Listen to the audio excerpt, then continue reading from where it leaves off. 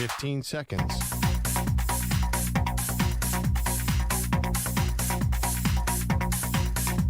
Break ends in 5 seconds.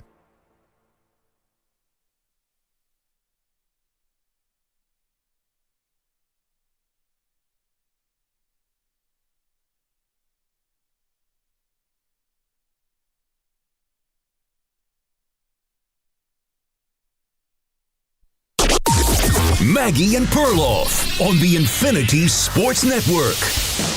Florida makes the long change. Breaking free is Draisaitl to the net. Score! Leon Draisaitl has tied the series with his fourth OT winner in the playoffs.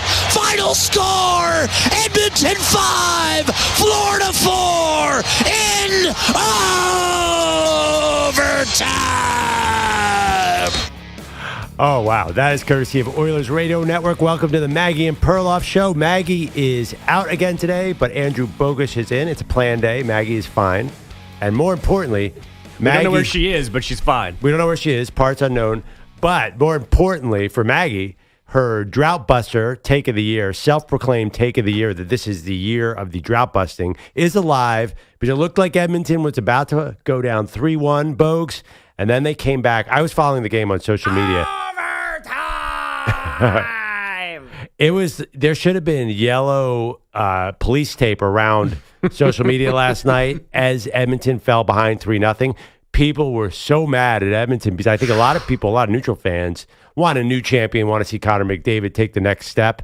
So it looked over. I mean, I thought it was over. And then Edmonton with the historic comeback to almost, and then the Cardiac Cats came back at the end of the regulation, forced overtime. Leon Draisaitl with the game winner.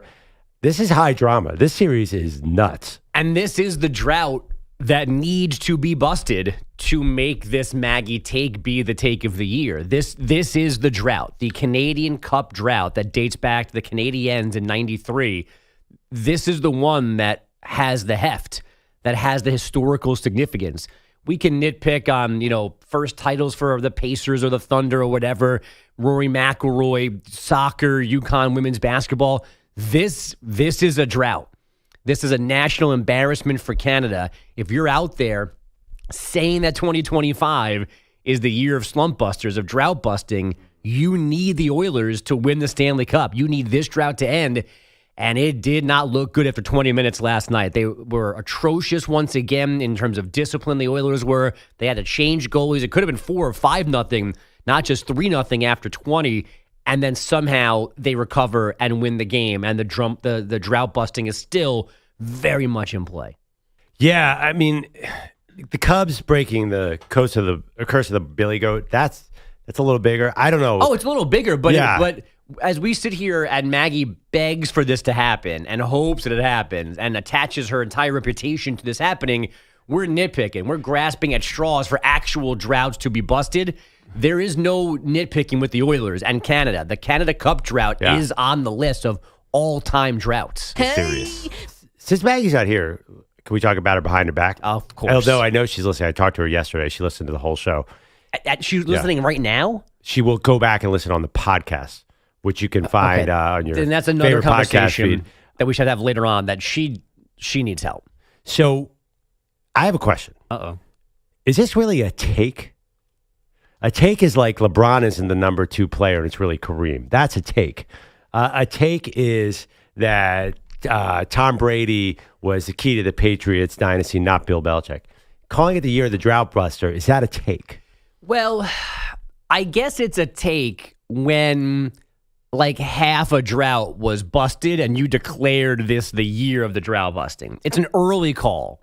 It's an early call. It's I argue a lot about this with people. What's the difference between a prediction and a take? Like saying the Pacers are going to win the series is not a take. That's a prediction. Yeah, but that's a take as well. They're up 2-1. Why is that a hot but take? if you said it before the series when folks were going, maybe they're going to get to 4 right. games If you said it before the no, series. Pacers in 7. That's a take and a prediction.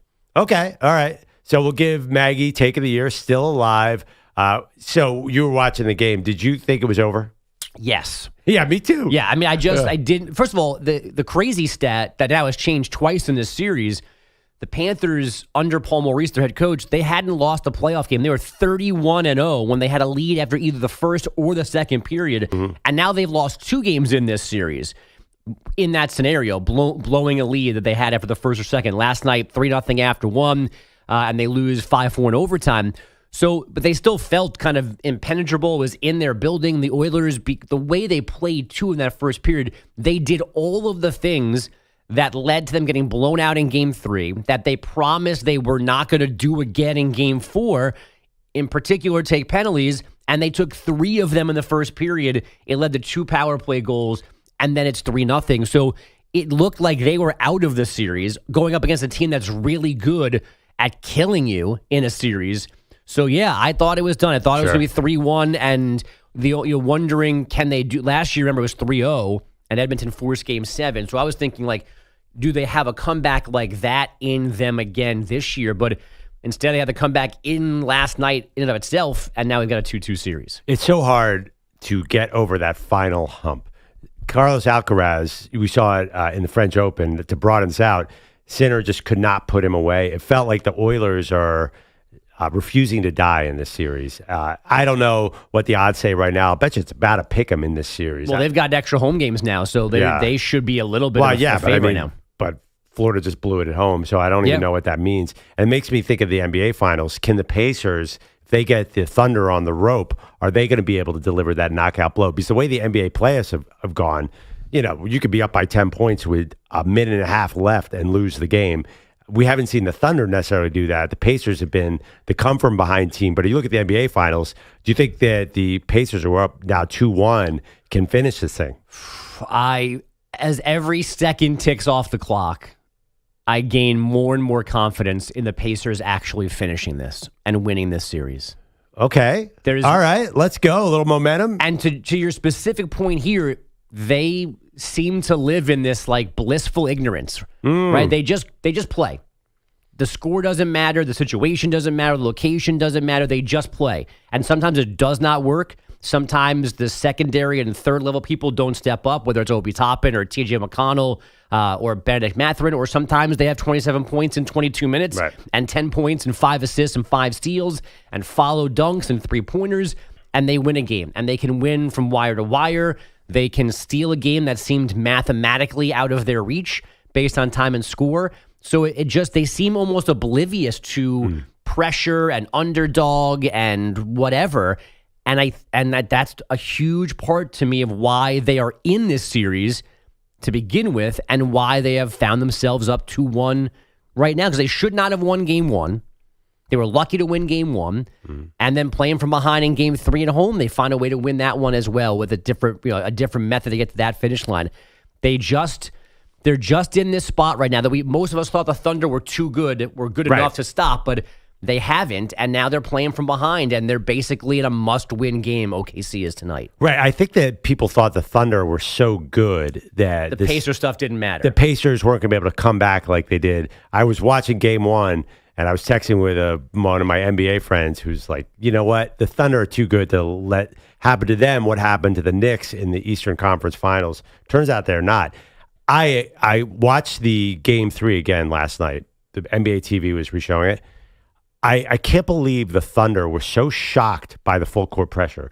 They had they had just done the same thing where they picked up Anthony Edwards full court in the Western Conference Finals and shut the T-Wolves down. So then the Pacers, after mysteriously not doing it in Game 1 or 2, decided to pick up Shai Gilgeous-Alexander full court. The average, I heard this on ESPN, was 65 feet away from the rim. They started picking him up. Yeah. And the Thunder were like, whoa, what's this? And ESPN also was on my side. The inbounds passes that were picked off were unprecedented. Unprecedented for an NBA Finals game. Would have been shocking in a college game. Would have been shocking in a high school game. They weren't even, there was no organized full court press. Kason Wallace just wasn't looking when he inbounded the pass. They just were not ready for the pressure because the Pacers, were they doing rope-a-dope in Game 1 and 2? They upped the pressure tremendously, and the Thunder had no adjustment. They just weren't ready for that at all in Game 3. I'm curious if they can make the right adjustments for Game 4. Yeah, so in their defense, right, the Thunder, they were in almost the same exact situation in round 2 against the Nuggets. Yep. They blew game 1, they won game 2, and then they lost game 3 in Denver, and they won game 4. And then it took 7 to get to the finish line in that series, but they recovered from 2, and the path to down 2-1 is almost the same exact thing. So they've been here before. But then that makes me wonder, why are they here again? Why didn't they learn their lesson in round 2 and go, okay, we can't let that happen again, not let game slips on our home floor, not lose a tight game 3 on the road? How are they in this position 2 rounds later when the stakes are that much higher? And my problem with, my hesitation with what you're saying now and what you were saying yesterday is, it seems like a very significant thing to say against the Thunder, that they just didn't show up, didn't care, didn't compete in game 3 of the finals. That's a heavy accusation. Well, listen, it's that's easier and nicer to say the Pacers were just better than them in game 3, and they didn't have the correct reaction to it. Oh, but read the headlines. I saw an article by Barry Tremmel calling it a low-effort, sloppy loss. Low effort in the NBA Finals, and there's no doubt they looked like they were half asleep. But now, they were winning going into the fourth quarter. What's that? But they were winning going into the fourth quarter. That's because Jaylen Williams and SGA hit a bunch of tough shots. They weren't getting the loose balls. Their role players were not playing well. The bench got destroyed. They were winning going in the fourth quarter, but you knew that the Pacers had the run coming in them. It's the thing about the Nuggets series, they were down 2-1, but we knew the Nuggets were going to wear down in that series. They did not have a lot of depth. Pacers are the opposite. They have tons of depth. The Thunder don't have that depth advantage anymore. I think Mark Daigneault really panicked in game 3. He turned away from Aaron Wiggins. He turned away from his bench. He didn't have faith in them, so his starters were playing more minutes than they're used to and did not really have the energy at the end. He has to make major adjustments. This is going to come down to coaching. And if that's the case, it's pretty obvious who has the advantage. So let's go to that. I'm glad you brought up the fatigue part of this, because they showed it on TV 2 nights ago with SGA bent over in the lane, hands on his bottom of his shorts, like all the telltale exhausted signs. And you mentioned the stat, but I cannot believe that. I know we track everything. I cannot believe that they're tracking when dudes get picked up to tell me that they were guarding him from 65 feet out, and that was the farthest anyone had guarded him in any game this season. Yep. No one had picked him up earlier than that at any point in the regular season. I can't believe that we know that. I can't believe they hadn't done it from game 1 on, but please go ahead. Yes, absolutely. But so what I don't understand is about and I usually have a lot of sympathy for this because I know what it takes to get to the end, but they're coming off a week break in between the Western Conference Final and game 1 of this series, and they had the extra day. And it's not huge travel from OKC to Indiana. The extra day as well before game 3. And they still were exhausted long before the end of the fourth quarter. I mean, SGA was gassed with 7 minutes left in the fourth quarter. So here's me, I guess, dismissing the Pacer energy and their effort. But I was a little surprised that they were that physically broken down in that game, based on the fact that they've had some built-in places to get healthy and get rested in this postseason. They had two days between games. And a huge week before game 1. It was nuts. It's not like it's high altitude in Indy. Young teams, I think EJ predicted this, some sort of young teams play poorly on the road. The role players play poorly on the road, and that's exactly what played out. We'll see if they can make adjustments. Okay, I have a trade idea to help the Thunder. Within the series? It's past the trade deadline. No, they can't make a trade right now. They can't pick off someone off the couch. No, Tom Thibodeau's available. I'm already ready to panic as a franchise. So you've already fast forwarded them losing this series into the offseason, looking to now reset things because of this failure. I don't think the series is over by any means. Listen, I predicted the Thunder to win this relatively easily. I was clearly wrong. I thought I was being nice and very respectful by saying Thunder in 6. I thought giving the Pacers 2 wins was ahead of the curve. And then they're up 2-1. Yeah. I mean, it still could be Thunder in 6 or 7. Yeah. Possible. Seems unlikely that the Thunder are going to be able to clinch it in Indy, even if they do get the advantage in the series.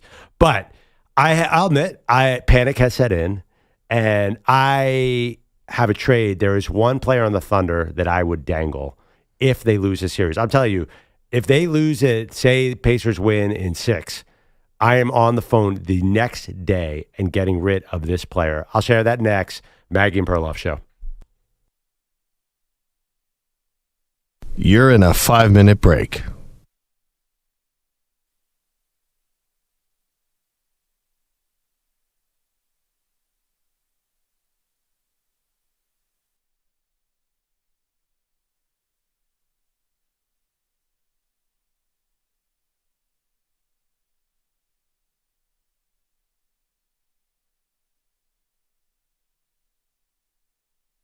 Four minutes, 30 seconds remaining.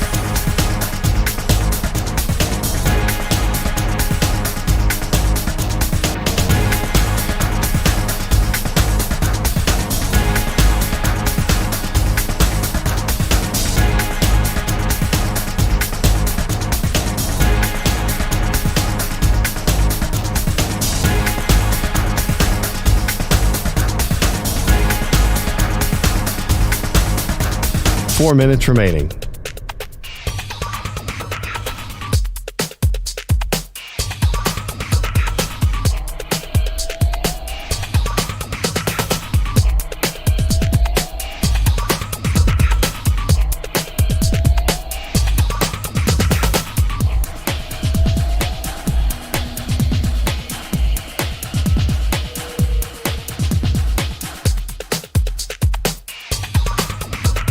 Three minutes, 30 seconds remaining.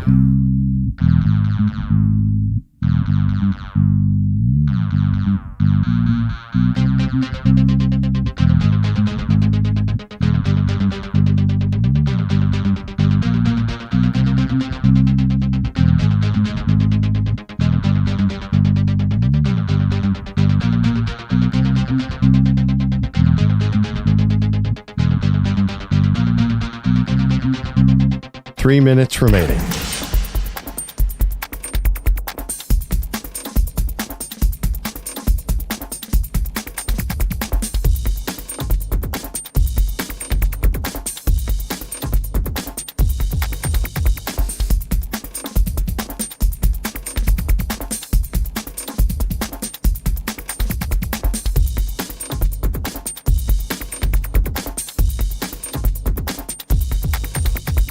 Two minutes, 30 seconds remaining.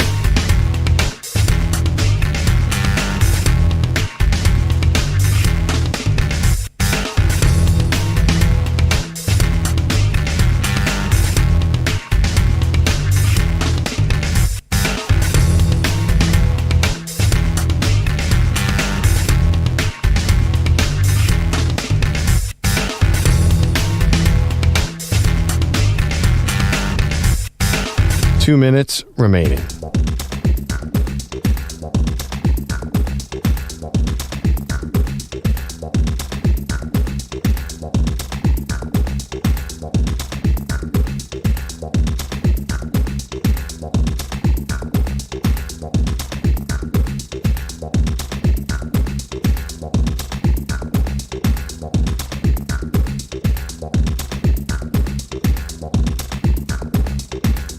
One minute, 30 seconds remaining.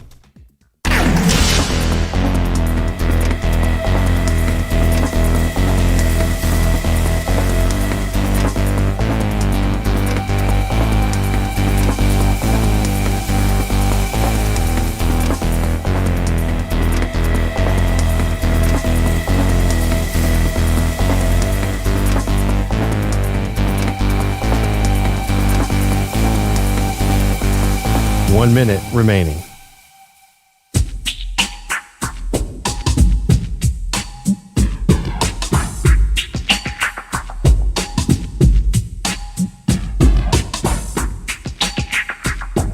.45 seconds remaining.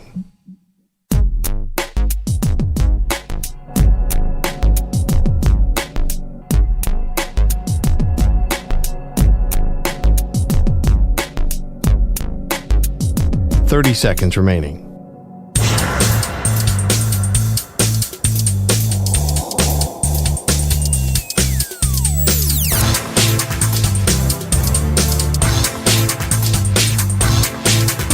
.15 seconds.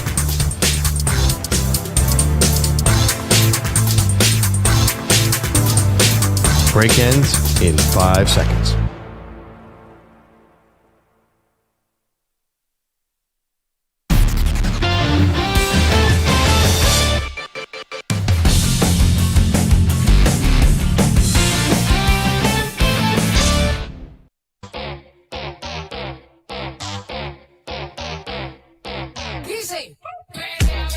Back on Maggie Perloff. Maggie is out today. Andrew Bogusch is in the big chair. Okay, Bogusch, let's do a hypothetical. This series is far from over, the NBA Finals. Pacers up 2-1, long way to go. Oklahoma City Thunder still, I believe, the Vegas favorite in this series. But if, I mean, listen, I predicted the Thunder would win rather easily, and it's not happening. I think the Pacers have a great chance here. Let's fast forward. Say Oklahoma City falters, loses the series. They have all this draft capital. There's going to be a heavy trade season in the NBA. The Thunder can pretty much get involved in anything they want. They have more picks than pretty much any franchise out there. I am very disappointed in Chet Holmgren, who's one of EJ's favorites. Chet Holmgren's 23 years old, so he's not that young. He is coming up. He came up really small in the fourth quarter against Indiana. He got his butt kicked by Miles Turner. Miles Turner blocked his shot regularly. He does this thing, Chet panics and starts dribbling, and it never goes anywhere good. He tries some weird pirouette shot off of one leg. He was very disappointing in the fourth quarter to me.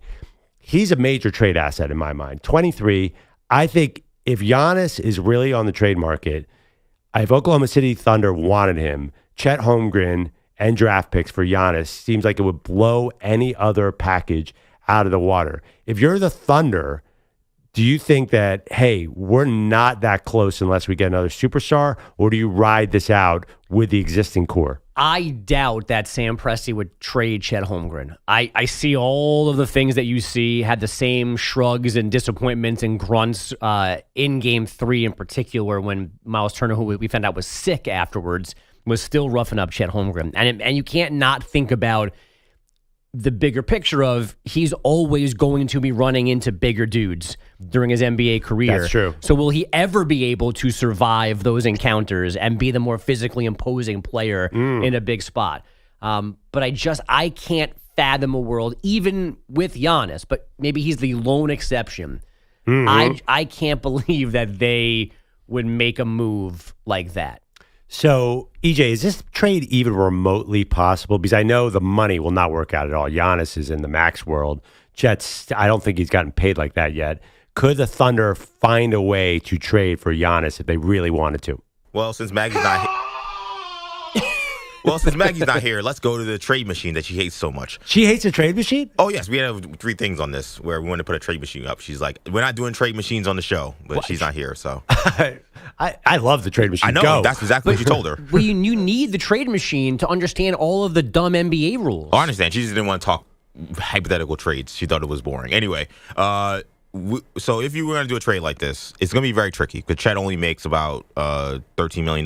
Right. And the Thunder don't have a lot of guys who are expensive. Because the thing is, he and Jaylen don't get paid until like 26, 27. Correct. It's like Hartenstein is a bigger contract. Correct. Yeah. So to make this work, you're going to almost definitely have to add Hartenstein.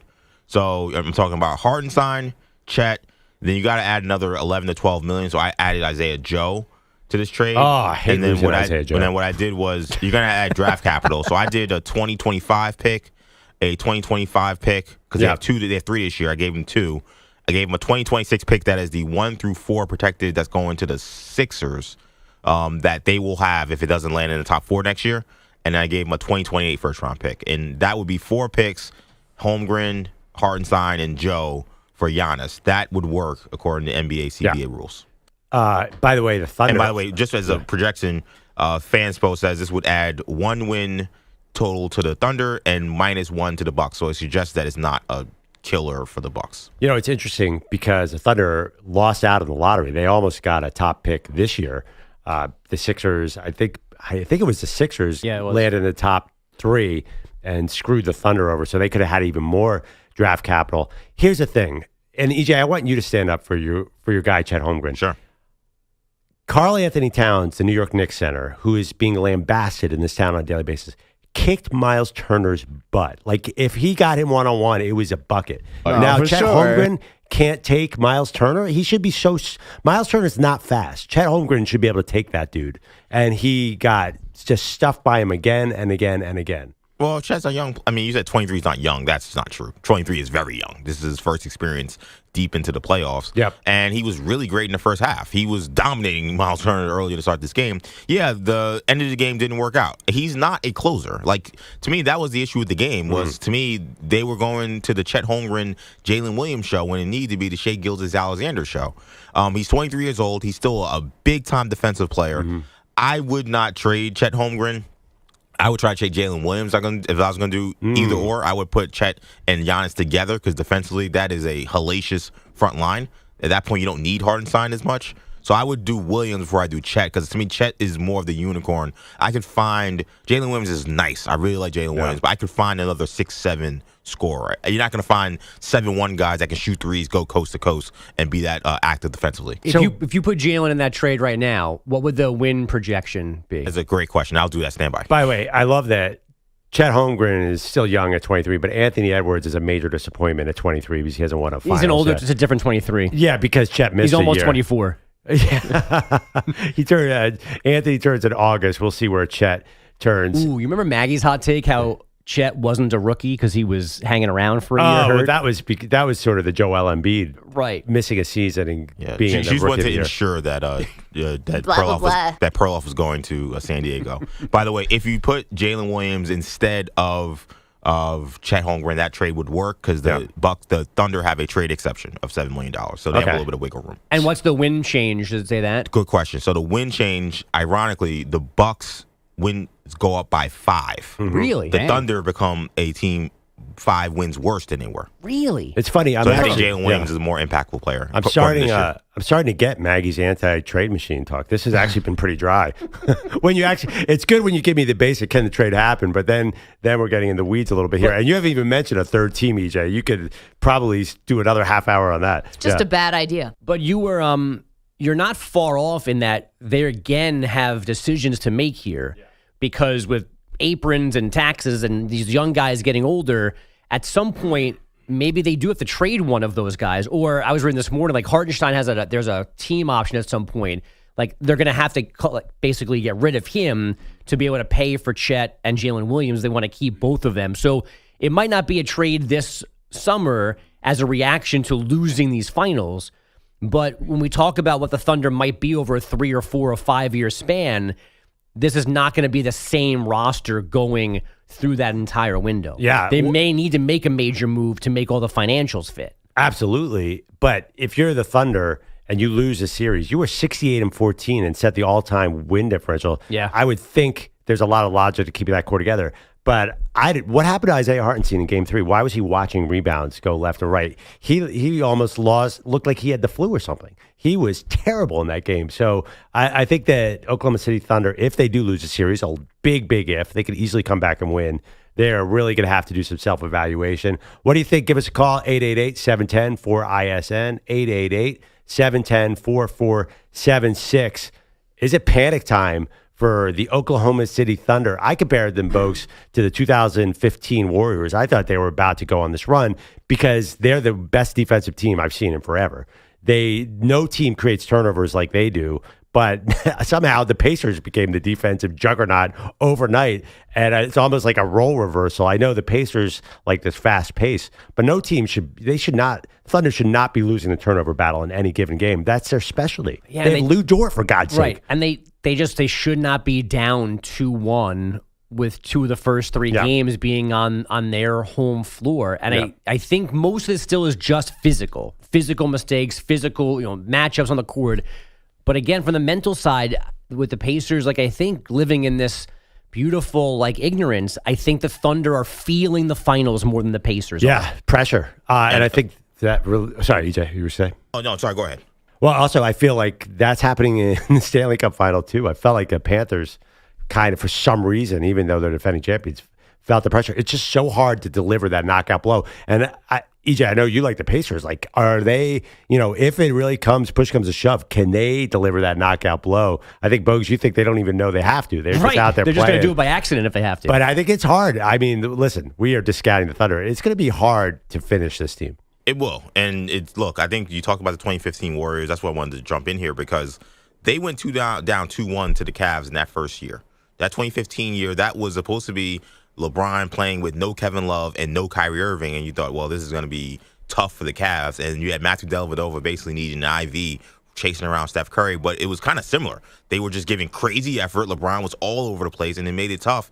And it looked like the Warriors were in trouble, but then they won the next 3 games. So maybe this is where the series is going. This is a young team that is on that track to be a dynasty, and they're just figuring it out, going against a team that is relentless. But I think the Pacers have shown, again, they did it to the Knicks, they did it to the Cavs, they did it to the Bucks 2 years in a row. Like I think that they've shown that you can't expect them to lose the game. They're not going to blow it. You're going to have to beat them. And that's where I think it's going to be a great test for the Thunder because we're really going to see what this young team is made of. Yeah. Oh, my gosh. I can't wait to see how this plays out. I think a lot of people have the Thunder winning Game 4 and evening the series. Honestly, even though the Pacers look so good in Game 3. But I don't think that's a given. I don't know. It just feels like this. Most people think it's going to seesaw back and forth.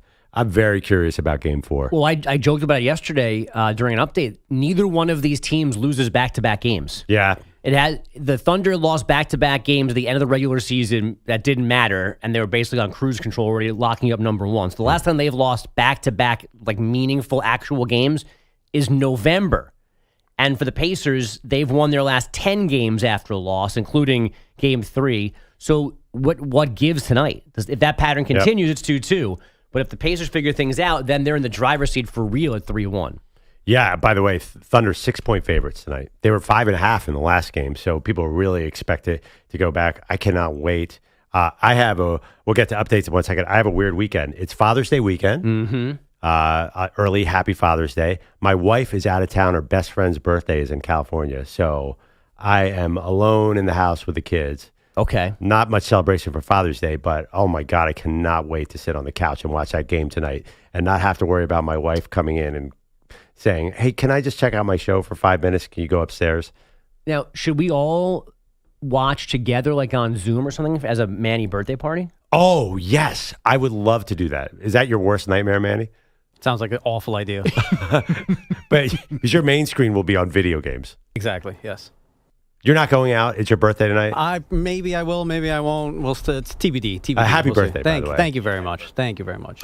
I offered yesterday to go find like some mimosas at 10:30 this morning, and Manny was like, what does that mean? Like, as if we couldn't find alcohol in Manhattan. On a Friday? Yeah, on any day. On a Friday? On Christmas, on Easter, on Thanksgiving. Data ends in Y. Yeah. Listen, I just wanted to give my liver a little break. That's all that it is. It's your birthday. A break for a couple it's a Friday hours? night. Break for a couple of hours. 8 hours, they're going to be exactly. hammered. Hey, you're not wrong. You know who likes to party? Peter Schwartz. I've heard that. Nah, not really. You don't like to party? You don't like the nightlife? Not much. I'm kind of a boring guy. All right. I do birthday parties, bar mitzvahs, See, weddings. so Pete's in for tonight. Let's go. Fire up the Zoom. Well, all right. Not mimosas, though. All right, that's fine. Whatever. Bring your own. If Manny came up to you in the hallway and said, hey, it's my birthday tonight, Peter, can you take me out? Like, what would your dream night be? Like, how would you celebrate Manny's birthday if you were in charge? I'll take him to the Long Island Ducks game. Okay. I'd be down for some baseball. That actually would work. Yeah. Baseball? I love baseball. Okay. Didn't even know what the Long Island Ducks were. I thought it might be a minor league hockey team. They used to be a minor league hockey team. Now they're a minor league baseball team. Okay. So wait, did they take the same players and put them on skates? No. How'd that work? The Long Island Ducks went away when the Islanders arrived.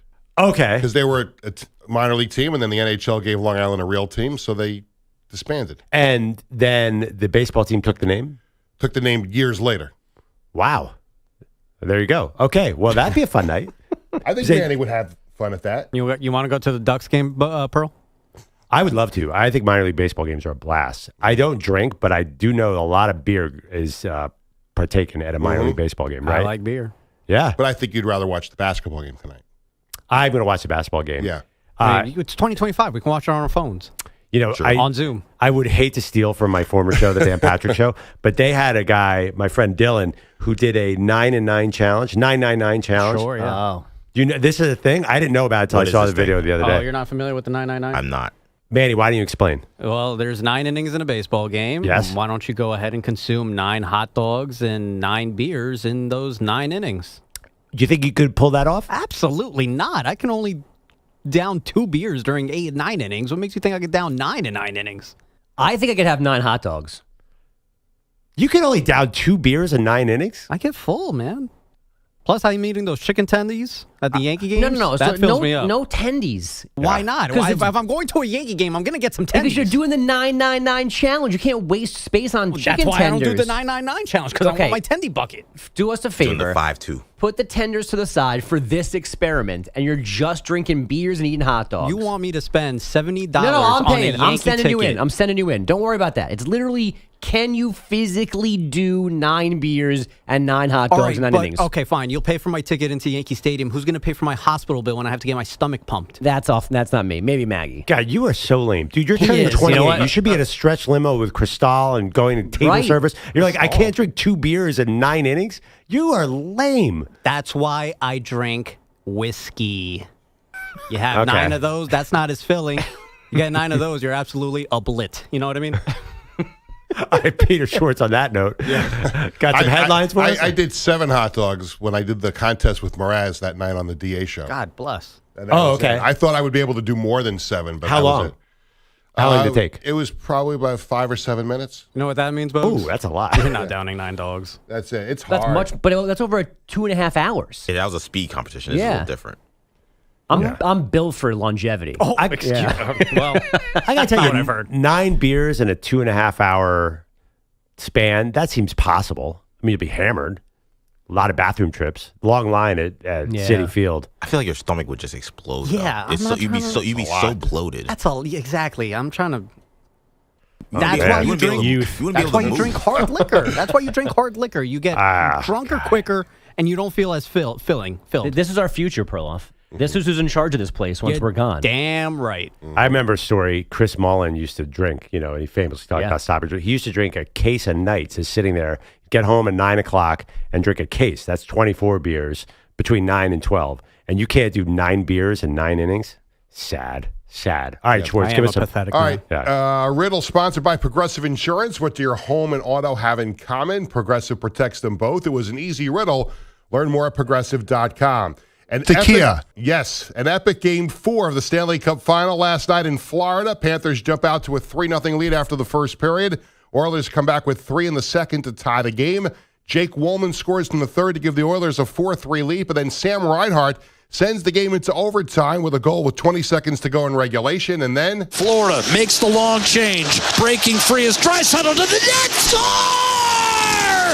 Leon Draisaitl has tied the series with his 4th OT winner in the playoffs. that is a new NHL record. Sounds like Jack Michaels had to go to the bathroom right after that on Oilers radio, and the Oilers beat the Panthers 5-4 in overtime in the Stanley Cup.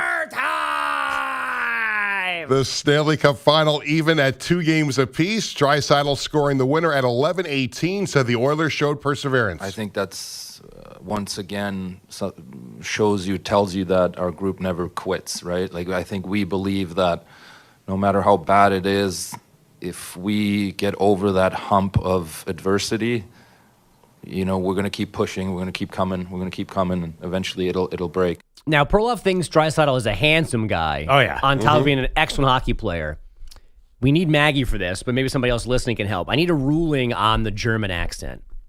I know ladies like accents, but where does the German twang land on the list of sexy accents? Well, have you heard German people speak German? It sounds like a very aggressive language. Yeah, but now in English with the German, Deutschland. straight German, it's not audibly a pretty language. No. Well, I got to tell you, though, Maggie does like her hockey players, though. Did you ever heard her talk about Lundqvist? Yeah. I mean, it is. She actually drools. Like, she almost shorted out the board Have because you she was heard talking me talk about the- Rick DiPietro, former Islanders goalie? Oh my gosh, the group text about you. What, did you see him at a Little League baseball yeah, game? he was coaching a team against my son, and the moms on our team wanted to take the kids to his team. Understandable. Very understandable. I don't know. I'm looking Yeah. at pictures of Draisaitl. I think Perloff maybe overstated this. Well, he came out. I'm not saying he's so good looking. He's like Kanan said he's a stud. Not that we were talking about he's a- hockey. He's a badass. He was at the press conference after the game. He had this cut. He was literally bleeding half his face, and his hair was really cool. That's so sexy. And he had a beard. Like, it was like, I'm like, man, that is such a tough hockey dude. I'm sorry. I need to does that see is that something weak bloody. by me? Yeah, of course. I mean, these guys just went out there on skates and murdered each other for how many minutes? I don't know how long the game went. And he get out there. Yeah, I think hockey players are cool. Draisaitl, great player. He is no Henry Lundqvist. No. And I'm not talking about Lundqvist's goaltending abilities. I love me some Hank. I'm telling you, I know some NHL players. They do not struggle like Manny does in the bar scene. No. I guess you're right. So Leon Draisaitl is not Lundqvist. Big deal. That doesn't mean that he's not doing just fine. The guy scored the game winner last night. What else you want from him? I wanted to talk hockey, and then Perloff said, "Why would I want to do that?" I was talking about I know he's a stud. I know that part. I'm just looking at. I'm trying to compare him to Henry Lundqvist. That's the GOAT. There's no one better. Okay. In hockey? Yeah, I mean, listen. There's a lot. Here's the thing. There's a long history of hockey. You're just stuck in New York in the last 30 years. You want to give me a Sergei Fedorov? Like, I got a bag. Well, I'm just saying there are a lot of LeBron, hockey players apparently. who've dated the most gorgeous women in the world, starting with the great one, who is, you know, honestly, I love my wife. Gretzky's very handsome. If Janet had been available. Well, but like you do gotta. There is like a calculus of the pockets too, with some of these guys. But hockey? I think Yeah, hockey definitely. guys, I mean, honestly, if you're a supermodel, hockey is not where you go for the money, right? Because the salaries are a fraction of the other sports. Yeah, I mean, they're obviously making a lot of money. compared to a they're normal millionaires. person. Yeah. Or Carol Alt was Yeah, Ron married to Greshner. Ron Carol, Greshner. right. But then now is with Alexei Yashin. Who I've seen recently and isn't a handsome guy. Yeah, and I don't think Ron Greshner was necessarily a looker, but Not Lundqvist. all right, fine. Sorry, just because Henrik Lundqvist is handsome doesn't mean I other don't want hockey to hear players about can't be Lundqvist handsome. anymore either because my wife talks about him all the time. I'd rather not listen. He'd hear rather about listen Rangers. about Rick DiPietro. That's more his cup of Yeah. tea. Yeah, that's more what he likes. Yes. All right, Schwartz, got anything else? Really quick, Game 4 of the NBA Finals tonight. Pacers lead the Thunder 2-1. Pacers head coach Rick Carlisle said his team is facing an uphill battle. We have a real good handle on the depth of it. The magnitude of the challenge with Oklahoma City is daunting because of the kind of year that they had and how great they are. I mean, they're historically great in so many different areas, and they got the MVP. And that would be SGA and tip-off tonight, 8:30 Eastern Time. Thank you, Peter. All right. I wrote a little thing yesterday, Bogus, that seemed to make people really mad. Turns out there's a lot of hate out there for Zach Wilson. I didn't know this. You don't know this? I'm right here, buddy. Like living in the central location of Zach Wilson hate. The only hate for him is in New York. No, the rest of the country is like, Zach Wilson, I think that there are possibly 2 or 3 major surprises at quarterback around the NFL. We'll get into that next. Maggie and Perloff Show. You're in a 5-minute break.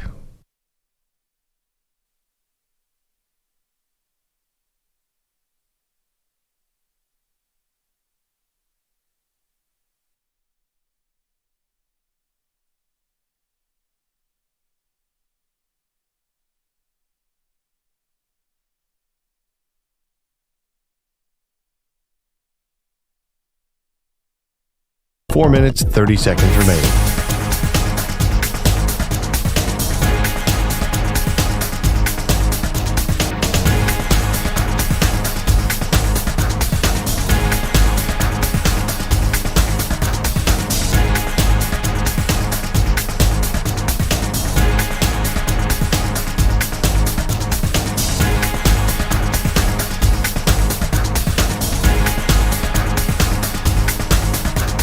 Four minutes remaining.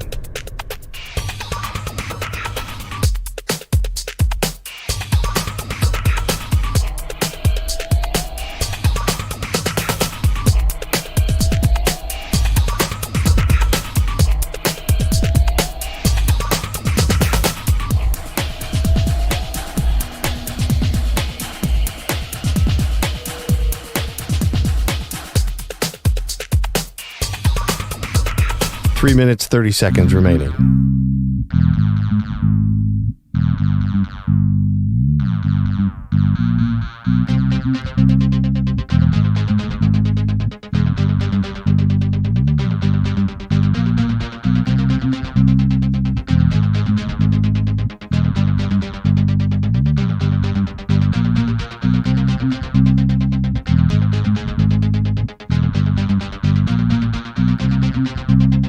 3 minutes remaining.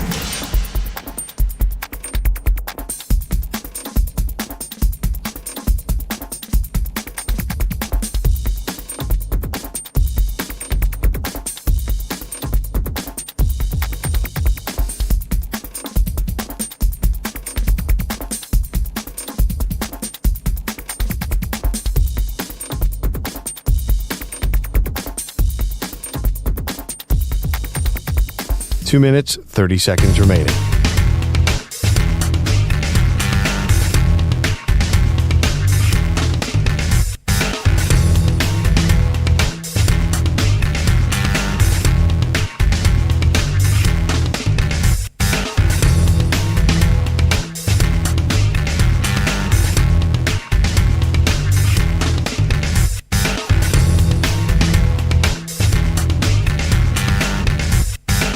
Two minutes remaining.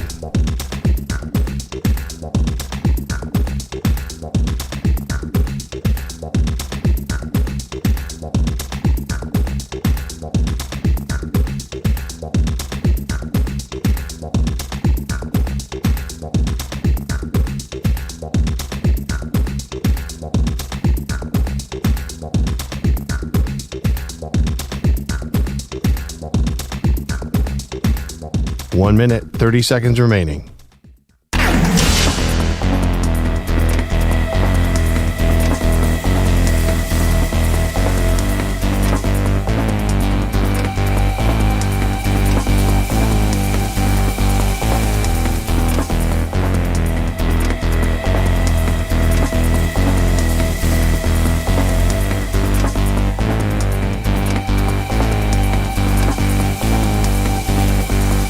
One minute remaining.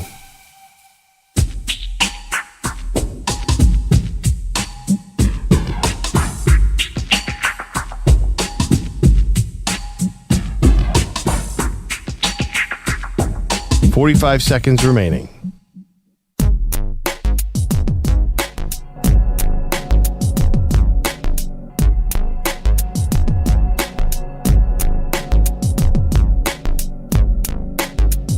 $30 seconds remaining.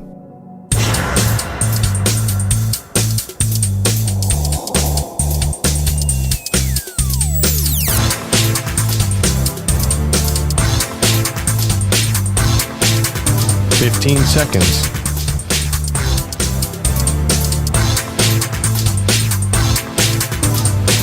Break ends in 5 seconds.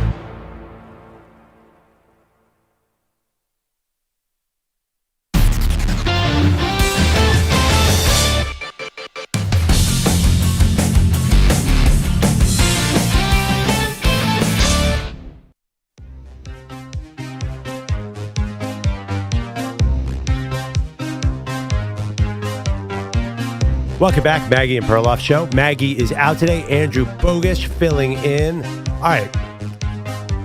Bogues, if I told you at this time last year that Sam Darnold, former New York Jet, former Carolina Panther, former 49er, was going to throw 35 touchdowns, throw for 4,300 yards plus, and win 14 games, what would you have said back to me? No. Right. Hard pass. So I think what Darnold did last year opens up the possibility that we're going to see other quarterbacks who were once highly touted, high draft picks, who just landed in the wrong place, who could have a career resurgence. I think that Darnold model, which is a very talented guy with tools who's just in the wrong place, could exist. And I'll give you 5 names. Okay. You ready? 5. Yep. That's a lot. There's going to be a lot of hate because there's some Giants fans in here, but I'm going to start with Daniel Jones. The word out of Indianapolis Colts camp is great. Everyone seems to like Daniel Jones. We know that incumbent starter Anthony Richardson has a shoulder injury.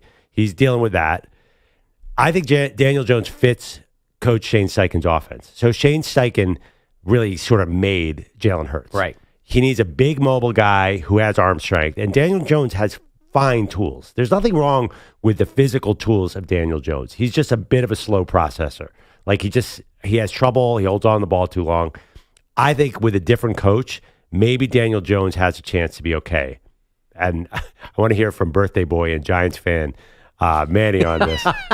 And you're a Giants fan too. I'm sorry, I forget, because there's so many Jets fans in my life that I can't keep track. Yeah, I mean, I think it's possible, but this is the same thing I'd say about Sam Darnold. I don't know that it's possible to do it for 4 or 5 or 6 years. So like Daniel Jones might walk into a good year in Indianapolis, right circumstances, playing half their games indoors, which we said about, and Darnold last year, even their road games were indoors. Yes, I know. So that was very helpful. But Daniel Jones, not only is he indoors, he's playing the AFC South. Right. Texans have a good defense, but the Jags defense was terrible last year, and the Titans defense has not been good. So yes, there is a good season inside Daniel Jones. Whether he lets it happen, whether Anthony Richardson's shoulder lets it happen, whether Shane Steichen makes it happen, I don't know. But yes, I think Daniel Jones is capable of having a good 2025. Okay, number 2. Here's where we're going to get in some trouble. Zach Wilson, backup Miami Dolphins. Next. He's going to play. He has talent. I heard the head coach, Mike McDaniel, talking about him, and he said, listen, this guy has been in the worst situations possible. Yeah.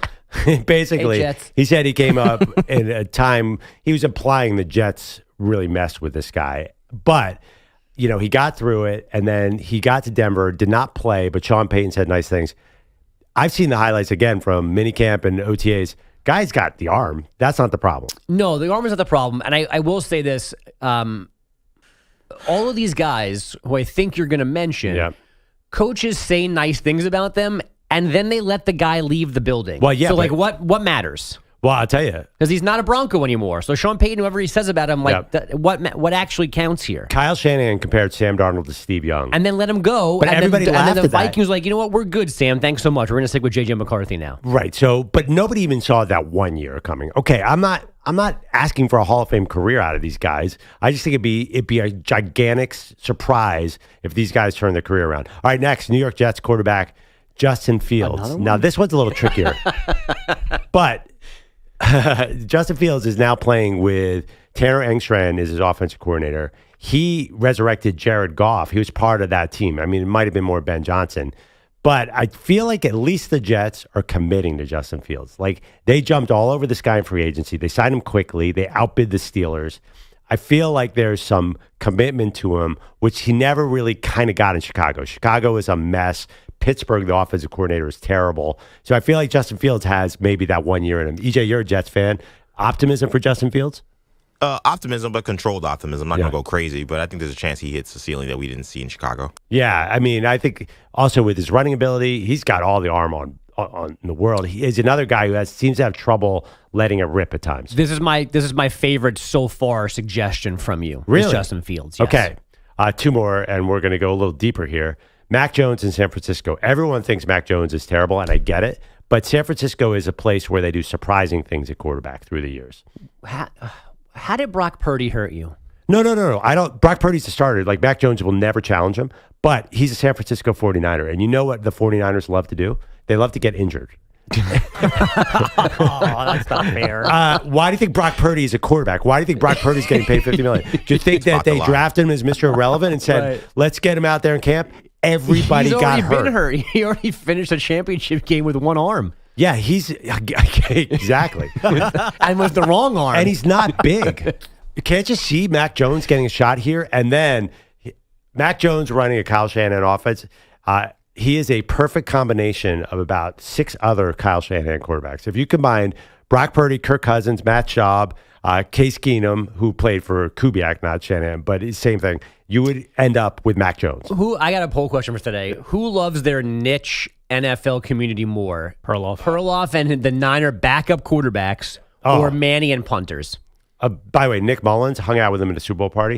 One of the great guys in NFL history. There's your answer. Perloff and the backup QBs. It's. I mean, you do faint over good punting news. That's true. Love me a good punter. Right. All right, real quick, Sam Howell, Minnesota Vikings. Now, he's not a Darnold I didn't first even round know pick. he was a Viking. No, I know. Thanks for that. Thanks for that bit of news. Cut that, because if something happened to J.J. McCarthy, who's had 2 knee surgery, I'll tell you right now, Sam Howell would go into that team and just rip it up. Is he the handsome one? I always get confused. No, that's Sam Hartman. Right. But Sam Howell is also quite handsome, as a matter of fact. But Sam Hartman's He's the one doing that fine. the internet faints over with the flowing hair. And okay. I faint over him too. Sam Howell had 1 million yards at North Carolina. He was supposed to be a high pick, and he fell in the draft. Howell threw for 4,400 yards in today's NFL for Washington. The guy is good. The Guys are Commanders. crazy. All right, coming up. We got more NBA trade talk, but let's shift to KD. We'll find the perfect team for Kevin Durant. That's next. Maggie and Perloff Show.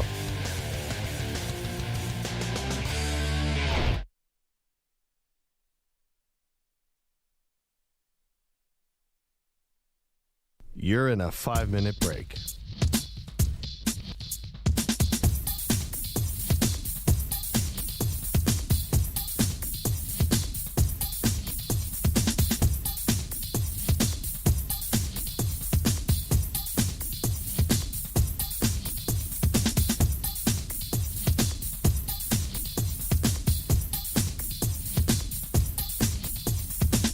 Four minutes, 30 seconds remaining.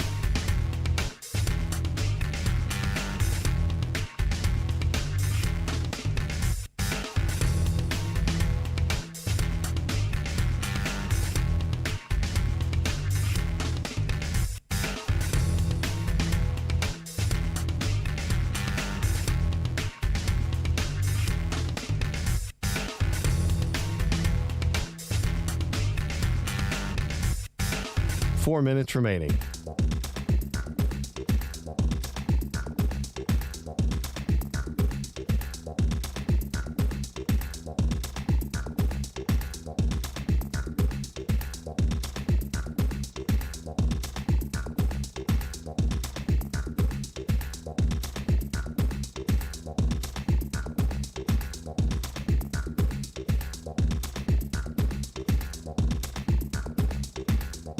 Three minutes, 30 seconds remaining.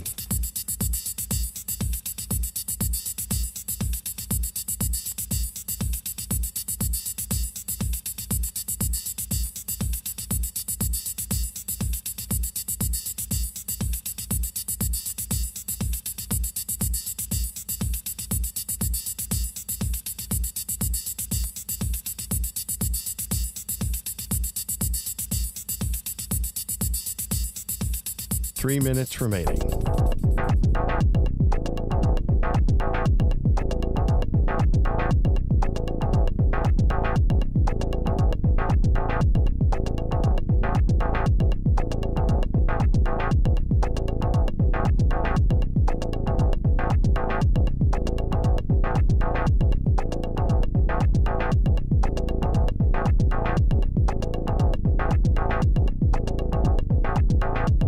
Two minutes, 30 seconds remaining.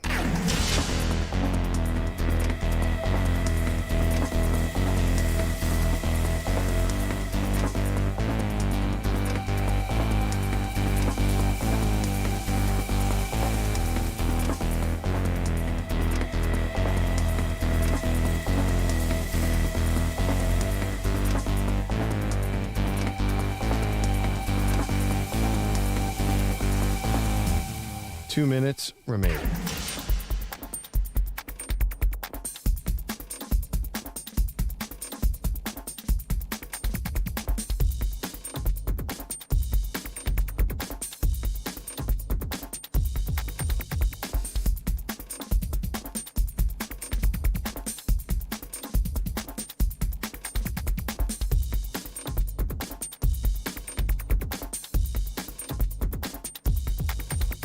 One minute, 30 seconds remaining.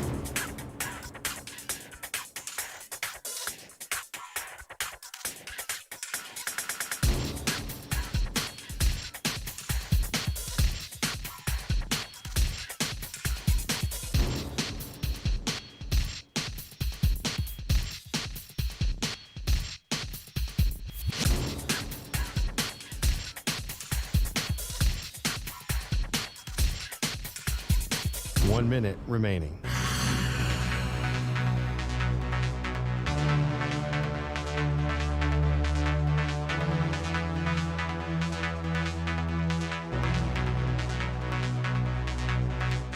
Forty-five seconds remaining.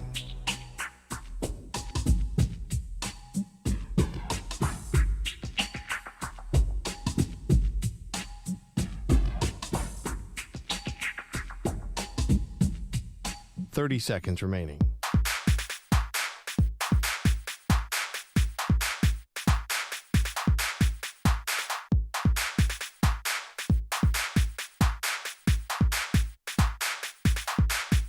15 seconds.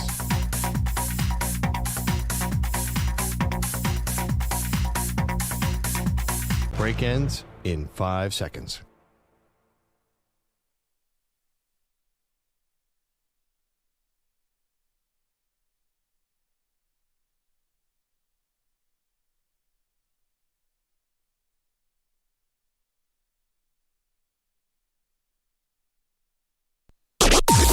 Maggie and Perloff on the Infinity Sports Network. Welcome back, Maggie and Perloff Show. Maggie out today, Andrew Bogish in. Both finals are bananas. Last night we saw the Oilers come back from a 3-0 deficit to tie the series against the Panthers. 2-2, wild Stanley Cup final. I think the NBA Finals has also been pretty unpredictable because the Pacers stole game one, really didn't compete in game two, and then I think outright won game three. Hard to figure out. Bogues, you had a stat that intrigued me about the NBA Finals. The team that wins game three, what does that mean historically? If the finals is 1-1, the Yes. game three winner wins the series 80% of the time. So why is Oklahoma City Thunder still favored according to Vegas? They're favored to win the game tonight. Yeah, and the series. They're still favored. Has the series favor changed though? Right after the game, I put some money on the Pacers. I got plus 185. All right.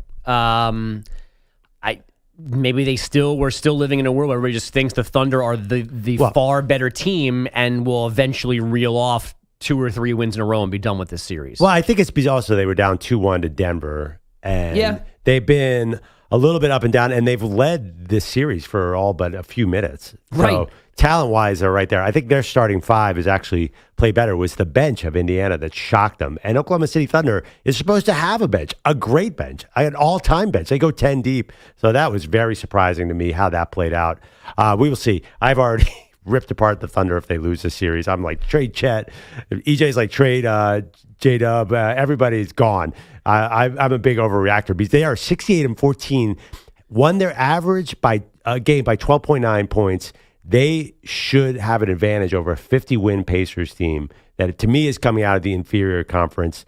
Felt to me like they blew it in game three. I know you do not feel that way. Well,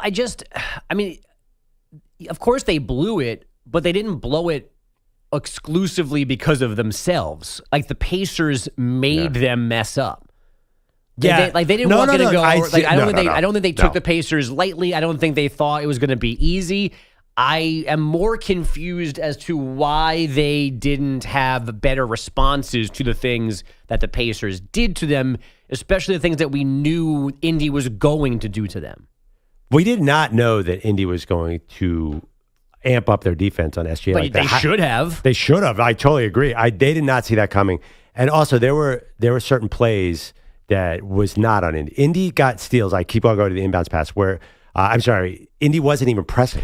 They were just not. Oklahoma City Thunder literally weren't even looking. And then the last one, McConnell hunches down to get out of the sight line, then jumps up. You could do that. So you're saying like a little kid, hiding in hide and seek, like you do with your son? Well, you did it. You did it in grade school when there were 3 good kids on the court and the other 7 were picking their nose. If you were one of the good 3 kids, you could do stuff like that. You do it in shouldn't pickup. happen in the NBA. You do it in pickup. It happens all the time where it's kind of in pickup. I think if you're playing full court pickup, you do not steal the inbounds pass. It's kind of lame to me. You let the team bring it up. All right.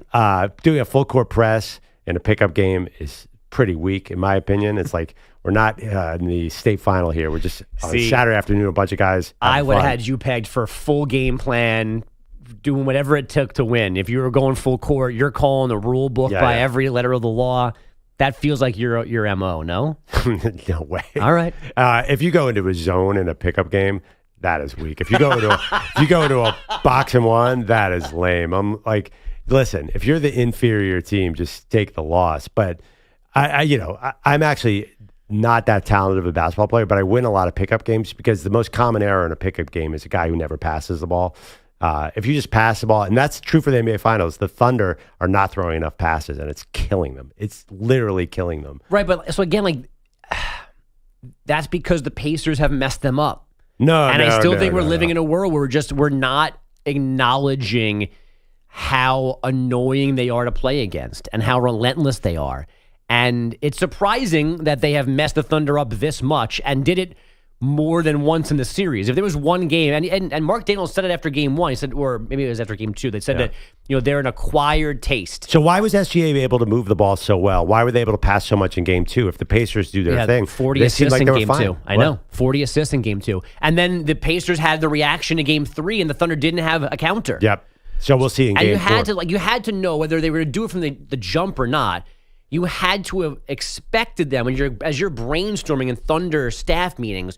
What might they do in game three? Someone had to go, well, they might defend SGA the full 90. And then you go, okay, well, if they do that, what are we going to do? And instead, they didn't seem to have adjustments to that. And that one I don't get.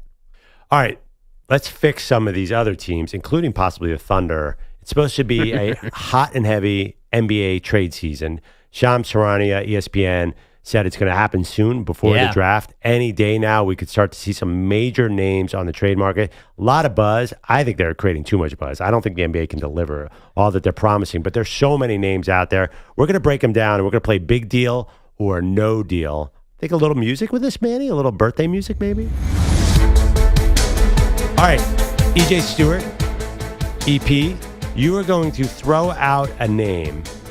And we, Andrew Bogusch and I, are going to decide, is this a big deal or no deal? In the sense, I think, and tell me if I have this right, is this a real needle mover in the championship picture for the NBA? If this guy moves to the right team, is it going to change the odds for the finals? Or is this just a move that'll get attention but not really make any impact? EJ, get us started. All right, let's start with the guy, the 7-footer in Phoenix with the slick jump shot, Kevin Durant. Big deal or no deal? Well, I'll get jumping. To me, this is a big deal. I think kind of obvious, especially because of the teams that are rumored. Forget Miami. If he goes to Miami, it's no deal. But if you get him into Minnesota and you get Julius Randle out of there, or if you get him to San Antonio with Victor Wembanyama, or even Houston, I'll give you those three teams, then to not put them in the championship picture would be crazy. Definitely a big deal. Give me Minnesota, give me Houston. The Spurs one, I'm a little confused on here in terms of their timeline. Yeah, I know what you mean. Durant helps the T-Wolves and the Rockets immediately next year get closer to title contention. Are the Spurs really that close to being one of the 2 or 3 best teams in the West that Durant makes that much of a difference? That might be the biggest question in the entire NBA. How close are the Spurs?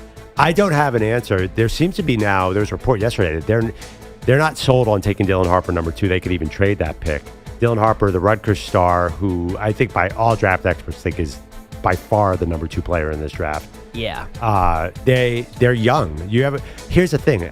They have Stephon Castle, they have Dylan Harper, they have Wemby. How many young guys? At what point do you bring in the old guy? De'Aaron Fox, too. Yeah, De'Aaron Which Fox. is, I think, part of the argument against Ace Bailey. Against Dylan Harper is he a little redundant in the Fox Castle?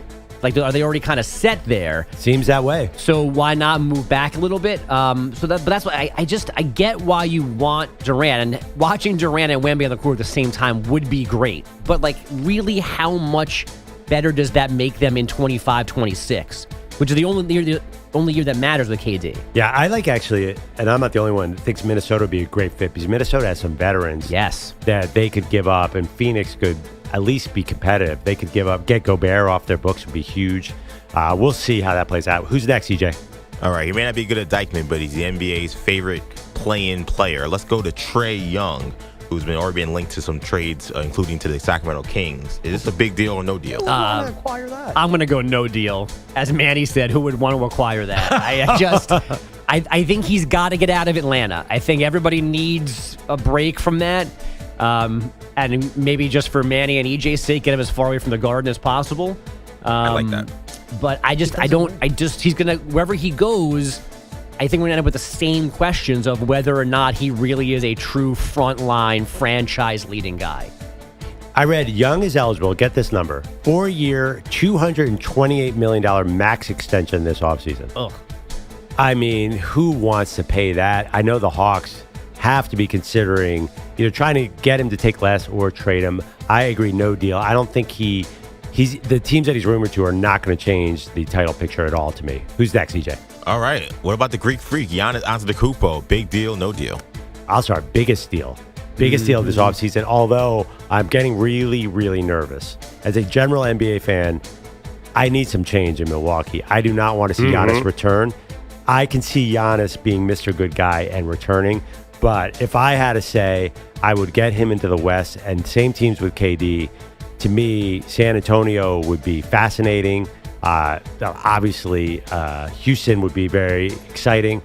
But if you could get him to OKC, if OKC loses this series and they go all in, that to me, if you had Giannis and SGA, it reminds me of LeBron going to the Heat. That would be amazing. Didn't he just say something about going back to the Bucks? Giannis, he was like at an event and was but it was overseas and right, and like the translation factors into the stuff like that. And he might have just been caught up in the moment. Right. I'm not going to take that as gospel. No, but I mean, is it anything of a hint as to what he wants or what's going to happen here?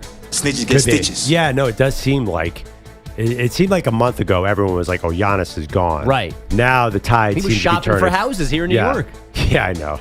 In New York, I'm sure Giannis would love to come to New York. I don't really think they have the assets to get him.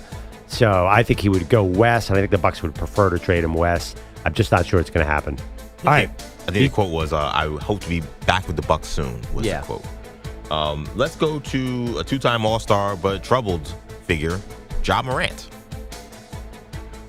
I'm going to go big deal on this just because Ja is still an elite basketball player. I don't still trust him on top of off-court stuff. He can't stay healthy either. But I still think he's worth taking a gamble on. If I could get him, and maybe the price is a little bit different because of all those issues, I think if I was a GM, I'd roll those dice. Oh, yeah. I mean, he's a risk. Again, even a healthy Ja Morant, this is going to get me in trouble. He reminds me a lot of Derrick Rose. There are guys who just dominate the regular season, but then you need to really, really shoot well to win the NBA Finals. I'm not sure Ja Morant would have an easy path to a title.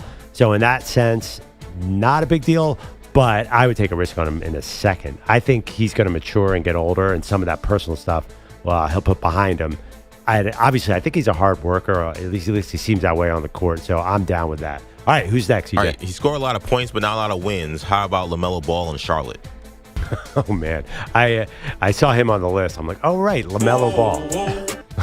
I feel like I'm unqualified to answer this. I don't remember the last time I saw the Hornets on a basketball court doing anything. Thank you. I don't remember. The last time I saw LaMelo Ball was a high school highlight where he was going up against Zion. And LaMelo Ball was shooting this weird thing from his chest from 50 feet away, and it was going in. He's obviously changed since then. I just think he is the NBA's forgotten star. I don't think he's in trade rumors. I have seen his name. Yeah. I have no idea what to expect. I saw two teams that were interested. Orlando, I get that. They seem like a piece away. And Portland, I have no idea what that's about. I'm going to go no deal. All right, last one here. He's an NBA champion, a finals MVP, but he's coming off knee surgery. Jaylen Brown. This is a big deal. Okay, explain why. Well, the knee issue, as far as we know, was just a scope to clean things out. I don't think it's a thing you need to be worried about coming back from. And he is still within the range of being in his prime. The Celtics, I understand the desire here, unfortunately, where they are because of Jason Tatum. The door is open for some kind of reset.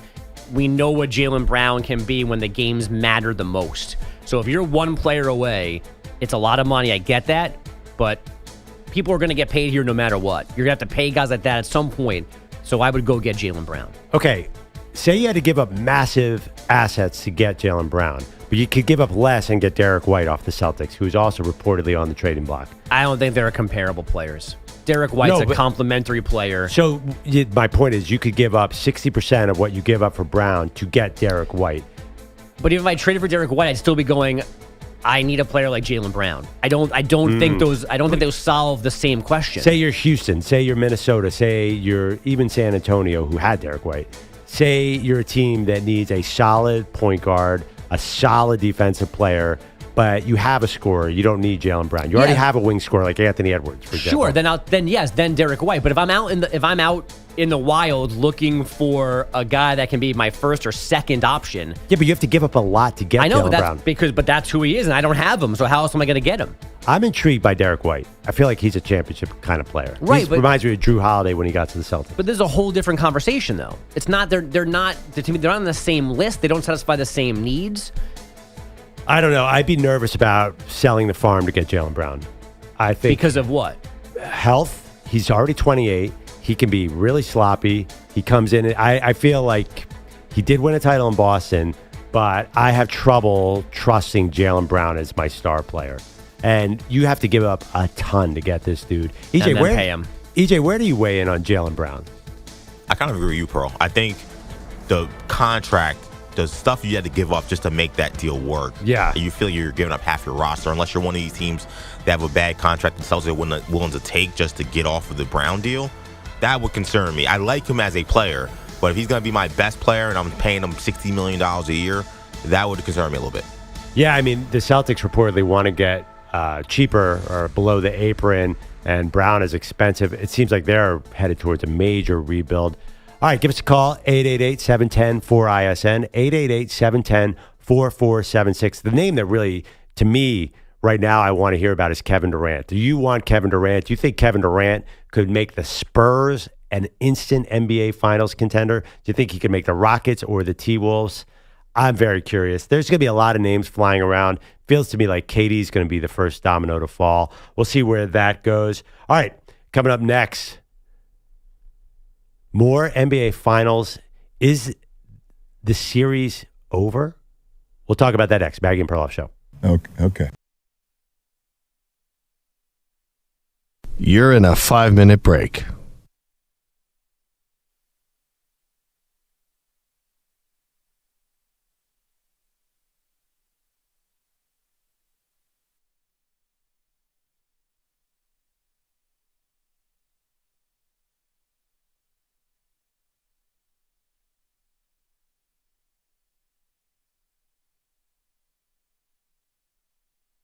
Four minutes, 30 seconds remaining.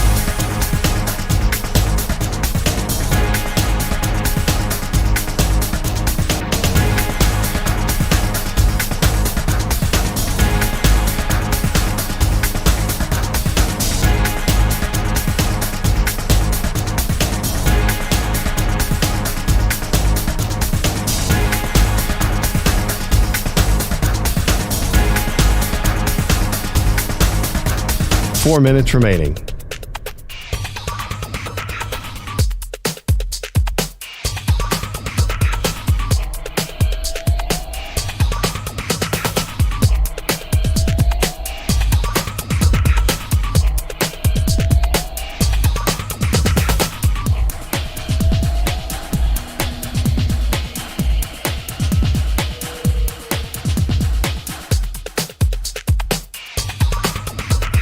Three minutes, 30 seconds remaining.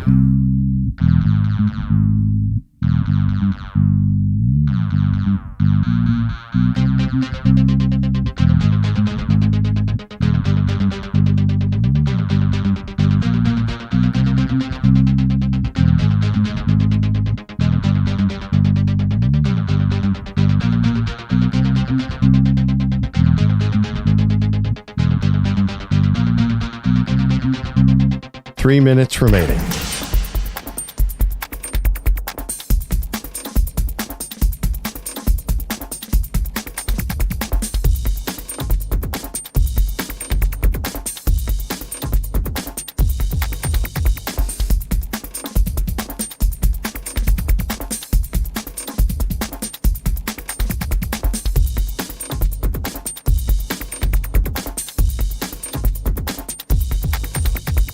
Two minutes, 30 seconds remaining.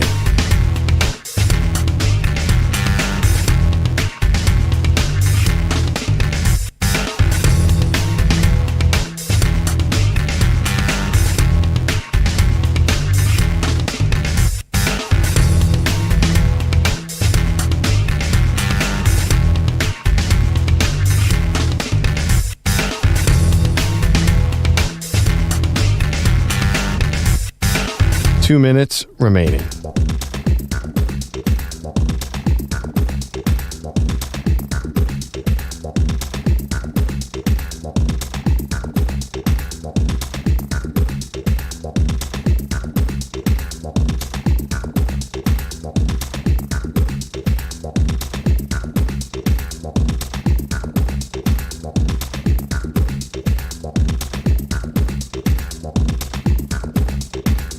One minute, 30 seconds remaining.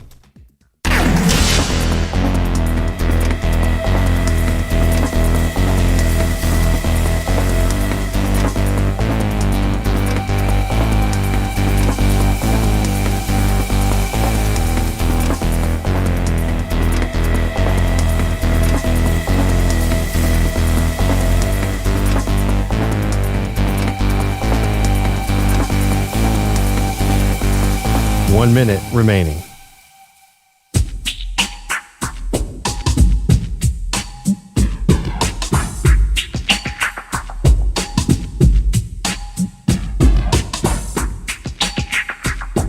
$45 seconds remaining.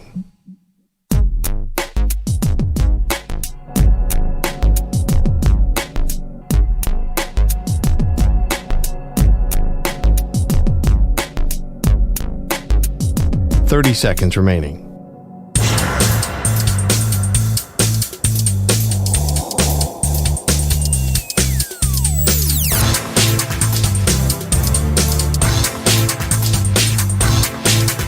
$15 seconds.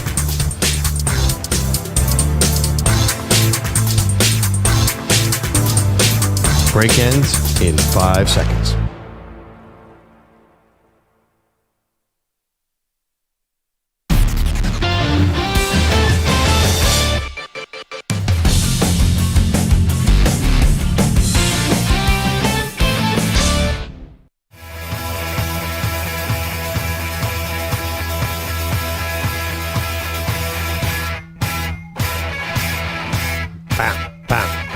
Welcome back, Maggie and Perloff Show.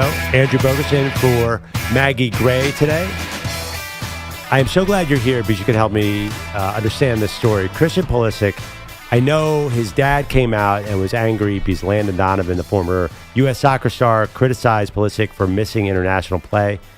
Now, Christian Pulisic was on a podcast and sort of said the same thing. He's very disappointed in the former U.S. soccer players criticizing his absence. But it does seem, Andrew, that the former players might have a case here against Pulisic. Can you give us some background and explain to people what's happening here if they don't know anything about Team USA? I mean, this is like a years-long story. How far back do you want to go? How about 3 weeks? Okay, so the Gold Cup is about to start, which is a tournament. I guess it's for the North America, and Central America, and Central America, and the Caribbean. Yes. So, and in particular, it's important this time because it's the last competitive matches for U.S. men's soccer before next summer's World Cup. As a host nation, they don't need to qualify. So they haven't been playing real matches in this run-up, and they have nothing else between now and next summer. There'll be some friendlies, some exhibitions, but this Gold Cup is the last time to have something close to your A-team under a new head coach, getting experience, getting reps together, figuring out how they're going to play in a new system, what the new, starting 11 and subs might be. It's a big deal. And Pulisic and many others, for different reasons, are not there. But he seems to have the flimsiest reason for not being there. And which is what? That he needs a rest. Okay, so he's on a beach somewhere. After he was at the game. Might have been at the Stanley Cup game last night. He's been all over the place. Oh, no way. So I don't know where he's been. So he's around. He's posting pictures of him having fun and doing nothing. Do you think he got to hang out with Travis and Taylor, who were at the game last night? That I don't know. Yeah. I'm sure they would have crossed paths. Because I gotta tell you, I would skip a soccer match to hang out with Travis Kelce and Taylor Swift. A reminder that Christian Pulisic is 26 years old. Yes. Now, he did play a career-high amount of minutes for AC Milan. But as I mentioned the other day, he continued to play a full complement of minutes for them when their season was, for all intents and purposes, over. He could have pulled back then and had a little more in his legs for this event this summer, and then done nothing else for August and gone back to Europe and whatever. So he's gotten a lot of heat from former U.S. men's national team players who are now in the media for not just skipping this event, I'm the captain, but skipping the significance of this event. Where are we in terms of Team USA's chances in the World Cup? We're hosting in the World Cup. Yeah, not good. So the team is not peaking right now anyway. The thing is, the team doesn't exist because the top 8, 9, 10 guys are not on this roster right now. So we don't even know what the team is, whether it's peaking or not, because they're not together playing matches. All right. Well, let's hear from Christian Pulisic trying to explain his side of the street. It is tough because I looked up to those guys growing up. Some of these guys were my idols, and I respect them so much as players. And it's tough, especially when some of them as well, even privately, the way they can, the way they talk to me and clearly want to show support and be your friend and everything, and then it goes and they say something slightly different publicly. That's from the Galazzo Network, our friends at CBS Sports over there. Okay. Pulisic went on to say that he's really into this. Of all things, you can talk about my performances, whatever you want, but to question my commitment, especially towards the national team, in my opinion, that's way out of line. But you know how it is. People forget really quickly, and I'm sure once I'm back with the national team, I hope if I could, once I'm back with the national team, I can play again and score a goal and win a game. It's people will forget all about this quickly. So. Sorry, go ahead. Well, I was going to say, this is the one thing where I think if anyone is saying that he's not committed to the team, that's where you're 100% wrong. I think questioning his commitment to USA Soccer is unfair. But there's a weird kind of secondary thought that he did make a value judgment about this event. Not the team, but it does seem kind of fair to say he thought that this event was in a way beneath him, that he didn't have to be at this event, right? Yikes. What? Do you agree? Well, if that is the case, I mean, if that's his mentality, that's a poor mentality. I mean, you want this sport to grow in this country, and you're not going to participate in the continent's premier tournament. But why are we even talking about this? The team has no chance, and they're irrelevant. Well, they're good in the gold. They can win the Gold Cup any given year. The United States can give the Panamanians and the Mexicans a run for their money in this tournament. Yeah, they're not going to win the World Cup, but I mean, let's have some momentum here with a new head coach. If I was Pochettino, I would have said, "Oh, okay, you're tired. All right, then I'm guessing next season you'll be tired, and I'll just omit you from the roster. You're coming this summer to play for this team." Wow. Because that's the thing. You can't rest this summer for next summer because you have an entire season between now and then.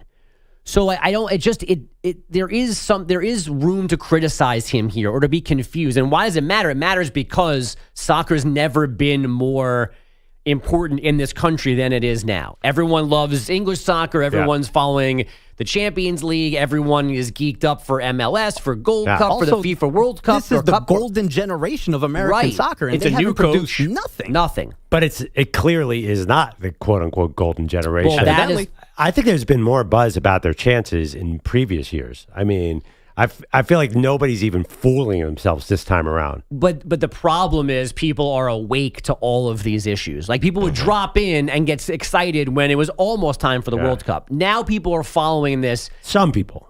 Well, yeah, but not casuals. But more than ever, there are people in the day-to-day following of this, and the drama of the previous head coach, Greg Berhalter, and the last World Cup being a disaster, and him throwing players on the bus and keeping his job, and other allegations about things that happened in the years in the past, and then they finally get rid of him, and they bring in a guy that's supposed to fix all of this, and now they have their longest losing streak in 18 years, and half the team is no-showing or can't be at this event, and it's all this drama, and they're supposed to be going in the right direction, and instead they're going in the completely wrong one. Well, I think soccer fans are following this TikTok. I don't think the people who are going to jump in for the World Cup understand any of this. They're just there's still more soccer fans now than there have ever been. Say 1/50th of the amount that are watching an NFL wildcard game. I don't think. Sure. I mean, okay, but then let's not talk about anything that's not football. No. There's no reason to bring that up now. I'm just saying. I think the big storyline. I think all this drama is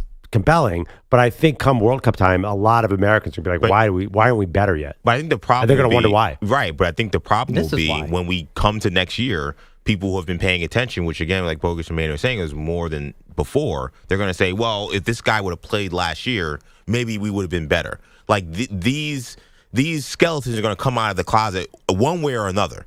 Like either he's got to perform, and then they get to their first semifinal, they finally get past the quarterfinal hurdle. Like and then this maybe goes away. But if they go next year and they don't get out of group play or they struggle, especially in the World Cup that is here. Yeah. Like, this is going to be here. This is not going to be in South Africa or some other country far away. Like, this is going to be the most interest that U.S. has ever had in a World Cup. If they struggle, definitely. It's literally going to be our backyard. But not if they don't even get out of it. It's going to be the they don't get out of the round. It's going to be a top story on our show if they stink. But I remember when they were advancing a few years, but was it 10 years or 15 years ago?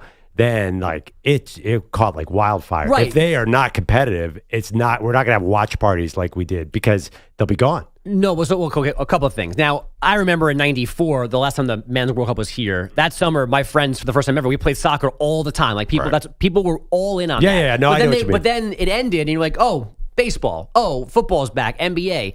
Now you're there in this particular run up. There's not going to be time to go, oh, they're not worth my time. There will be watch parties for every single one of their matches when we get to next summer. But here's the thing. We need some matches, though. Like, they can't just go out early.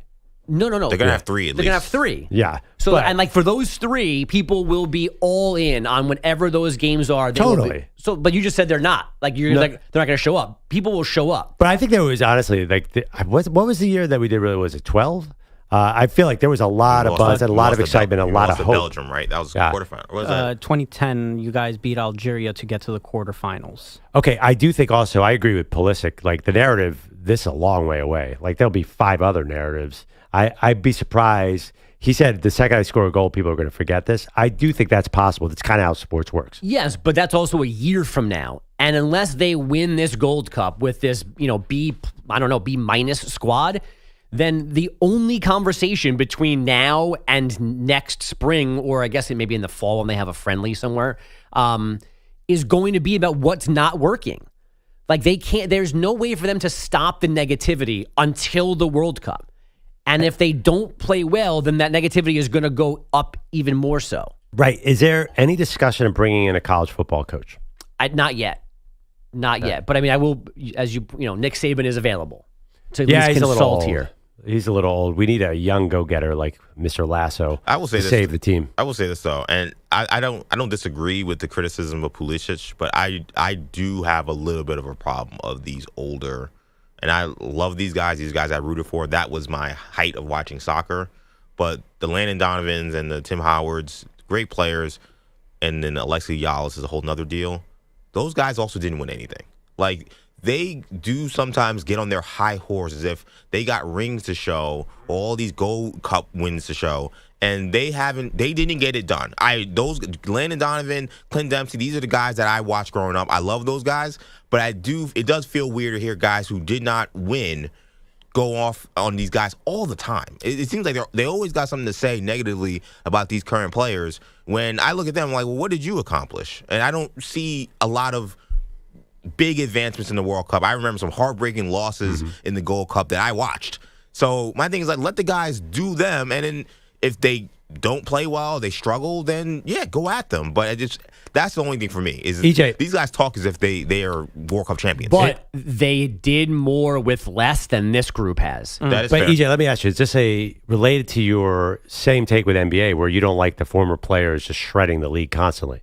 It's adjacent, but I almost feel differently more about these guys, because I think when we talk about those former players, oftentimes those guys who get a microphone are guys who have won championships, won MVPs, guys who have accomplished a lot. And I'm not trying to I know it sounds like I'm diminishing them. I know that these guys are important. Again, they're very important to me in my soccer watching. I do, though, feel like you put on that USA and then you retire, and they just feel like they can just go after whoever is playing for the US. Like, I saw Alexi Yalis do this with my guys. He was doing it with what is this guy doing? You guys got to step up. I'm like, okay, bro, like, you didn't do much.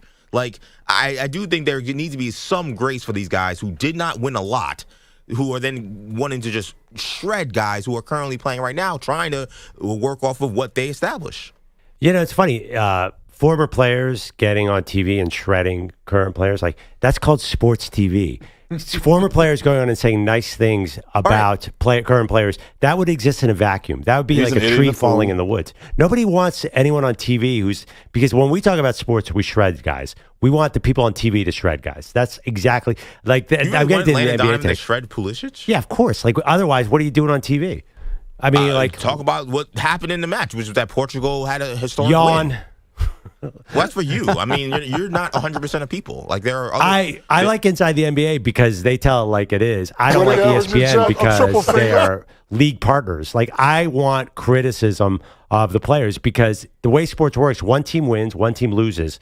I want to hear why the team lost, and I want to hear, Lionel Messi shows up for these tournaments. Why can't Christian Pulisic? Like that's much more interesting to me than, hey, let's evaluate how this line did in minute 36. Right, but don't you also want valid criticism? Right. Like EJ said the other day, you don't want to be mean for the sake of being mean. Like if a guy deserves to get crushed, then crush him. But I think we're also allowed to figure out whether or not he deserved to be crushed to the level that he's getting crushed at. But as a viewer, you're allowed to just disagree with Landon Donovan. That makes good TV. I mean, that's the reality of it. Yeah. If you just got out there and be like, man, I'm just cheering for USA. I can't wait till Pulisic gets here. You wouldn't watch. Like, what's the point of that? I'm not watching Portugal and Spain wanting to hear what he wants to say about Pulisic. I'm sorry. And I don't think many people were. I wasn't. There's no one who's turning on to watch Portugal, US, and Spain in a random match that has nothing to do with U.S. is waiting to hear Landon Donovan just take a shot at Pulisic, whether it was fair or unfair. You don't think Landon Donovan on TV around the World Cup is going to be the most compelling TV part of this whole thing? That's a totally different question. First of all, no, and that's a totally different question. What I'm saying, that's Alexi Lalas. I think everyone would agree, or most people would agree, that you don't turn on, and you probably didn't know Landon Donovan was even going to be on the broadcast, because again, most of these people probably aren't fully invested in what Fox's broadcast is. And then am I waiting for him to take a gratuitous shot at Pulisic? No, that's not what I would have expected. I mean, you want to say that's more compelling? I guess. What kind of shoulder programming do you like? Like, what's your favorite? Like, you want to see like LeBron and Nash breaking down the X's and O's, like that kind of thing? It's fine. I mean, I just want. I think you think that criticism. I think all criticism is bad, and I'm not saying that it's bad. What I'm saying is these things don't exist in a glass house, and these things don't exist without any kind of vacuum. Because what happens is when the players go back at us, we become sensitive too. We say, well, you should just shut up and take it. Why don't we just shut up and take it? But to me, it's a back and forth that, again, it's not like Landon Donovan wasn't a player. It's not like he's not a guy who took breaks. It's not like he's a guy that came up small in certain games. Like that, with that context, I would think that you would have more grace when it comes to talking about these players. That's my point. Well, thank God you're so good at radio, because I don't think Fox is going to hire you, knowing their MO on the way they've done TV over the years. Like, I think everyone's like, ooh, Landon Donovan. I think a lot of executives are like, let's get that guy on now. Like, let's go. But I come on here and crush people all the time. My problem is and Landon knows what he's talking about, but some of these people know what you're talking about, number one. And again, I do think that we feel like that because we're behind the glass of being media members, that we could just say whatever and there's no repercussions. I do think that is a real problem. The trend brought up by my friend Tim Kalishaw on the final episode of Around the Horn. Now, executives only want former players. The trend is former players who will rip their current players. No more journalists. So, unfortunately, a lot of us civilians are getting squeezed out. So it's not even us who gets to rip the players; it's the former players. Hey, right. if you guys want to keep doing some infighting, Americans, go ahead. This Mexican is loving it. Oh yeah. There's the rest of the world to be, not just us. All right, Peter Schwartz, headlines. All right, Game 4 Stanley Cup Final was another classic. Panthers jump out to a 3-0 first period lead. The Oilers rally with 3 in the second, tie the game. Take the lead in the third. Florida ties the game with 20 seconds to go in that forced overtime. Clock calls it. Cross-side pass. Right side of towards the net. Score! Leon Draisaitl in overtime. The Edmonton Oilers tie the series. 2 games apiece. That was Kenny Albert on He's TNT. good. Kenny Albert's very good at what he does. He is awesome at what he does. And he was on TNT last night. Oilers beat the Panthers 5-4. The series tied at 2 games apiece. Game 5 is set for Saturday night in Edmonton. Winnipeg Jets goalie Connor Hellebuck won the Hart Trophy for NHL MVP and the Vezina Trophy for the league's top goalie. Tonight's Game 4 of the NBA Finals. Indiana and the Pacers lead the series 2-1. Tyrese Halliburton and the Pacers aren't celebrating anything just yet. There's nothing to get excited about right now. We're still a long way away, and you just got to take it a day at a time. So, we're excited to play another game in front of our home crowd and approach this game the same way we approached yesterday, and just control what we can. And I think the biggest thing is just playing hard. Tip-off tonight is at 8:30 Eastern Time. Is that one voice or two? Yeah, it was just one. I was paying attention. Disappointing. Golf, JJ Spawn has the lead after one round of the U.S. Open at Oakmont. He's 4 under, 1 shot better than Thurston Lawrence. Major League Baseball. Thurston Lawrence? He from the Love Boat? Yeah. Thurston Lawrence the third. Are you talking about Thurston? No, from Gilligan's Island, Thurston Howell. Oh, yeah. Jeez, that's a name. There you go. Major League Baseball, Yankees and Royals were scoreless into the 8th inning last night. Here's your 1 to Goldsmith. Reyes at second. His pitch. Swing on, hit the other way. Off the glove of Pasquantino. They're going to wave Reyes. Here's the throw. And Reyes stopped. Now he's caught between home and third. Head first dive. He's in there as the catcher drops the ball. Ben Rice to third. Wow. The Yankees are on the board. Dave Hey Smith, now! That's how you're on the bases. Dave Sims all over the place there on Yankees radio, and the Yankees complete a season Manny's sweeping sweep. up the Royals right now. I'm sorry? Manny is sweeping up the Royals They right now. They wanted to talk real heavy over here after the ALDS last season. Now they're 34-34 and just got swept by one of the best teams in baseball. Go to hell, Kansas City. Go to hell, Kansas It's City. his birthday. It's Manny's birthday. Okay, we're going to give him some leeway today. Normally, we don't accept that. We love Kansas City. Yeah, I already And got by the smoke way- with Detroit. I don't want nothing with Kansas City. They got great barbecue. And my father-in-law, future, lives there. Yeah, they have a lot more parades in this city that you're in, Manny, in the last 10 years. That's what they get for losing to the Eagles in the Super Bowl.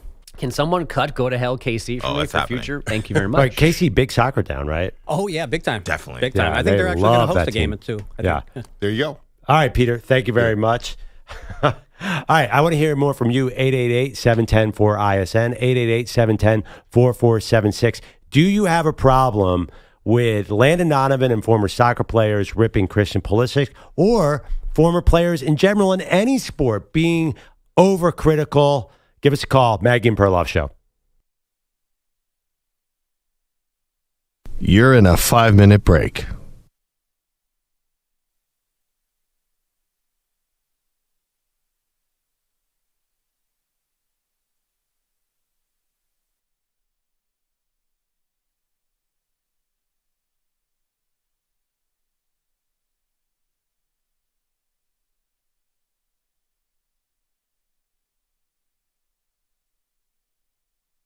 Four minutes, 30 seconds remaining.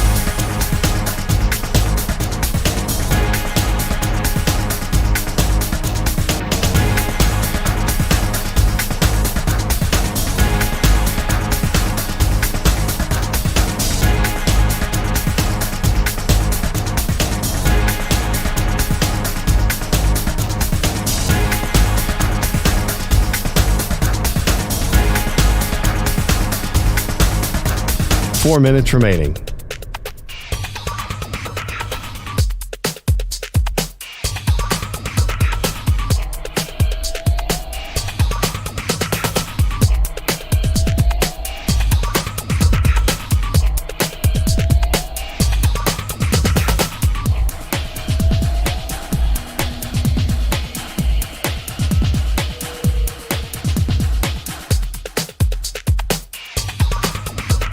Three minutes, 30 seconds remaining.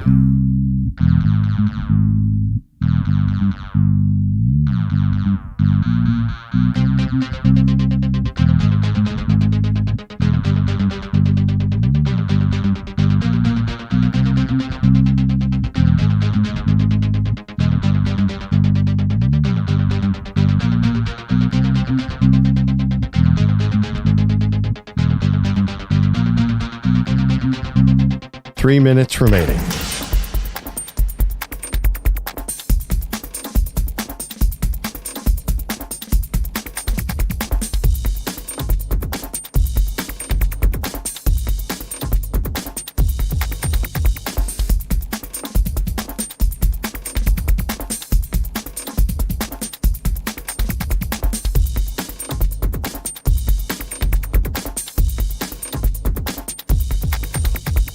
Two minutes, 30 seconds remaining.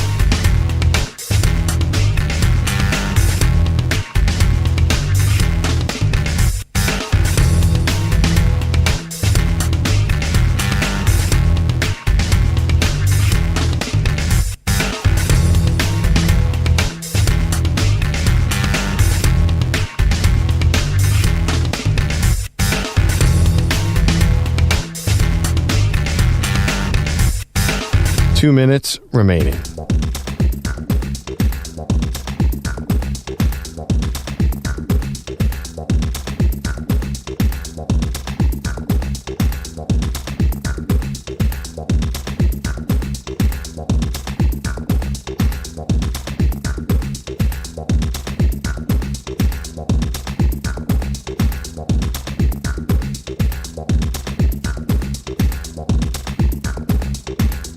One minute, 30 seconds remaining.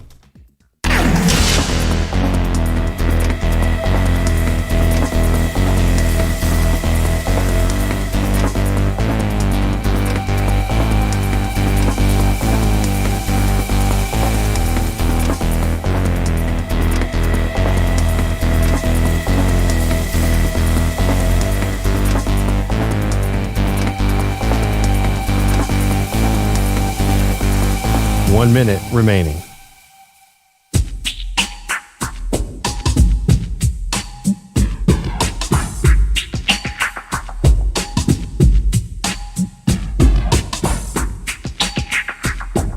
$45 seconds remaining.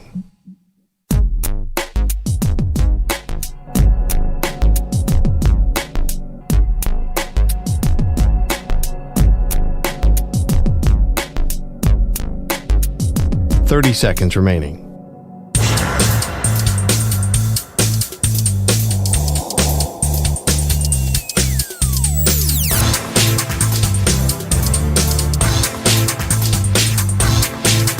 $15 seconds.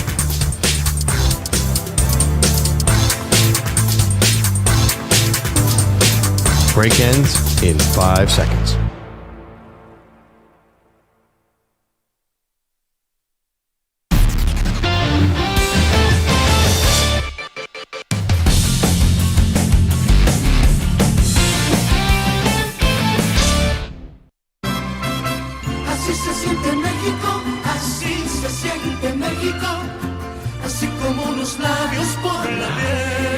All right, this NASCAR race preview is sponsored by WeatherGuard Truck and Van Equipment. They're just as driven as the hardworking pros they serve.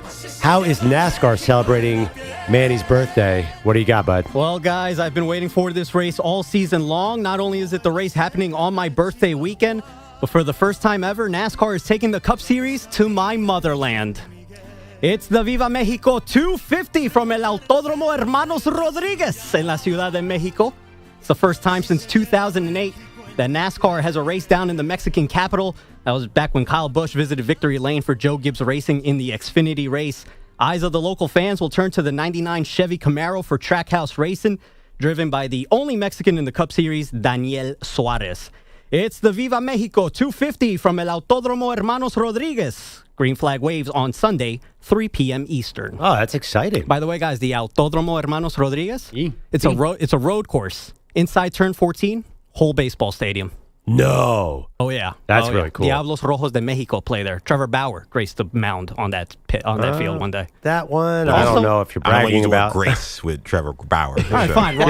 Robinson Cano, don't you know, he played there as well. Again. Grace. Yeah. Who else you got? Insert. Is Oliver Perez, maybe? Probably. Let me look that up. Did Manny Ramirez play there too? Yeah, no, not Manny. Not Manny. He played in Australia. You got him in there. He probably defected to Mexico and probably play there, yeah. How about the guy from Eastbound and Down, Kenny Powers? He hit 3 home runs one day. I was there. I was going to say Randy Rosarena, but can't beat Kenny Powers. Okay. We're talking about U.S. soccer. Christian Pulisic fires back on a podcast, and Landon Donovan and other former players are criticizing him for not showing up. Not good for Team USA, but I think both sides have a case. Want to hear from you. 888-710-4ISN, 888-710-4476. Not only this soccer situation, but do former players have the right to rip current players?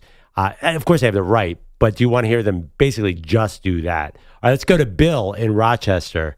Bill, what do you think of what Christian Pulisic is saying? I think that Christian Pulisic is really being an interesting character. He's been the face of soccer now for a number of years in the U.S. But I don't want to talk about Christian Pulisic. I want to talk about Donovan, if that's okay. Yeah, what about him? People in glass houses shouldn't throw stones.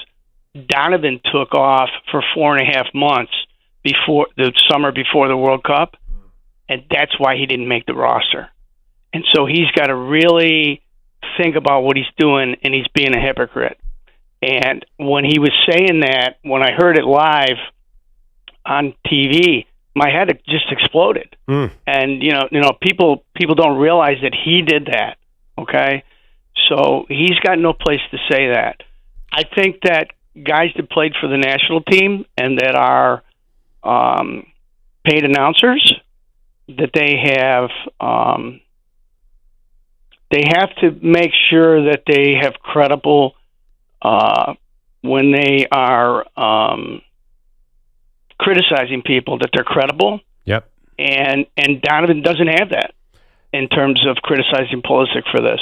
I think other guys, Lyles can get a little crazy. Okay, I think Howard does a really good job. Dempsey finally weighed in on this deal, and his comment was that where were you, Landon, when we were all grinding and we were trying to get through all these games. So that's all I had to say, and I appreciate it, guys. Thanks. I appreciate your take. I'd actually like to hear Landon Donovan answer this question because we've heard it a lot. He will be talking a lot in the next couple of years. What do you think Landon's going to say? Both? I'm the captain. Well, I think he might say that he was not at the same point of his career when he took his break that Christian Pulisic is right now, that the context of the moment is different, and Landon Donovan didn't make the team. Christian Pulisic is doing this under the correct assumption that he's going to be on the team next year. Right. He knows there's no risk, there's no gamble. If anyone's ever actually insulted or angry at him right now, that's gonna go away because there is no penalty to not going there. Like, I don't know Landon Donovan's thoughts all those years ago if he was like, okay, listen, I'm willing to not make the team because I physically can't play right now. I'll take that risk. There is no risk here for Pulisic. He knows he'll be on the team next year, and he still is the face of U.S. soccer. And the games, the matches that Donovan missed were different than these matches right now. It's not an apples to apples comparison. There's definitely legitimacy to this critique of Landon Donovan, but it's not same. Oh, wow. This is a dense topic. Let's go to Chris in Alabama. Chris, do you have a problem with former players ripping current players? I don't necessarily have a problem. More so, EJ brought it up, that everybody wants to point fingers, and someone was pointing right back at them on the older players and the newer players. Because to be honest and be frank, it's a reason the USA women's team asking for money when the men should take a pay cut. I think I've been on the record on the NBA All-Star weekend when EJ brought up that week. I think you were away, Perloff, our praise of ring culture. The women put in 10 times more work than those sorry, no good, lazy bum of USA men's soccer team, because either they try to take the banner or the flag is this a reason why you support them, and then they do a dare enough and a con enough to reason why they should at least be acknowledged for some success. But when it comes to national and FIFA, they constantly either choke up all the time or they don't even be working damn. So it's like. Alexa lies, even himself too. But at the same time, I mean, he still brought it up and is still present today when he came in on him on the Fox. Because, as far as I'm concerned, like I said the week that you weren't here in the NBA All-Star Weekend, if they losing across the country, leave them there. They got to earn their strides. All right, because they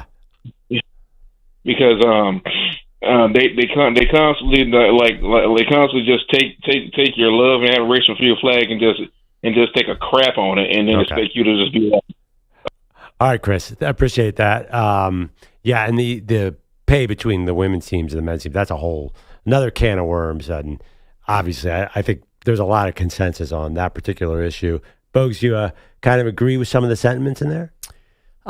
Yeah, I mean, I think that also is part of where the older guys' frustration with this group comes, is that they think, right or wrong, that these guys have these entitled feelings towards being on the Olympic team or the national team that they have not earned, and they have all the advantage the older guys wish they didn't have, overcame. So they demand a lot of them, and sometimes they get a little too personal in all this anger, I think. Yeah, they need some positive energy. They need a Ted Lasso. great video out there that went viral yesterday of Jason Sudeikis explaining how Ted Lasso is a reincarnation of Jim Harbaugh, and he calls him for details on how to dress. Definitely, it's Lasso time. Okay, coming up, Mount Olympus for sports gods. Today's target, San Diego. Let's go. Maggie Perloff.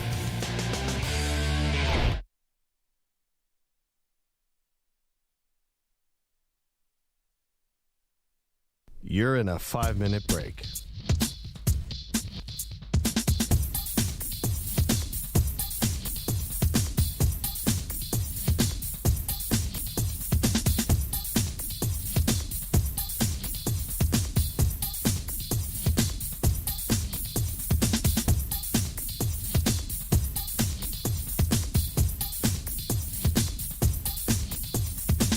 Four minutes, 30 seconds remaining.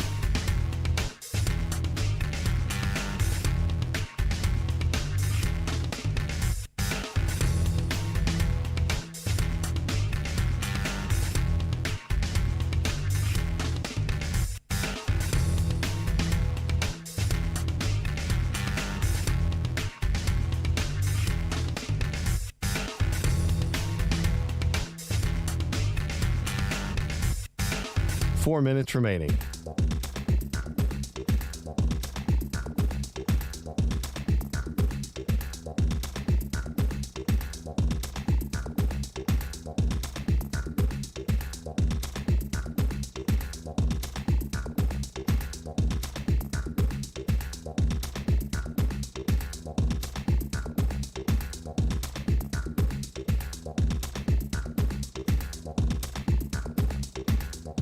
Three minutes, 30 seconds remaining.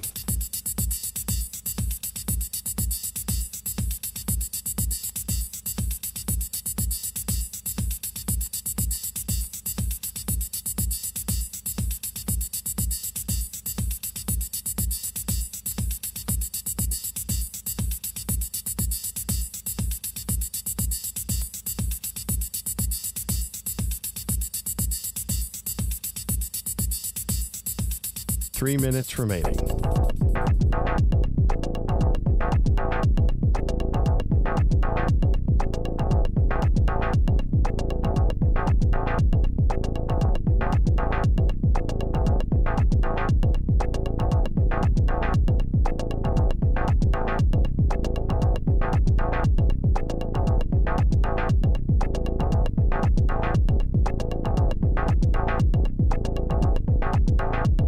Two minutes, 30 seconds remaining.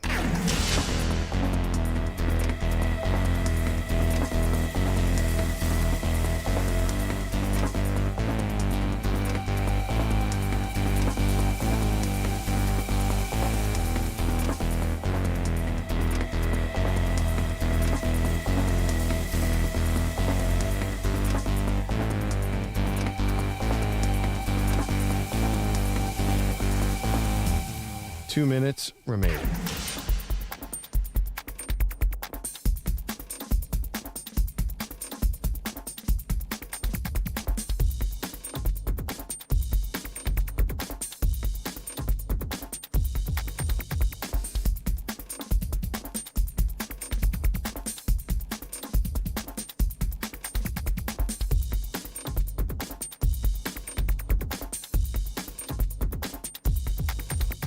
One minute, 30 seconds remaining.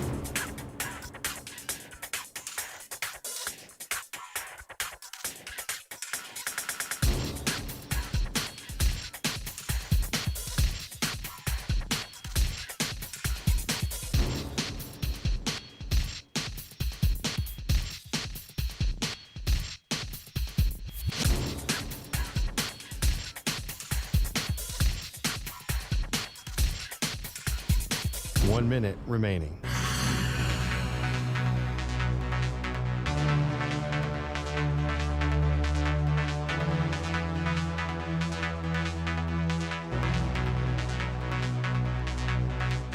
Forty-five seconds remaining.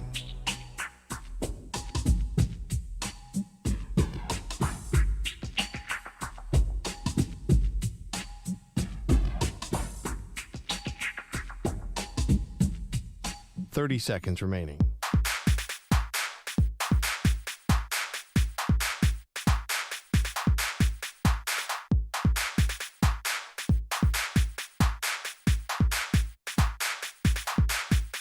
15 seconds.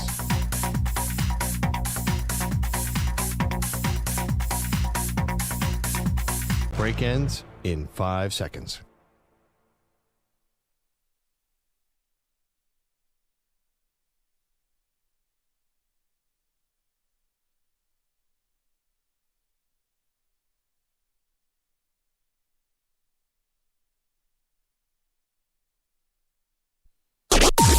Maggie and Perloff on the Infinity Sports Network.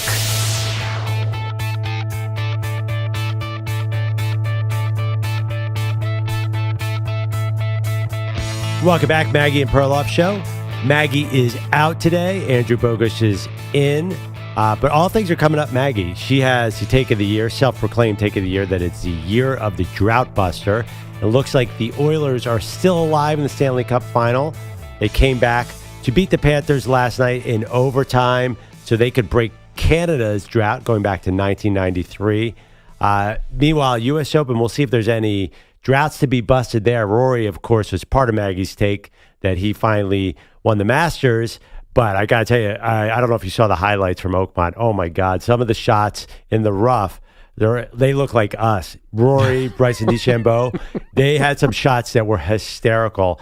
I'm all in. I love how difficult this course is. A couple guys are scoring there, but I am so excited. Wife's out of town this weekend, Father's Day weekend, NBA Finals, hockey, golf. Let's go, Andrew Bogusch. But your wife is gone, but your daughters are still there. But yeah, but they have parties. So they're going to be out of the house too? They'll be, they're 13 and 14. They don't even care that I exist anymore. They don't get in the way. My wife and I fight over the big flat screen sometimes. My daughter is 14, and she's completely self-sufficient. So, like, if we're home, she could be doing an arts and crafts thing, walking the turtle. Like, she doesn't need me. My son cannot be on his own. He can't. So he's your little buddy? But not even me. Whether it's me or my wife or my daughter, very dependent. He just goes from one person to the next, demanding attention and entertainment. Sounds like Andrew Bogusch. Or he needs to be playing PlayStation or on his iPad. So if you want to get him off a screen, then you have to do something. You have to talk to him or listen to trivia questions or all these hypothetical. But no, because then he tries to make up his own. Who hit the first home run of the 2022 Mets season? Right, or like he tries to... Benny Agbayani. He thinks he knows the answer, but then because he's 11, he doesn't know how to correctly like verbalize it. So then I'm like answering a different question than he intended, but it's the question that he asked out loud. So then he's mad that I'm not following along. You know what that sounds like? Bad parenting. I have a question, and I know our boss, Ryan Hurley, said the same thing. His teenage kids will not watch a show on the big screen. They'd much rather watch on their phone. And it's something about, so they can watch without having an annoying parent over the shoulder asking, hey, who's that? What's this? Like, oh, that woman is dressed funny or something. Well, yes. Their first choice is the iPad to watch something. iPad or a phone. No, not a phone. They'll watch like YouTube videos on their phone, but they would, like, my son will watch. For hours. Yeah, if you don't stop them. Me too, by the way. But like my son all of a sudden likes Family, not Family Guy, Modern Family. Oh. And he'll watch that on the actual TV. Okay, that's good. I did all of Modern Family. Actually, we're almost on our second go through of Modern Family. It's a great family show because kids, it's modern. Basically, my kids think I am Phil Dunphy, the dad. And, I see it. It's ridiculous. You guys see me here at work. I'm basically at home. I'm like trying to do magic tricks and things. Like I'm trying to entertain them. A big goofy. So you're cool here, is what you think? No. I can just imagine Perloff picking up the phone. Yellow. By the way, we got to get it back on track with sports, but real quick, my parents think Phil Dunphy hits on Sofia Vergara's character too much. Who is that? Phil Dunphy is the dad in Modern Family who is married. No, I think he's disappointed in your pronunciation. Sofia Vergara. Yeah. Sofia Vergara. Nope. Vergara. What is it? Vergara. That wasn't that far. You said like Vaccaro. Sofia Vergara. Sonny Vaccaro. She's not pushing Adidas sneakers on people. Oh, come on. Manny's out. I'll shut my mic off. Go ahead, Pearl. You know what? I tried to get Andre Scalaga on my Montreal Mount Olympus. I tried to get El Gato Grande. Carlos Arroyo.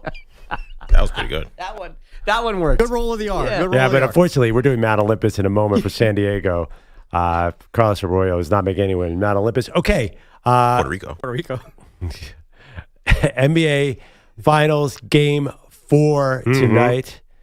Pacers in 6, baby. Pacers in 6. I'll admit I had the Thunder winning easily. Here's the thing. Everybody else did too. But now I feel like the media is talking about like, oh, we saw this coming from the Pacers. You really didn't. And by the way, nobody saw what happened coming. Game 1, the Oklahoma City Thunder's defense was so punishing. Every time the Indiana Pacers took a dribble, somebody was stealing the ball. It was 25-7 in the turnover differential. Then game 3, it's almost the opposite. I know the turnovers were close, but what happened to that stifling Oklahoma City defense?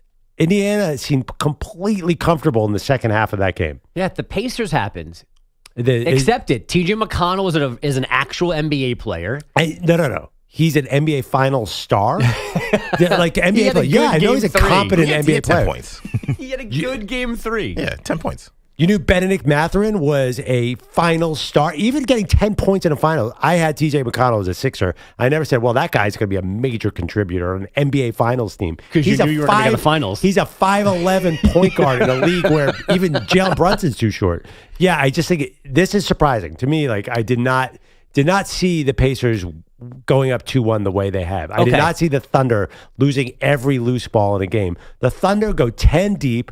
They are relentless on defense. They are not a team that gets out-hustled, and that's exactly what happened in Game 3. So I see your point in that there is like some kind of Monday morning quarterback here, like some backdoor, like head nodding. So like you're not going into a game banking on Benedict Mathurin scoring 27 points. Yep. But when he scores 27 points in 22 minutes, you can't be that surprised because he has done this before. No, I'm not. He had a game in round 2, I think, where he set a record for the fewest minutes to score 20 points. 20 points in 12 minutes, game. yeah. Right. No, I know Mathurin can do that. So, like, that's the thing. I just jumped on Mathurin because it was an easy example. The style, and I know the Pacers want to get the game going fast. And I just thought the Thunder would be the one team that could handle that because they're so deep. And they have players like Lou Dort and Kayson Wallace and Alex Caruso who seem built for that to me. They should be able to thrive in that. What happened in Game 3 was shocking. SGA got exhausted and was turning the ball over left and right. Indiana made him work on both sides of the ball. Incredible job by head coach Rick Carlisle. We'll see if Oklahoma City can make the adjustment. But let's go out west for today's Mount Olympus of the Maggie and Perloff Show. It's time to feast your ears on Maggie and Perloff's Mount Olympus. All right, we're doing 4 sports gods from every major sports city. Today, it is San Diego. Andrew Bogus, who's filling in for Maggie today, who is off on parts unknown. She wouldn't tell Manny, even though it's his birthday. I actually know where she is. No big deal. Humble brag. I know where she is too, but there was another funny moment in the newsroom around her trip. No, she screwed something up again on this? No, it was just we were going down that path on Wednesday morning when she was leaving. We were all saying, have a good trip. Nico Scarlatos, who was on the board yesterday on the show, said, where are you going? She said Florida, which is a whole state. Okay. And then Nico started to try to drill what city and then what neighborhood. I was like, Nico, this is not working. Maggie tells no one where she's going. Like Nico almost wanted GPS coordinates. Okay. Now you told the world where Maggie is. I said the state. You want to transport, crisscross the whole thing to find her? Be my guest. Tallahassee. Punta Gorda. Well, she could be in San Diego. That is the topic of the moment. She's not. Share with us, Andrew Bogus, Maggie's list. So Maggie sent in her list. Yes. 4 sports gods of San Diego. Now, Go. I don't have the logic behind these picks. I just have the names. This one needs no explanation. This one is the obvious one. Can't have a Mount Olympus of San Diego without Tony Gwynn. Serious. He's got to be in this 4. So there is Tony Gwynn. He almost makes it for basketball, for college basketball. There are some other possible Padres, but Tony Gwynn, no matter what, is in everyone's 4 here. I would argue that Junior Seau should be in everyone's 4 as well in San Diego, and Maggie has him there as well. Girl, you got it. She throws in a second Charger that's not a quarterback. Maggie has LaDainian Tomlinson in her San Diego and Olympus. And then we get into what I was surprised by, the amount of non-team athletes or some that were playing on team sports that were born in San Diego that didn't necessarily do their thing in San Diego. Maggie's fourth Mount Olympian is Phil Mickelson, San Diego native. Yeah. Legendary golfer. Good gambler at times. I thought you were going to go. Sure about that last part? At times. I thought you were going to go Tony Hawk, actually, for some reason. I can't. Yeah. Phil makes a lot of sense for San Diego. Okay. Those are great choices to probably win the poll today. I also went with LaDainian Tomlinson. Probably, is he the greatest Charger of all time? I think you could have that debate. There's a lot of other famous Chargers. I went with Tony Gwynn. I mean, honestly, that one doesn't even need discussion. So those two spots, I think, are solid. Now we get controversial. I want to give a little more love to the Padres because the Padres are a huge deal out in San Diego. So I said, you know what? I'm going to ignore everything else, and I'm going to put a second Padre on there. And the guy I went with was Trevor Hoffman.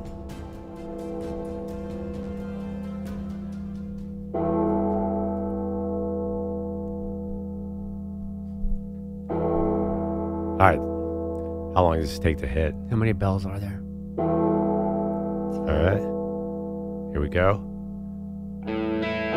Yes. Here he comes. Yes. Door opens. You're in trouble. You are in trouble because Trevor Hoffman is running to the mound and he is bringing lightning in that right arm. Oh. The greatest righty closer of all time. Really? I was waiting for Manny's reaction. Wait.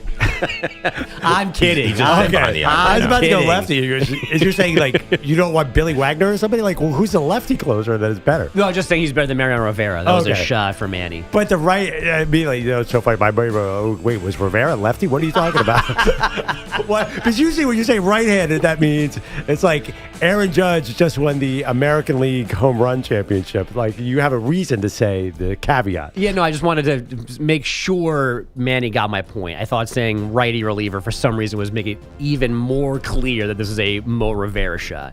Okay, 7-time All-Star, 2-time one of my favorite awards. I don't even know if they still have it. Rolaids Relief Man Award. It's actually called the Trevor Hoffman Award now. Yeah. Oh, it is it? Oh, they did it. There you Not go. Rivera Award. I didn't even know It is in the American League, but whatever. If he was so good, he'd have both leagues, Manny. Oh, I see. Okay, so my fourth spot went back to the Chargers. Now, listen. Junior Seau, I had been in San Diego. I think I was in Junior's restaurant. I did a show there once, way, way back. Did a couple shows back when I worked for the NFL. Did you know I worked for the NFL? I don't even know if we got into this. You've worked for too many places. Yeah. You should be 75 years old by the amount of jobs you've had. So I worked for the NFL, and we did a lot of shows in San Diego because NFL executives loves going to San Diego for obvious reasons. It's gorgeous. And we did a show at Seau's. But for some reason, I want to go quarterback. And I got in my head, I want to put either Phillip Rivers or Dan Fouts. So I went to the resumes. And you know what? Dan Fouts is a no-brainer Hall of Famer for what he did in his era, leading those late 70s, early 80s Chargers teams. To me, that is Mount Olympus worthy. He is a sports god. Phillip Rivers is right behind him, but I got to go with Fouts as my fourth sports god of San Diego. So you can weigh in here. 888-710-4ISN, 888-710-4476. Who's right, Maggie or me? And who do you think is the biggest sports god in San Diego? I looked at Mickelson, of course. I just have a little bit of an issue with golf in particular because you're so spread out. Tiger, where did you put Tiger? Did you put him in... Well, so I Stanford? I hear you. But I've been beating this drum since you guys first thought of this idea because you need to be able to, this can't be just a team sports exercise. Yeah. You have to be able to include individuals like Joe Louis in Detroit or Muhammad Ali in Louisville. Like you need to. We're not doing Louisville. No, I know, but like you need, like he would be the example. Like to me, that's where you would put him.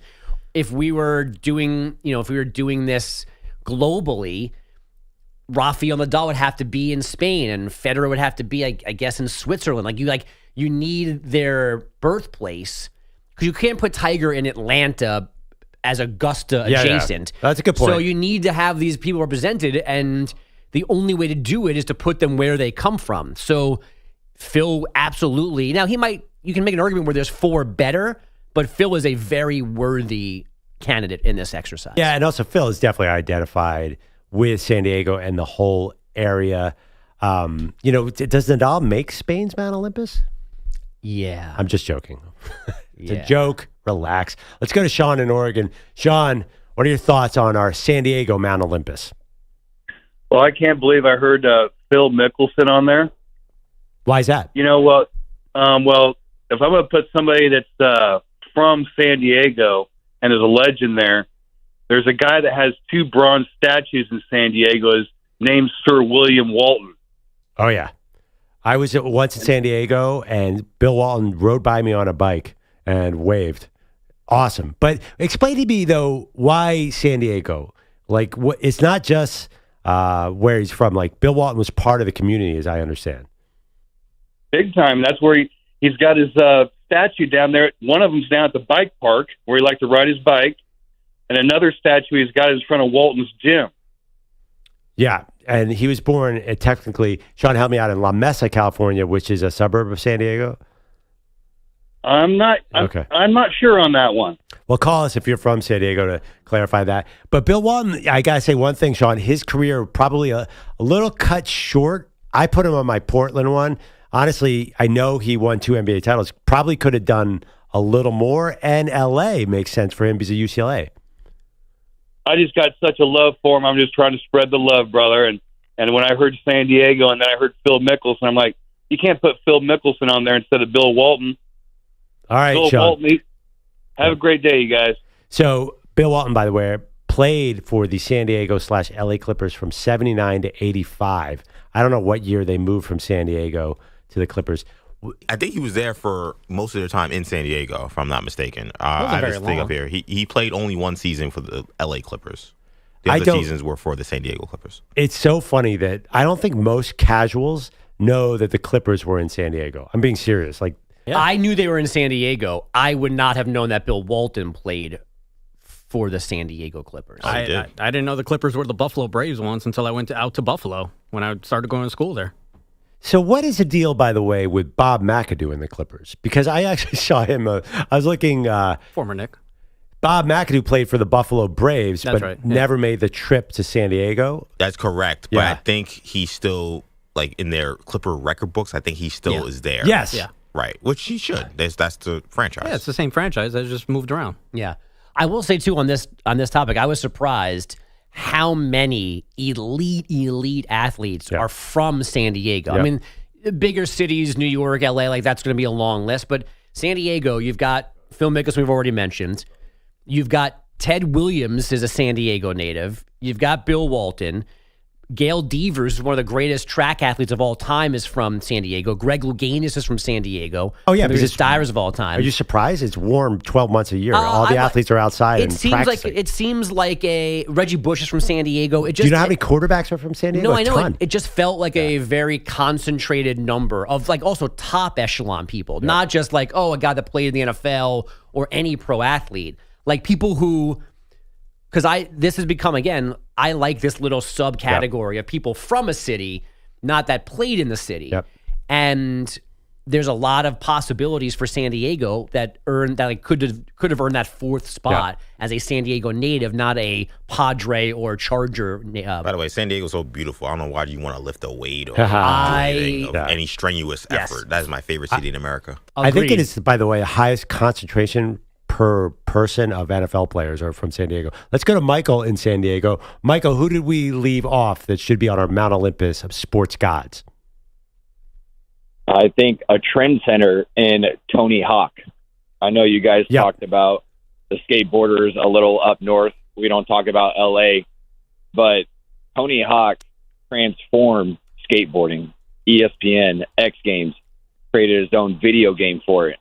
I mean, we don't talk about the Chargers that much around here anymore, but Dan Fouts, Phillip Rivers, Junior Seau, LT, those are all legends. But, this is just a Padre town now. Yeah, I looked at Tony Hawk. You know what, though? Like, I've watched a lot of skating documentaries. Sell out a little bit? Would you maybe go with some of the older school guys, the 70s guys? Michael, it sounds like you know the sport.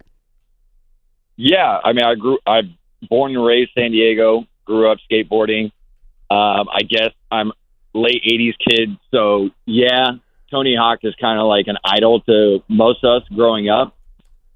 I don't know. I don't know about sellout. I think I did see the documentary you're probably talking about. Dogtown, yeah. Where his dad kind of really transformed skateboard competition. Yeah. So, he made it more professional. Exactly. Yeah. So I guess you can kind of sell out, but also he stepped away from skateboarding because it started burning him out. Because it was all about the money and stuff like that. But he wanted the love of skateboarding. But yeah. I can see where your point too is. No, I mean, listen, I'm a huge fan of Tony Hawk. Thank you, Michael. Sure? You keep taking shots at him. Well, I mean, listen, like as somebody who watched all these films, like there were these real badasses who would go break into your empty pool and skate and did not do it for the money. Tony Hawk took skating into the professional level. And, you know, as a former punk rocker like myself, there is definitely like Tony Hawk is viewed differently in that world. I think he is like the ultimate, he's the face of the sport, but he's not like the guys like me who like to shred. I mean, we kind of view it differently. Just go to break. I mean, come on. You Obviously, lost us all. Tony Hawk's a billionaire. Like, this is a sport that was formed under different circumstances. This is a sport that was done as a rebel activity, not as something to make millions of dollars with sponsors. I have to be honest. I would have never thought of Tony Hawk. I would have never thought of a skateboarder in this exercise. Gosh, you guys are killing me behind there. I'll take the heat for that. It's not the same as suggesting like a wrestler for one of these things. Oh, we'll get there. No, I have one. But I would not have been in like the parameters of trying to find a person. So my bad. Because it's very valid. EJ, you should watch Lords of Dogtown this weekend. There's a documentary about it, about Tony Alva and the skateboarders were borderline criminals. I'm not even saying that. Like it was a sport of rebels and guys who were fighting against society. Then Hawk, in this movie, was portrayed as sort of coming on the wave of those guys and decided, I got to be more commercial. So I don't know if that makes him less great. That's my No, that's he's great. I mean, obviously. Yeah.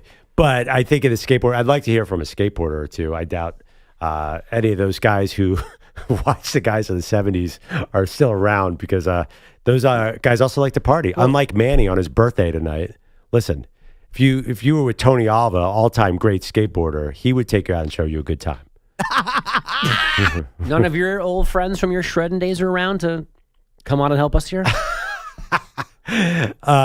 you skateboard? You look like you could have skateboarded. No, I couldn't. I tried. My lack of coordination was a bit of a problem. Yeah. All right, we want to hear from you. Barely survived the bike. Yeah. We want to hear from you. San Diego, Mount Olympus for sports guys, 888-710-4ISN, 888-710-4476. I'll tell you some of the names that almost made my list next. Maggie and Perloff Show. You're in a 5-minute break.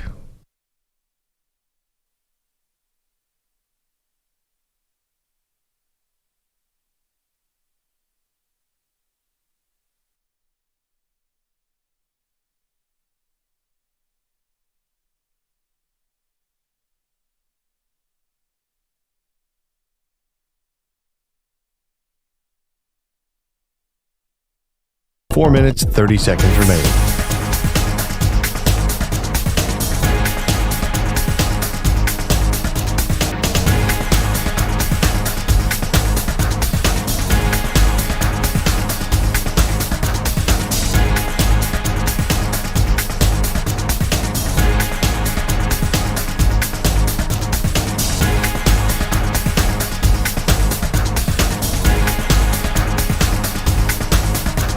Four minutes remaining.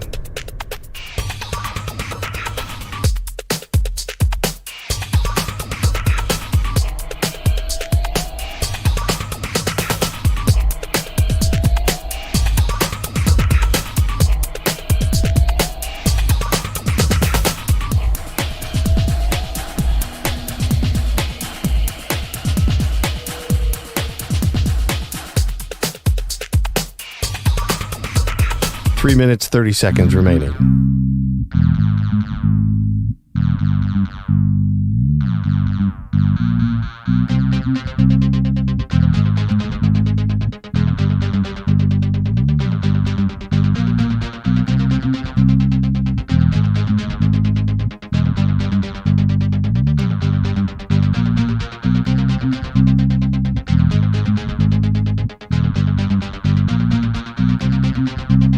Three minutes remaining.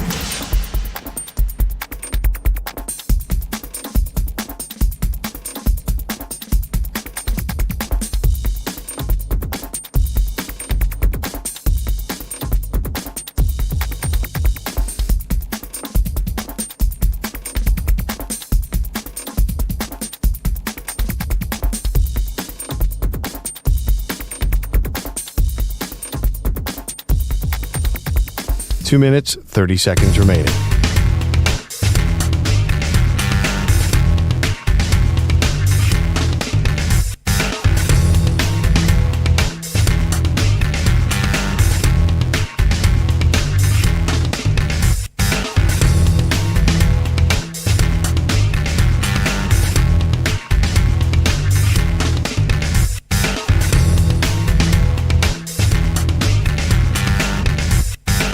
Two minutes remaining.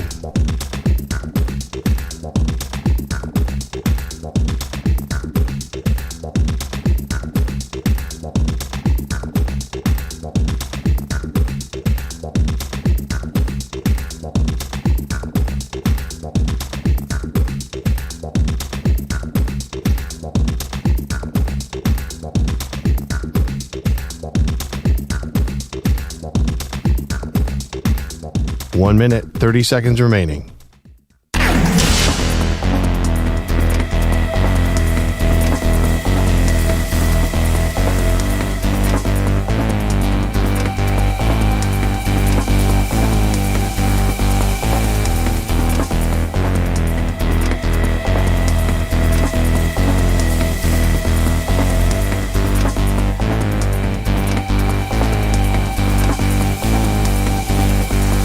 One minute remaining.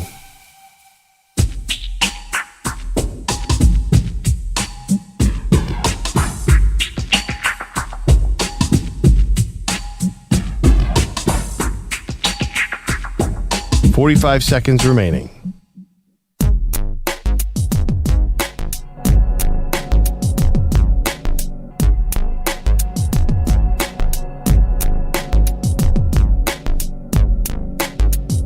$30 seconds remaining.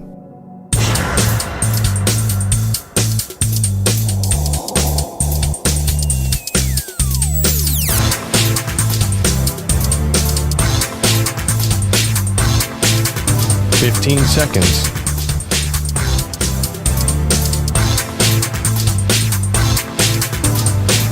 Break ends in 5 seconds.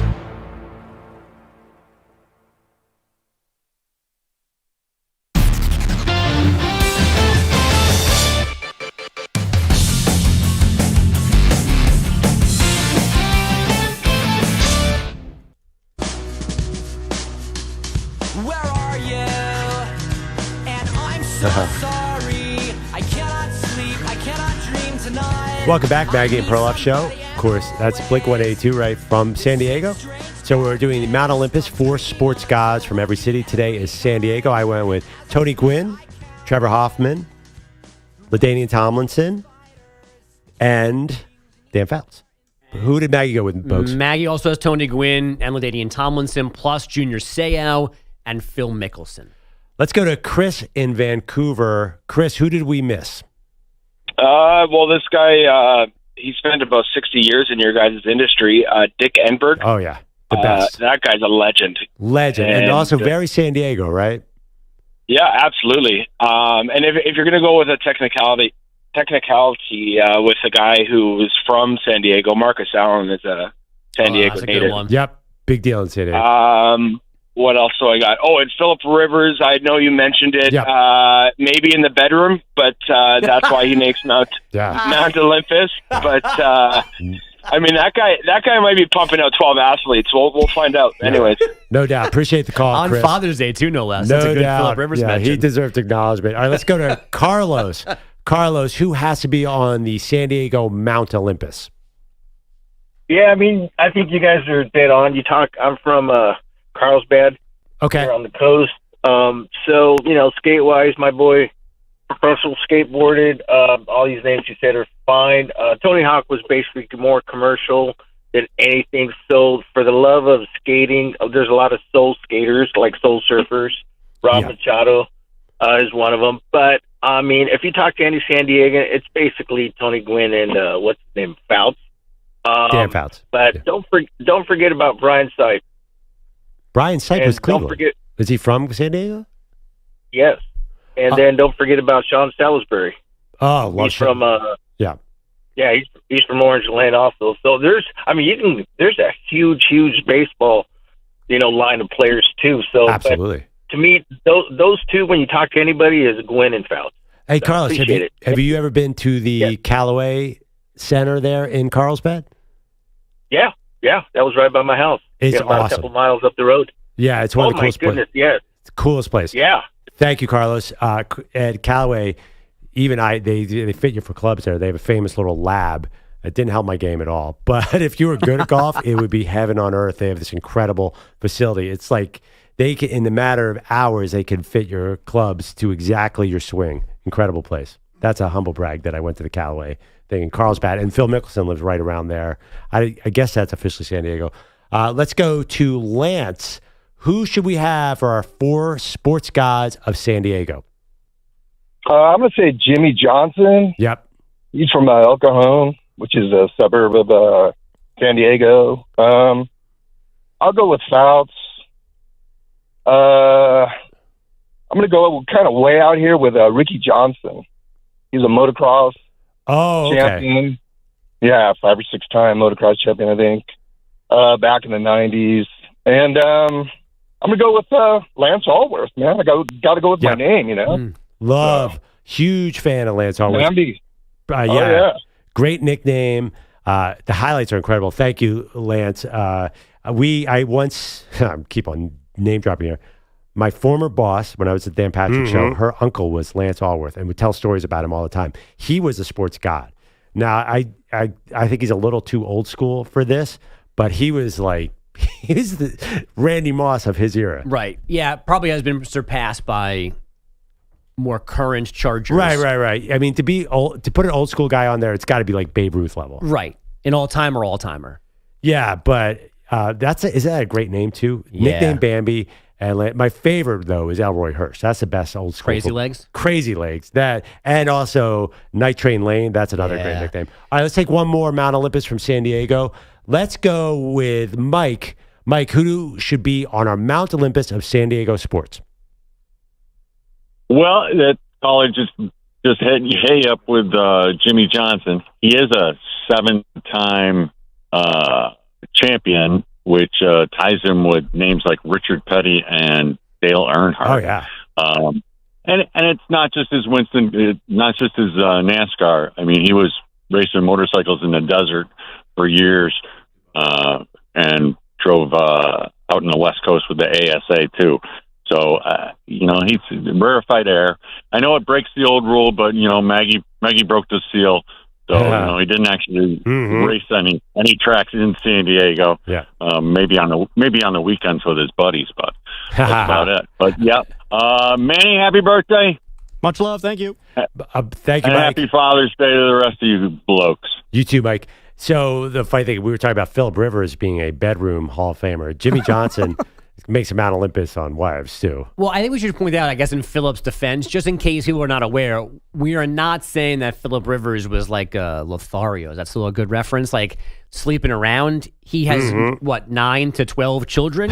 He just seems very good at making babies. It's 8:33 a.m. I think another one's coming out. With all the same lady, but they have created an entire team of Rivers kids. Let's take one more. Let's go to Mike in San Diego. Mike, who should be on our Mount Olympus? That would be Archie Moore, the boxer. Okay. I actually did not know he was from San Diego. Can you just tell people who he is real quick? Pardon me? Can you tell people who don't know Archie Moore a little bit, just something about him? Because I know who he is, but I don't think the casual modern fan. That's back in the 50s and 60s. Yeah. And then they got a sports. Man, I'm 80 years old. My brain's a little scrambled right now. Well, he was a champion boxer, and he even was in a movie or two. He was that famous. But anyway, back to Bill Walton. He was from La Mesa, which is a suburb of San Diego. Ted Williams went to high school here, just like a bunch of other guys. I mean, San Diego is just a great town for baseball players, especially not necessarily who played for the Padres but it's a homegrown area for baseball players. Always has been. Awesome. Thank you, Mike. I thought he was going to give us a little Archie Moore history lesson. Wasn't happening. He was a champion back in the 50s. Considered the great. I think he was a light heavyweight. I think he's considered by many to be the greatest ever. And he's from San Diego, so that was a good one. Bogues, you didn't put Archie Moore on your list? No, I did not. I apologize for that. Is anyone going to mention Kawhi from San Diego State? Nah, that's such a weird one. Yeah, because he's from L.A. He went to San Diego State. He now lives in San Diego, which is weird. Cause I mean, we haven't gotten to Toronto yet. Or San Antonio. Yeah, I know. Well, I don't think he's going to break in San Antonio. If you only get 4 names. True. Perloff also hasn't been to San Antonio yet. There it is. Oh, I've been to San Antonio, just not. You haven't driven to San Diego yet. I got some plans. I'm working on that. All right, let's change the subject. For 18 months. Peter Schwartz, give us some headlines. Get built Save me, Peter. There we go. going to lose, Manny's going to cruise. Let's start with Game 4 of the Stanley Cup Final in Florida last night. Oilers spot the Panthers a 3-0 lead after the first period. Edmonton comes roaring back, 3 goals in the second. Jake Woolman scores in the third to give the Oilers the lead. Sam Reinhart scores the tying goal for the Panthers with 20 seconds to go in regulation. And here's how the winner sounded on Panthers radio. Bouchard backs into the Edmonton zone, gives to Ekholm. 8:48 to go here in the overtime frame. Podkolzin across. Draisaitl in front. It rolls on goal and they score. Leon Draisaitl put it to the net. It redirects in. Edmonton wins in overtime 5-4, and the series is tied at 2. That was Doug Plagans on Panthers radio. Leon Draisaitl scoring at 11:18 of overtime, and the Oilers cap off a remarkable comeback. I think that's once again tells you that our group never quits, right? Like, I think we believe that no matter how bad it is, if we get over that hump of adversity, we're going to keep pushing, we're going to keep coming, and eventually it'll break. The Oilers become the first road team in 106 years to win a Stanley Cup final game after trailing by 3 goals. Game 5 is tomorrow night in Edmonton. That's a stat. That is a stat. By the way, how do we not have an R-rated broadcast yet that we could have had that guy screaming, cursing, breaking things on as the Panthers lose? He was very despondent there. And I like the sad, heartbroken one, but the guy could just be all of a sudden, there's just like 30 seconds of bleep, and you're hearing son of a and you're hearing desks get flipped over, things getting thrown around. How do we blow that freaking 3-goal lead, son of a? Pat McAfee can curse on ESPN. Why can't we get this dirty broadcast? I like it. I like pay a little subscription price for this for X-rated radio. Has that been Maggie's take that Tom Brady should be doing X-rated commentary because he's a good cursor? She always talks about his ability to curse well. I didn't know that was actually a thing. You just killed it, EJ. Nobody wants to hear Tom Brady on Not in Filter. that voice. I killed it. That's Maggie's take. All right. I don't know. We don't need Tom Brady. We need hockey psychos. That's Tom Brady's too careful. I don't think I really want to hear we should get Biz and Wayne Gretzky together on an R-rated. Oh, my God. Gretzky again last night, man. What about him? Well, they brought up Taylor Swift being at the game last night. Wayne Gretzky heard of Taylor Swift. Well, he goes, I've heard of her, but not Pink Pony, referencing the Pink Pony Club thing. Sure. I love that song. Which is a fine line, but again, it looks like Gretzky is 90 years old and barely awake. It's starting to make me nervous that Wayne's not all there anymore. Uh-oh. Now, he recovers, as he talks hockey, he seems to get warmed up. But if it's not hockey, He's got nothing. Dude, I love that the great one has no idea what's going on in today's culture. He must just watch the NHL Network and not put on anything else. You think he knows what's happening with TMZ? You think he's ever heard of Travis Kelce and Taylor Swift? He plays golf and he watches the hockey game directly in front of him, and that's it.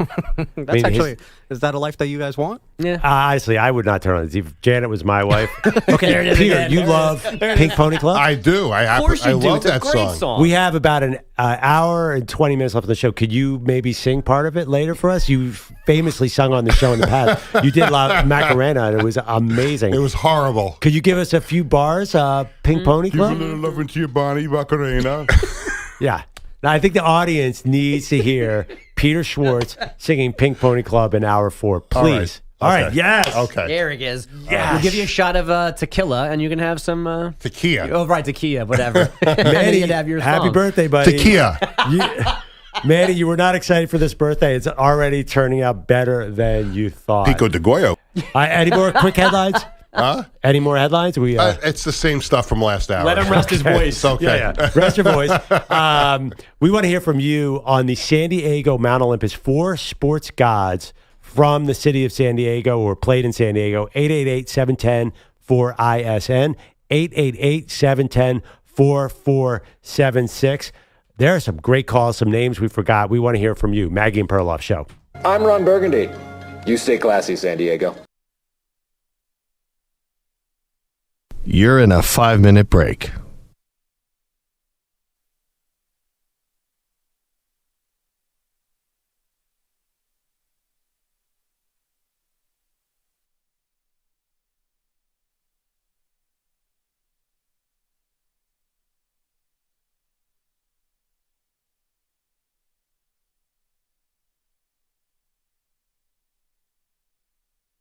Four minutes, 30 seconds remaining. Billy going down to yellow and brown. That's what's in. Padres on the loose. Let's go, Goose. That's what's in. Bryce gonna lose, and Manny's gonna cruise. That's what's in. Give Philly no slack and send them back. That's what's in. Philly going down to yellow and brown. That's what's in. Padres on the loose. Let's go, Goose. That's what's in. Bryce gonna lose, and Manny's gonna cruise.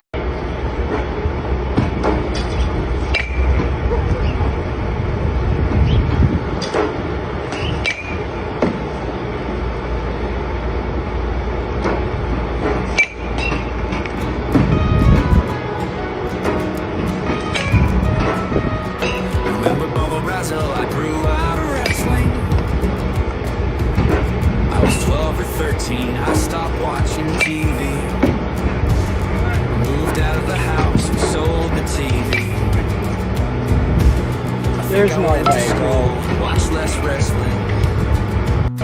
Bob Custer in Nevada. Bob Custer in Nevada. Bob Custer in Nevada. Bob Custer in Nevada.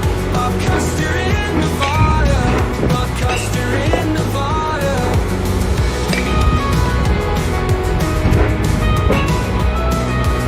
Do you remember him, or are you too young?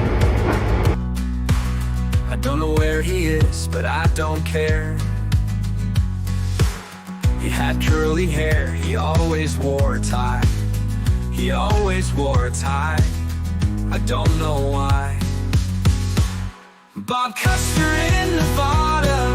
Bob Custer in Nevada. Oh, yo. L.O. Man, he's got a wiffle bat swinging with flair. Behind the glass, he's waving it in the air. That bat's bright yellow, could do some harm. If he's not careful, it'll raise the alarm. EJ sitting close, looking a bit tense. He knows one wrong move could be at his expense. Man, he swings wild like he's aiming to score. EJ's ducking low, getting ready to hit the floor. Oh man, he put that bat away. Someone's bound to get hurt today. Peter Belotti's missing again. So much for counting on our old friends. Man, he's in the zone like he's up in the plate, but one wrong swing and it could seal EJ's fate. The yellow bat's twirling, it's like a storm. EJ's leaning back trying to keep warm. Where's Peter Bellotti? Not a soul knows. He's skipping work as the legend goes, leaving Manny in his bat to take the stage, while Peter's off the grid, who knows what age. Oh, Manny, put that bat away. Someone's bound to get hurt today. Peter Belotti's missing again. So much for counting on our old friends. Man, he's in the zone like he's up at the plate, but one wrong swing and it could seal EJ's fate. The yellow bat's twirling, it's like a storm. EJ's leaning back trying to keep warm. Where's Peter Bellotti? Not a soul knows. He's skipping work as the legend goes, leaving Manny in his bat to take the stage, while Peter's on the grid, who knows what age. Oh, Manny, put that bat away. Someone's bound to get hurt today. Peter Belotti's missing again. So much for counting on our old friends. Manny's still swinging, causing a fuss. EJ's just hoping he doesn't get crushed. And Peter Bellotti, as we all know, is a no-show again. What a pro.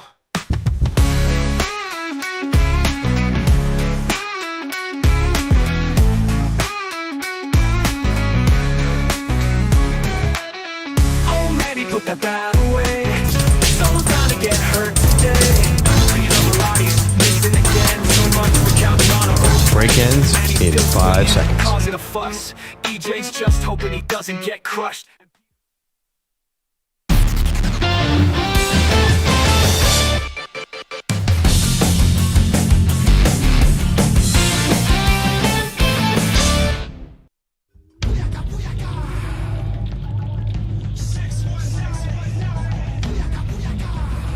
Welcome back, Maggie and Perloff Show. I just checked out the chat on the Maggie and Perloff Feed Infinity Sports Network YouTube page. Stopped by. A lot of happy birthday wishes to Manny.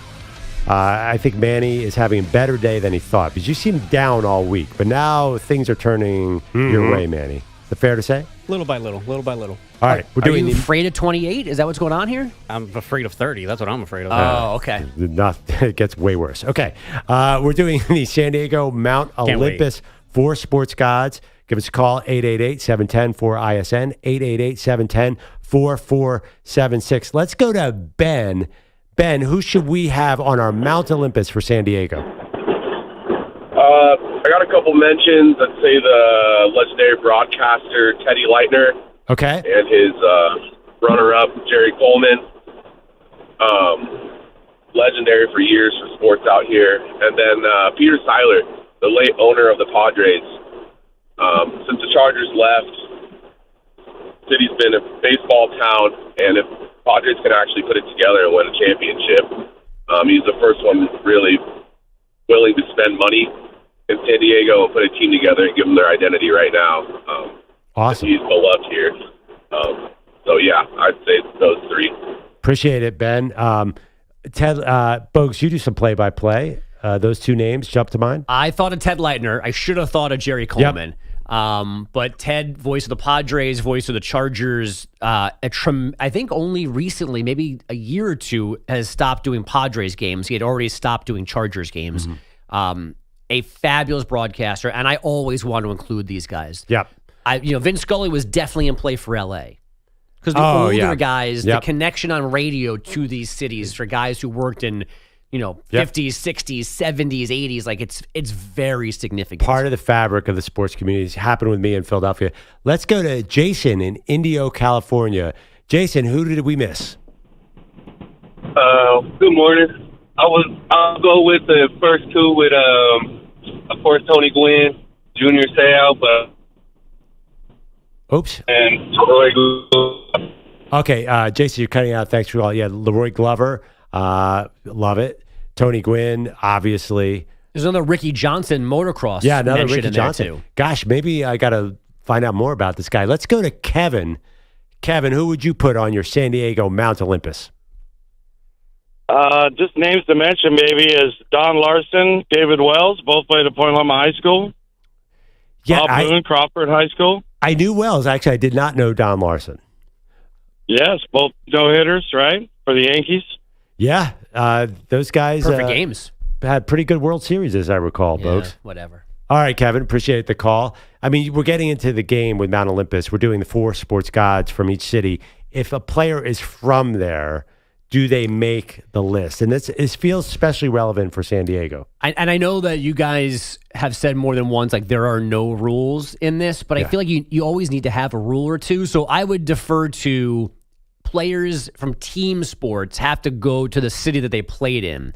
It's the individual sports, whether that's tennis, figure skating, skateboarding, motocross, that don't have a home field, a home court. They connect to the city that they're from. So I wouldn't put Ted Williams in the San Diego Mount Olympus because he belongs in the Boston conversation. Yeah, he might not make that one. I feel like we've kind of adopted that rule. I think that's been a rule that we've kind of allowed. Maggie was pushing back early on with Joe Louis, even though there's an arena literally named after him where a team plays. But then she went with Phil Mickelson today. Yeah. I think that there's a lot of leeway when it's an individual sport where there's not a team associated with the city. I think where the rule gets confused is when I think we talk about a guy who played for a team and then we mention that he's from the city, which I think helps. I think it's fine. Like, I think that definitely can help a case. That doesn't make that the total case, but I don't have a problem with that. I think that's where sometimes people have gotten confused. Is anyone surprised Maggie didn't go the forgiveness route with a pick and use the San Diego chicken since she once erroneously tried to cancel him? No joke. We had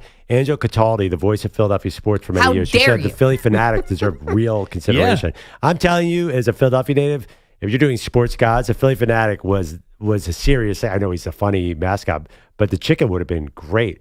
Now, how many times have we had guys who actually are from a city and played in the city? There used to be a territorial draft, right? So, and I think that the fact that Tony Gwynn went to San Diego State just he would have made it anyway, but that solidifies it. I had Will Chamberlain in Philadelphia from Overbrook, played for the Warriors and the Sixers, so I thought that helped. But it's been kind of rare that a guy's from a city and played in a city, like LeBron, obviously in Cleveland. Right. I had Kareem in my LA 4 because of UCLA on top of Lakers. Right, but you wouldn't put him in New York. Allowed. Right. Yeah.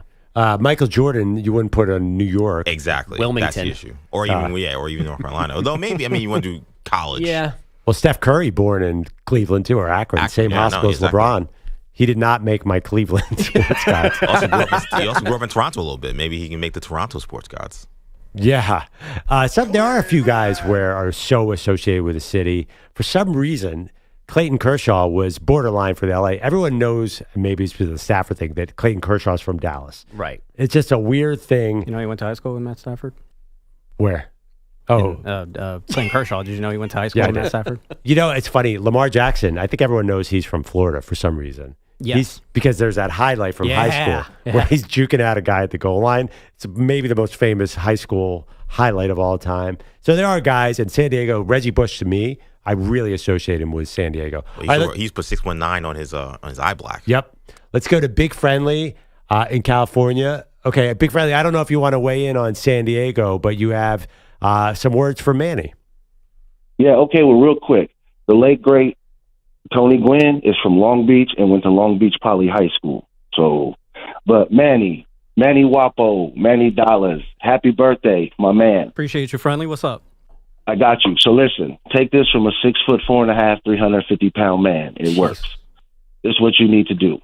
You need to get cleaned up. I mean, shave, get the Latino look clean. I have a mustache, bro. I know, but you can still clean it up, my man. Nice haircut. Go in the closet.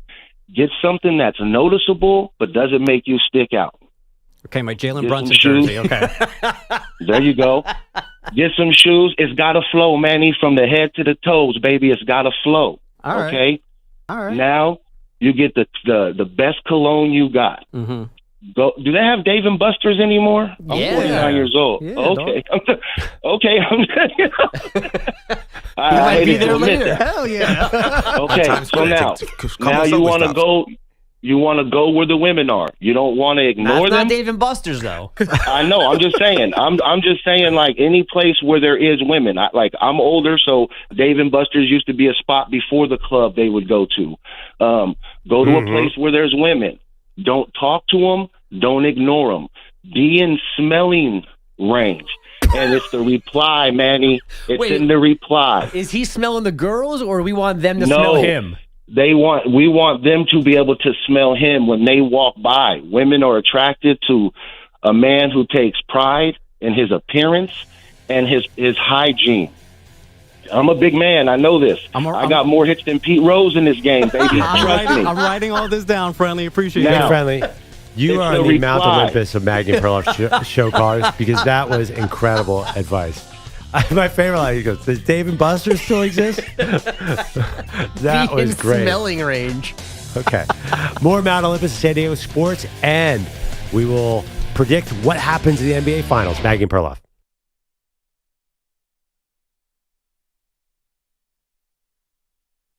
You're in a 5-minute break.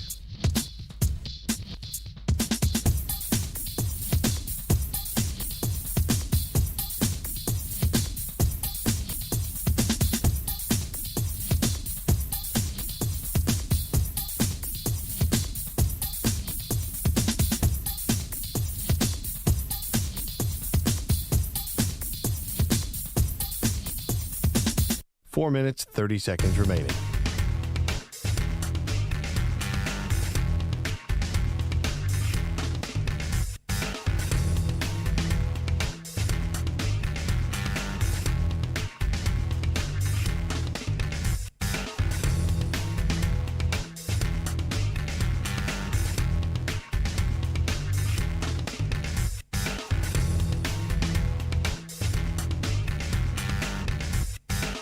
Four minutes remaining.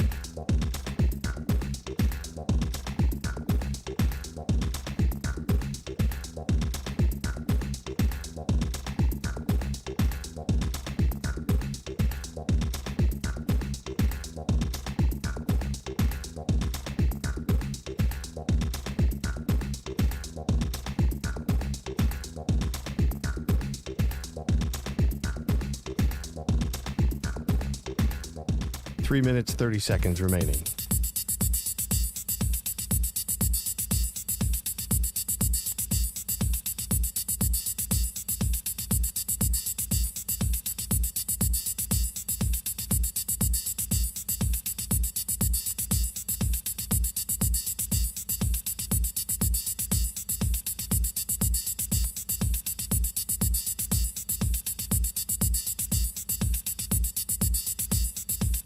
Three minutes remaining.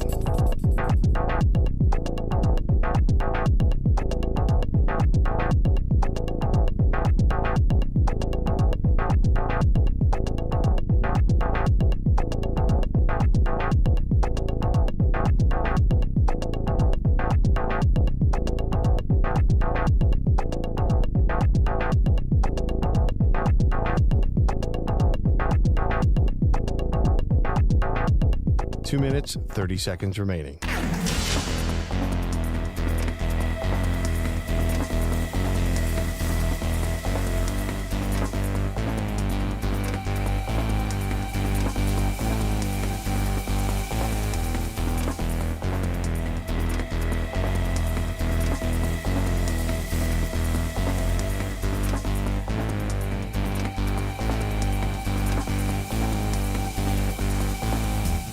Two minutes remaining.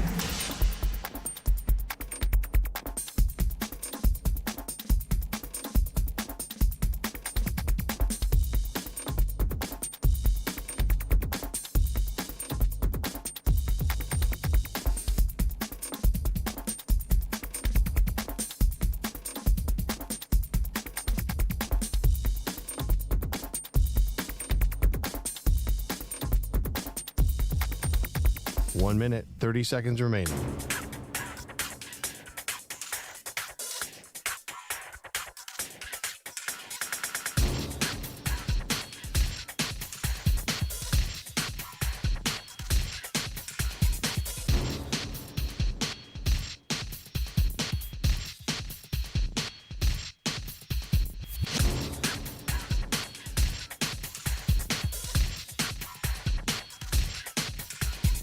One minute remaining.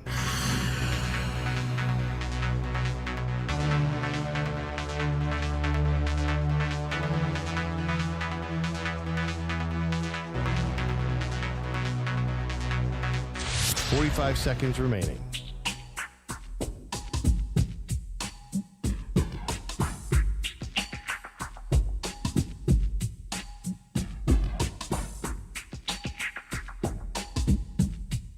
30 seconds remaining.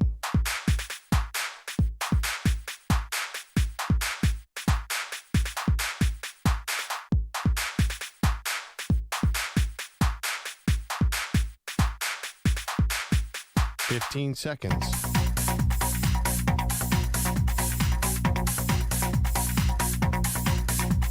Break ends in 5 seconds.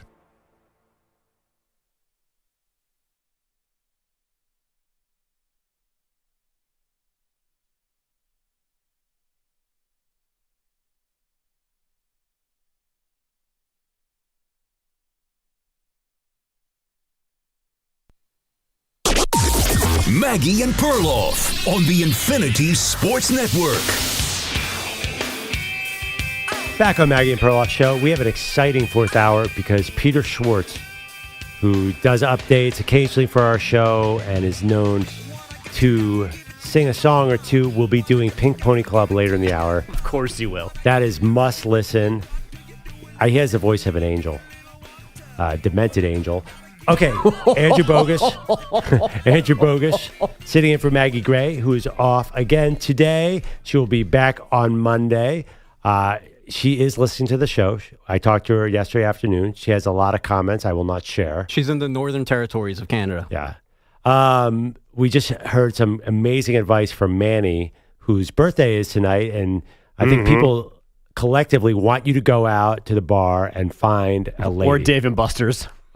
Big Friendly said Dave & Buster's.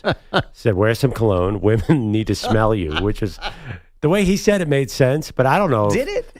Yeah. It's a formidable scent. Yes. What does Black Panther work? 80%. Black Puma works 80% of the time. It works 100% of the time. So you know it's good. Oh, God. We're doing 60% of the time, it works every time. That does make sense. We're doing San Diego, Mount Olympus today, 4 sports gods from San Diego. So Anchorman is in the air, but I'm excited. Well, sorry. Where's the Anchorman rating on 14 and 11-year-old kids? Is it safe for them? Wow. Oh, you want to show your son Anchorman is what you're saying.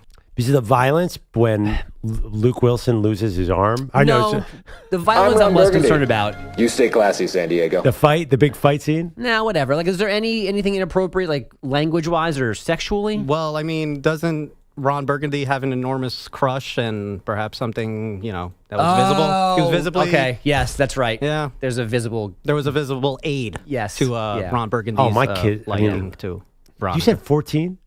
Oh my God. No. I am that's me avoiding the awkwardness of all of us knowing what that is, but no one wanting to talk about, reference it. That's what I'm avoiding. I know everybody knows what that is in my house. I don't want to join in the laughing about it with my kids. Yeah. We're both, of course, fathers. Happy Father's Day. Classy folks. fathers. But there's nothing worse than if you know a intimate scene is coming up in a movie that maybe just like one scene, just I can't watch it with my kids. Even now, like I mentioned before, my kids are liking Modern Family, and that's like 85% safe, but there's still a couple of things like sexual in that show that I just don't want to be watching with my kids. Yeah. I don't want confirmation that they know the things I know they know already. So I don't need to watch them laugh at sex jokes and be like, why did they get that? Yeah.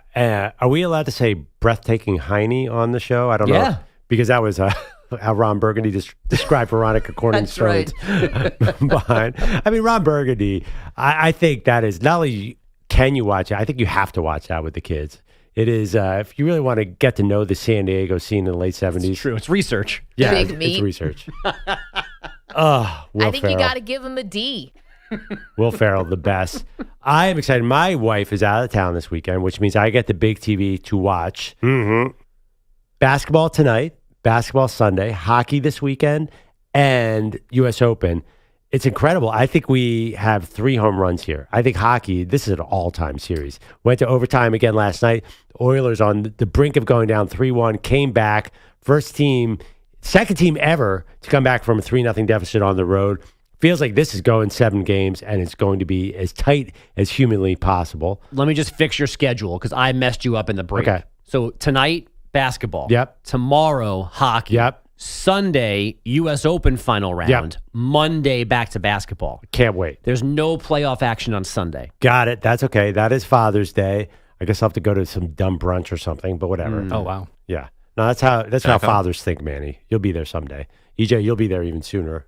I'm being Possibly. taken to the Mets game on Sunday for Father's Day. Well, that's fun. That's cute. Yeah. Yeah, they playing well. I think I've heard a couple They things. are. I mean, they're also playing the Rockies and the Nationals. It's not exactly the top of the baseball, but whatever. Didn't we also play the Dodgers? We did. Yeah, they did. We should. Okay, so About 3 we weeks got ago. drama. I mean, forget the Father's Day stuff because the hockey's going to be dramatic. The golf is going to be incredibly dramatic. Scotty Scheffler hanging around at +2. I am waiting for him to make his run. And Brooks Koepka out of nowhere. You don't hear about Brooks Koepka probably because the live stuff and the injuries, but he is a very dangerous golfer in the majors. I think what's happening at Oakmont is going to be so exciting because the rough is insane, Bogues. Don't forget that Thriston Lawrence also remains in play after his 367 yesterday. Wait, we said Thurston earlier in the show. It's Thriston? It's Thriston, as I'm reading it now. Thriston. Okay. From South Africa. So I see that as Thriston. I could see why somebody else might have said Thurston after a quick glance down. Either way, that's still a very golfy name. Thriston Lawrence. He should be the third or Esquire. Of course, it makes you think any Gilligan's Island fans out there. That with Thurston Howell. Tighten up your ascot and get out there, Thriston Lawrence. Oh, God. Maggie's out here, so I will say this, and I will regret it afterwards. You guys follow Super 70s Sports? It's not even really around it. It's a Twitter feed that just shows pictures of guys with awesome mustaches from the 70s. And short shorts? Like baseball cards. But for some reason, he has a crush on Thurston Howell's wife, Lovey. Who? What? Yeah. He's like... he always will put out pictures of her and say, little did I know there was a third option on the island. And actually, the funny thing is, when I was a kid, I thought, like the Howells were like 80. She was like 42 in this show. I'm not making this up. Anyway, we got to change the subject quick. I'm a ginger guy, by the way. What's that? I'm a ginger guy, by the way. Really? Yeah. Okay. Manny? You don't even know what we're talking about, do you? I was over here doing Anchorman stuff. I heard ginger. I wasn't sure if we were talking about, the actual root or hair color, perhaps. No, a specific person. A lady named Ginger. Tina Louise played Redhead Bombshell on Gilligan's Island. You were aware there was a 3-hour tour that went awry? Nothing? I know of Gilligan's Island, very familiar with Gilligan and his work. Don't know who this redheaded lady is. And his work. Or Ginger. Who is this? She was my first crush. Oh, yeah. Was she smoking? Yeah. How'd she smell? Well, there are some people who like Marianne, who's the girl next door. This is a trope that goes back many, many years. Brian, I'm going to be honest with you. That smells like pure gasoline. Yeah. That's what Manny was working on. There are a few Lovey guys out there, Lovey Howell. Because this all came up because there's a golfer named Thurston. Lovey Smith. Yeah. But, Bogues, I noticed you haven't weighed in. You a Marianne or Ginger guy? I don't think I have an opinion. I knew that they both existed, so I'm looking up pictures of them right now. Okay. I probably would have ended up with Marianne. Like the girl next door kind of setup. Okay. Ginger seems too exotic, too old for me at this point. Old. Like if I was Perloff's age watching Gilligan's Island, I would have thought that Ginger was out of my league. Mm-hmm. She was out of your league. She's out of all of her leagues. Ginger. Yeah, no, I see them now. Yeah, no, I got you, Pearl. I got you. You're a Ginger guy? I'm all of them. He can't be picky. I don't discriminate. I mean, listen, there's not a lot of competition on the island. You got the captain, you got Gilligan's a mess, and the professor's too busy doing experiments. He looks like he hasn't taken a shower in about 50 years. He looks disgusting. I think I have a shot. All right. Let's get back to basketball for a second here. I want to get everybody on the record because I'm hearing too much back and forth. Everyone's like, I saw the Oklahoma City Thunder winning in 5 or 6 games, but I'm not surprised that the Pacers are up 2-1. I know that's not what everyone here is saying, but I'm hearing that a lot nationally. I am shocked. I did not see Game 3 coming. Did not see the Thunder losing because of low effort. That is not a Thunder thing. They are arguably one of the best defensive teams of this era. You don't think that they're going to get out-hustled. The pace got too fast for them. Wore down in Game 3. Do they make an adjustment in Game 4? Get on the record, Andrew Bogusch. How does the rest of the NBA Finals play out? Oh my God, I don't know. Yep. I I don't know how we're here at the moment, to be honest. I don't know how we got to this 2-1 thing. You're like the Thunder. You got hit by a left hook and didn't see it coming. And again, I thought I thought I had a more fair handle on the Pacers than some other people by thinking they could get this to 6 games, or even making a case of a tight 5-game series that they just happened to lose 4 times out of, that they weren't going to get blitzed for 4 games and this would be somewhat competitive. But they're in control of this series right now with an up 2-1, another home game coming. And again, I just think they're in this place where they just exist. I don't know how they got there, whether it was on purpose or by accident. And Rick Carlisle now, the trick he has pulled is to keep them there if they got there without his help. But they just are just aw shucks, chugging along. We play, and if it works, it doesn't, and we're fine at the end, one way or the other.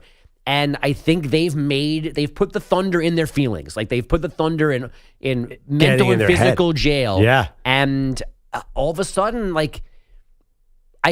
want to say they're going to win this series, the Pacers. Yep, but what still worries me is 2 more games in Oklahoma City, even though they've already won there once. They won there by the absolute skin of their teeth in game 1. Yeah. I don't know still if the math is in their favor. But, one thing I think on that note, if it's a close game, that's the Pacers' superpower. Yeah. What is it? 8-1 now or 9-1? No, now they went to 9 wins in clutch situations. Which is within 5 points with 5 minutes left. That's the definition, right? Yeah. Halliburton, of course, is one of those guys like an Eli Manning who not only doesn't feel the pressure, seems to look forward to those moments. Now, EJ, you yesterday said you do like the Thunder to come back in Game 4. Yes. How do you see the finals? If I gave you a mulligan and you could predict it right now, which side would you go with? I'd say Thunder in 7 if I had a mulligan. Yeah, 7. So you think the home court in Game 7? But I have a question. Yeah, I don't know if the Thunder could beat them 3 times in a row. I think they beat them twice. I think they didn't win the next 2 games. We say that about the Thunder in Game 7. They blew out the Nuggets in Game 7 at home. But I think the pressure, I kind of agree with what Bogues is saying. Mentally, in a close game, even in OKC, a Game 7, all that pressure, I feel like the Thunder, as favorites, are going to feel it more. Yes, I definitely feel that because I think, as we've talked about on this show, we've been looking at them potentially as the next dynasty and having the face of the NBA. We're not saying any of the things about the Pacers. And the Pacers, in many ways, it seems like the talk about them actually fuels them.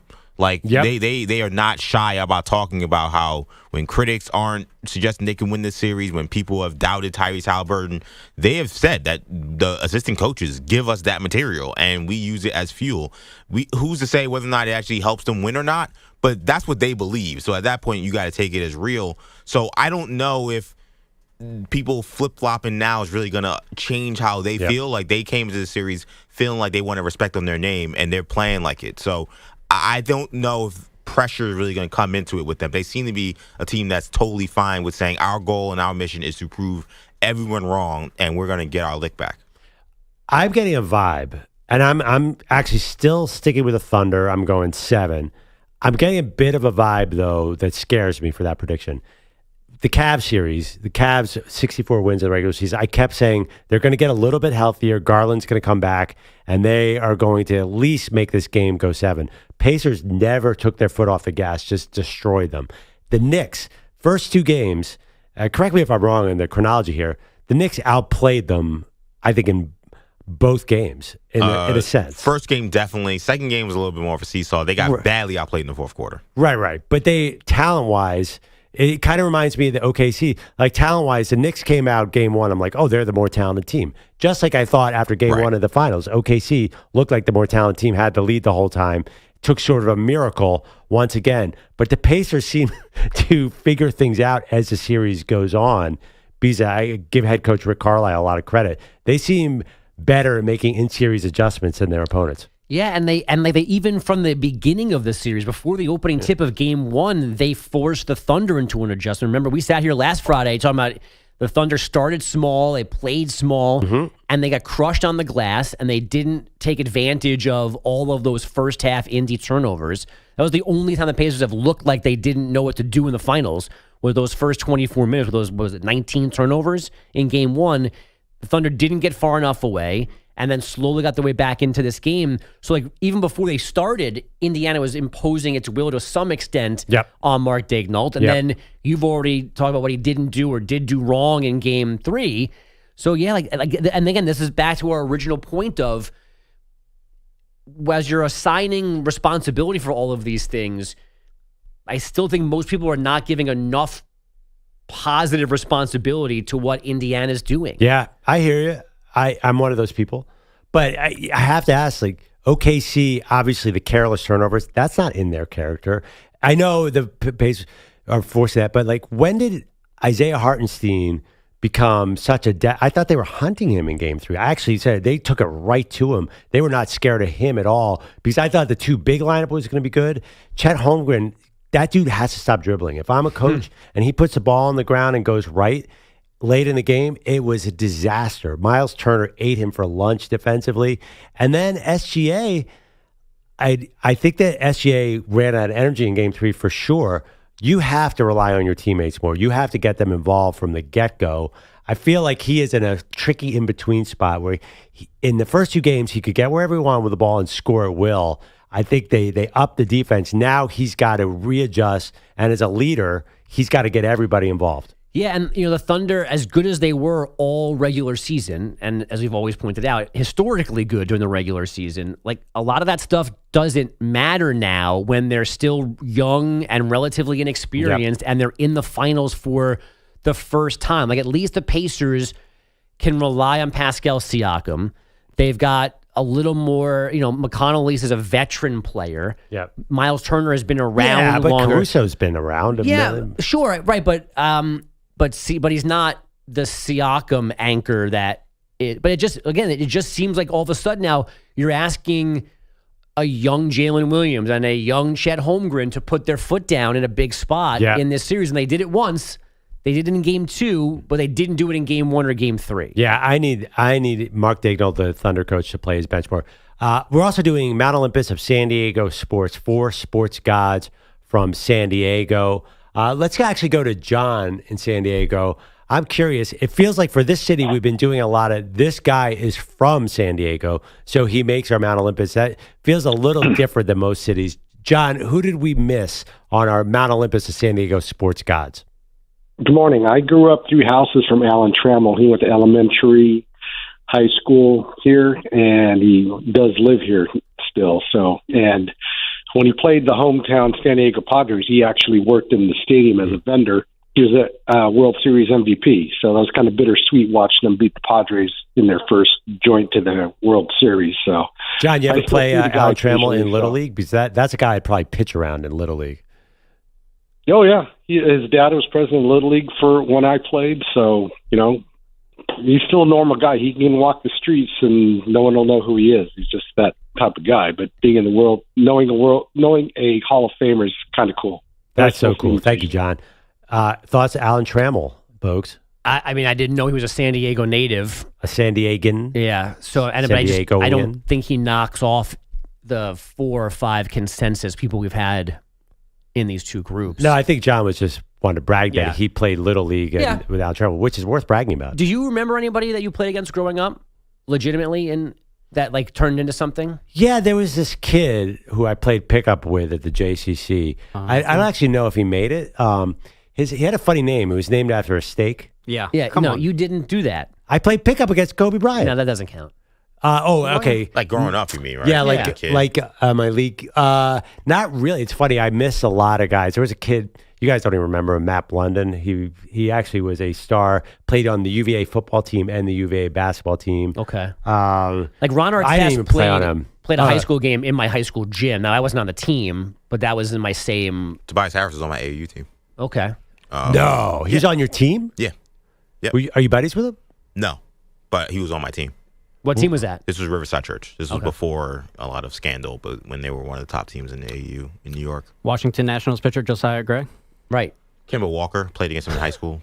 I played against JoJo in high school. Yeah. Almost played against Rasheed Wallace, but if we had to advance in a tournament, it was a tournament against. I think he was a Simon Gratz, and we just missed. He was the Philly legend at the time when I was in high school. Bugs, did you have one? No, I'm trying to. I played in 2 like big-ish baseball tournaments growing up, like after 6th grade and after 7th grade, or 7th and 8th, either way. And I wish I knew who was on those teams, because there were a lot of teams. Like, just the odds are there had to be 1 or 2 guys that became pros out of these like 12U and 13U tournaments that were in Nebraska. Like, there had to be guys that turned into something. That's not but quite I don't as have good. like rosters of names. I wish I did though. I don't know if that counts. It doesn't. Yeah. I wish I had my point is I wish I could have dropped like, oh yeah, man, I played against Greg Maddux in 1993 in Omaha, Nebraska. I love it. Another guy that was around right around my time, Rip Curry, Rip Hamilton, went to Chester, and if we had advanced in the playoffs, they were like, oh my God, this guy is out there. he is going to destroy us. But no, basically, I don't have a story like that. But playing pickup against Kobe at the Y, that's amazing. Yeah, I'll give you that. You were an adult though, right? I was in college. Oh, okay. I mean, how adult? And how old was he? 11. He was. Did you get diced up by a 12-year-old Kobe Bryant as a 20-year-old? You laugh. Kobe Bryant at 12 could dunk. He would destroy. Yeah, he was amazing. Kobe Bryant's worst game at 12 was 100,000 times better than anyone. I believe it. I'm just picturing 20-year-old Perloff. And actually, I'll be honest. So Kobe and my brother were on the same team, and another name drop. Yeah. Well, yeah. My brother was that I knew. Yeah, my brother was a captain. I knew Kobe. Like I knew Kobe, and I knew Joe. But Joe came to all our games, so Kobe kind of knew who I was. And I'd met him probably 4 or 5 times. He's good. We had a lot of common friends. He was definitely part of our high school community. He was such a different person back then. My sense of him, he definitely changed when he went to LA. And I'm not saying that as a negative thing. Nobody, he could just be a kid back in high school. Then when you become a star in LA, everybody wants something from you. Can't not change. Yeah, I think he put a really hard shell around him as a person. I think that's why he was so competitive. He talked about being a young person and being a professional was challenging. He's a young kid, but then his teammates want to go out to bars and drink. He talked about how that was a difficulty for him. Well, it was him too. He sort of rebelled against his dad, Joe Bryant, who was much more outgoing. Joe Bryant was the life of the party, former Sixer. I think that he didn't want to be like that. But if you ever watch footage, there's a documentary on Prime, I believe, right now about Kobe's his upbringing, and you see him walking around the halls of the high school, and he is just a happy-go-lucky kid. I always tell the story. There's a really great basketball DVD that may be on Amazon somewhere you can find, Born to Ball, where they did a bunch of players. This is kind of pre-LeBron, where you start to see these guys play actually on national TV or ESPNU, when we really didn't see a lot of footage of high school players, and they did a bunch of NBA stars of that era. And Kobe Bryant is the closer for the video, and his high school highlights are unreal. Yeah, they're amazing. He looks like an NBA player, and not necessarily just I'm going to physically dominate you. It's the moves, it's the footwork. Yeah. He was unreal. Yeah, he copied Jordan like crazy. There's a look at Peter Tollner here in the YouTube chat, Infinity Sports Radio Network YouTube page. Perloff and Kobe at Lower Merion would have been like Shaq and Kobe of Philly high school hoops. Not exactly. It would have been like Kobe and Kwame. I was thinking more like Kobe and who is Smush Parker? Who is the who is the last guy on the bench there in LA? It's like somebody who said the night that Wilt scored 100, me and Wilt combined for 102 points. No, it says I'm gonna knock your ass out. Coming up, we have a great surprise. Something I'm really excited about. We are going to hear a version of Pink Pony Club that you will never forget. That's next. Maggie and Perloff Show. Rick, where'd you get a hand grenade? I don't know. You're in a 5-minute break.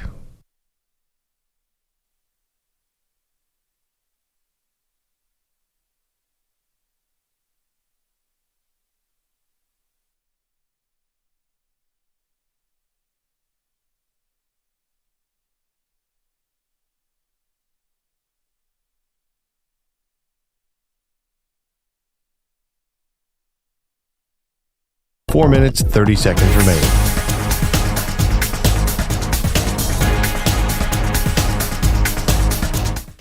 Keep warm, we're Peter Belani, not a soul.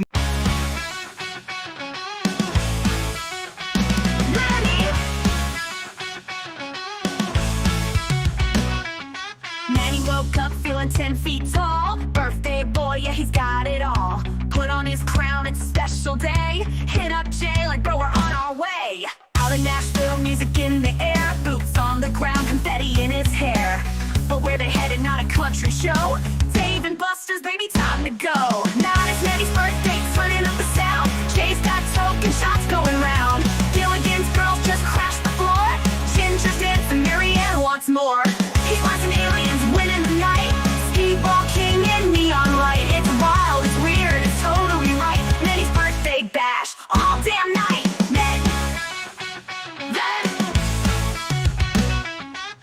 The professor's trying to fix the jukebox. Lovey's flirting in her designer Crocs. Lillian's sipping on a cherry Coke. Jay's laughing hard, almost choked. Maddie's rocking tickets like he's printing dough. Traded him in for a lava lamp glow. Got the whole joint yelling out his name. Nashville heat meets arcade flame. From the island to the arcade lights. Gilligan's crew in birthday tights. You ain't seen chaos till you've seen this crew. Dancing to Shania in a VR zoo. And while the party's off the chart, Peter Bellotti still ain't doing his part. Clocked out months ago, never came back. Probably ghosting in a trivia shack. Now it's Maddie's birthday, chaos supreme. Jay's in a duel on a racing team. Ginger's vlogging, going full stream. Marianne's crushing the claw machine. He's bullseye toss with a cupcake aim. No one party's quite the same. Say it loud, scream his name. Maddie Road Dreams, birthday fame.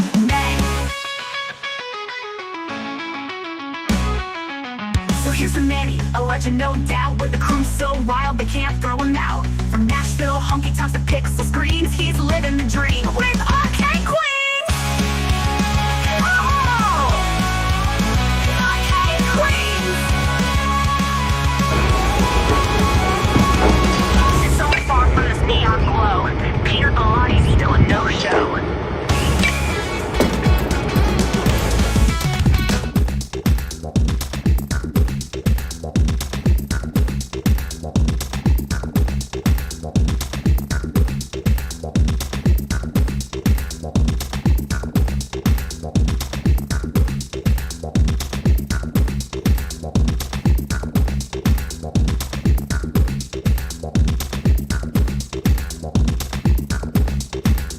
1 minute, 30 seconds remaining.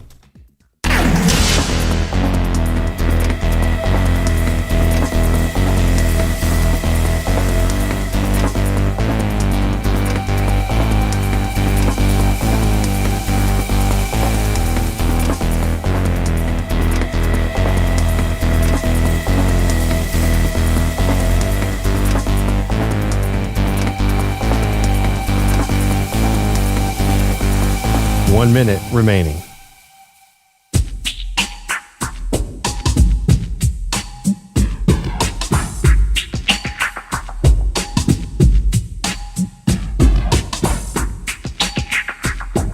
$45 seconds remaining.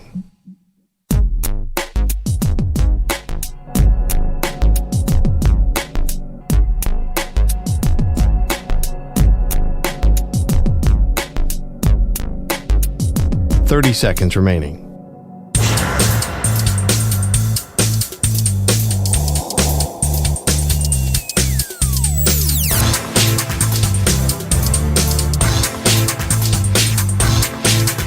$15 seconds.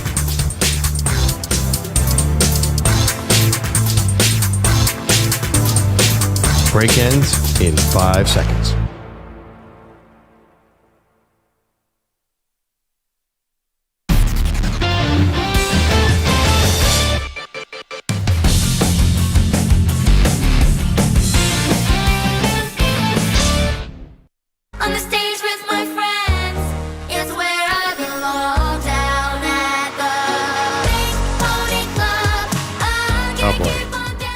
Welcome back, Maggie and Perloff Show. Maggie is out today. She'll be back Monday. Andrew Bogusch in the big chair. Of course, that is the Kids Bop version. Of course. Is the G-rated version of Pink Pony Club.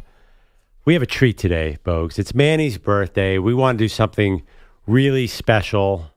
Celebrate the man, the myth, the legend. We have callers calling in with advice on how Manny can find a date tonight. Yes. friendly. I have a special guest as well, ladies and gentlemen. Jaylen Brunson of the New York Knicks. No. Josh Hart.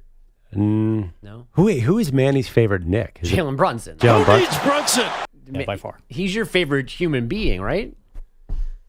Yeah. That's a great question. Yeah, I think so. We'll take your immediate family out of it. My favorite person, yeah, probably Jaylen Brunson. Wow, I live a sad life. Not that sad to me. Thanks, EJ. Yeah, EJ, take your family out of it. Is Jaylen Brunson also your favorite person? Tom Thibodeau. No, I have friends I like more than Jaylen Brunson. Yeah, and I would allow you to. You have to choose your fiance here. No, Yeah, that's that- family. yeah, her That's too. family. No. It's not yet. No. Your parents are family. No, that's family. No, your Intended family. parents are family. Projected family. Okay. It's like a projected one seed. One of my favorite people, of course, Love you, is Andrea. Peter Schwartz. Of course. It's Jaylen Brunson and Peter Schwartz. Dr. J. That's about the list. All right, Peter. Yes. A couple years ago, I don't even know how we did this, but you had to sing Macarena on the show. Yeah, I did. And I have to be honest, I will never forget it. Macarena has a boyfriend who they call by the name of Vittorino, and when he see, I can't sing and Keep sing going. the same thing. Go. Let me do it. Let me start it over again. Okay. Please don't. Macarena has a boyfriend who they call by the name of Vittorino, and when he left to sign up for the army, she was giving it away to his two friends. Macarena has a boyfriend who they call by the name of Vittorino, and when he left to sign up for the army, she was giving it away to his two friends. Give a little love into your body, Macarena. That's actually the lyrics of Macarena? I actually never No heard chance. it. I heard Shane Victorino in there. What voice is that? Yeah. I think you wanted me to do Bane. It's labeled as Bane. No, Bane from Batman. That was what it was. Not serial Because killer. you were a king of the day. You were king for a day. I And that don't was- recall him doing Give it a as little love into Bane. your body, Macarena. Honestly, I had to go back to the record there. I think, well, we'll hear because we're talking about Definitely Bane. We're talking about how Tyrese Wayne Gretzky on the studio show had no idea who Chapel Roan, who sings Pink Pony Club, was. Last night, barely knew who Taylor Swift was. Is that the deal? He said he knew who Taylor Swift was. Yeah, but Gretzky is not up on the music scene. No. Peter Schwartz is in doing headlines and said, "Oh, I'm a huge fan of Pink Pony Club." So we thought the perfect follow-up to Macarena would be Peter singing Pink Pony Club. You ready to go, bud? I'm ready to do it. All right. Do you want me to take it from the top, or can I pick a spot in the song? Well, we got music. Oh, we have music. Yeah. Manny's going to play the karaoke version so we can get the full experience. Bogus is excited. What's that? I got it from the top here, Schwartz. Okay. Hit it, Manny. Okay.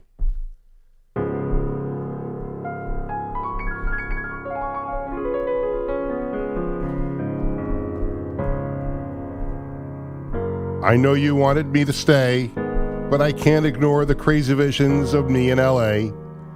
And I heard that there's a special place where boys and girls can all be queens every single day. I'm having wicked dreams of leaving Tennessee. Here's Santa Monica, I swear it's calling me. Won't make my mama proud, it's gonna cause a scene. She sees her baby girl, I know she's gonna scream. God, what have you done? You're a pink pony girl, and you dance at the club. Oh, mama, I'm just having fun. On the stage in my heels, it's where I belong. Down at the Pink Pony Club. I'm gonna keep on dancing at the Pink Pony Club. I'm gonna keep on dancing down in West Hollywood. I'm gonna keep on dancing at the Pink Pony Club. Pink Pony Club. Wow, I think that's enough. It sure is. The techno version? This is the karaoke instrumental. Bo, sounded like you want to jump in there. I know you're a big Chapel Roan fan. I mean, I basically discovered the song for Yep. the entire group. So A, you're welcome. So give me B, a I'm chorus. sorry. Then. Give me a chorus. I didn't sing it. I just said it's a good song. That's all I said too, Club. and I was just, I said the same thing too. I liked the song, but I had to sing it now. Yeah, that was great. It was not great. Yeah, the funny thing, in the moment, it might not have felt great, but when Manny brings it back about 100 times over the next couple months, especially I'm sure Maggie's going to love it. Give a where little boys love and to your girls body, can all be queens Macarena. every single day, that's definitely going to be brought up again. I can't tell. Did Maggie just quit the show, or is she on a plane coming back here to retake control of the show? Yeah, no, she was here the last time when the Macarena thing came up. It didn't sound like she liked it. No one likes it, Bogues, but it's still something we got to do. I think her words were, "Please don't start over." Yeah, that did come up. And Chaperone is very accepting of all things. She would not have accepted that version of Pink Pony Club. That would be a road too far. I even will say for her. this: that I will. You can ask me 1,000,000 times over.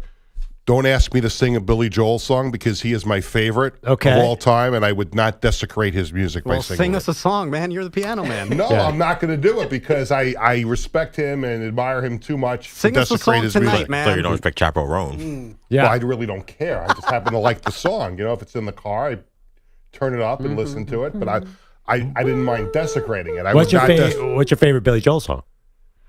I fluctuate back and forth. It's hard to pick one. I'm a big fan of that Vienna song. Vienna's good. She's Right on Time is one of my favorites from Nylon Curtain. Yeah. Uptown Girl. Uptown Girl's good. Uptown Girl. Summer in Highland Falls. Yeah, I kind of like, it's funny. I think Billy Joel, like old Billy Joel, is really amazing, but you don't hear that. You always hear Uptown Girl. We didn't start the fire. Where's that, Peter? Yeah.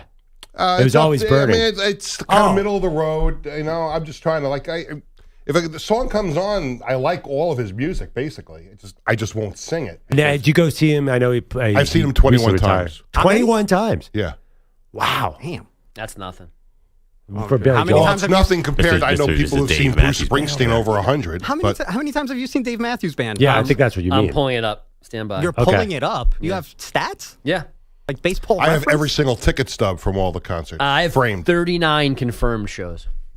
And how many unconfirmed? There's only a couple. I'm not remembering, just because I was not keeping track back then. That feels gratuitous. 39 shows. Saw the best show ever on Wednesday night. Show 39 is the best one I've ever seen. So there's why it's not gratuitous. How is the show? How's the 39th show the best? Because the set list matters, the night matters, the performance matters. Mm-hmm. But they're not in their prime, though. But, yeah.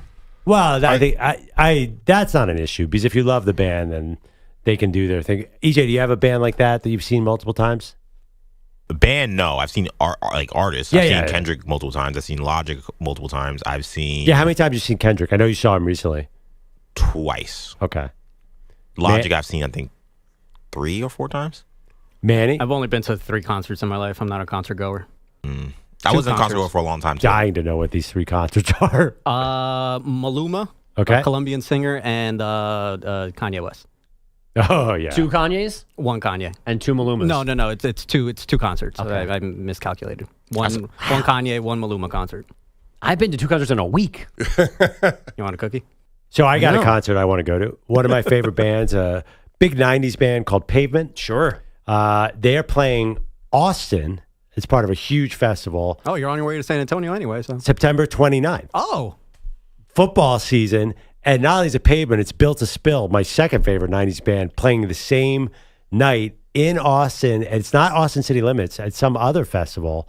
How about I combine that and get a big concert, get a Texas game, and then go either to Houston or Dallas for an NFL game. And that is a nice little weekend. No, you got to find Wemby. Yeah, you got to drive. I forgot about Wemby. Drive there, and then the second stop is San Antonio from the concert. That would be peak Perloff if he went to San Antonio and forgot he was supposed to be there to apologize to Wemby. I got so caught up in the different football schedules because that's what I want to do on this trip. I feel bad that I took for granted that you were going to then say, I'm going to San Antonio. Well, by the way, it's September 30th, right around Spurs Media Day, where I will probably actually have access to Wembanyama. Yeah. UTSA play at home that weekend? Catch a UTSA game? That'd be pretty good. Let's see who. That actually is. It's during the week. Texas.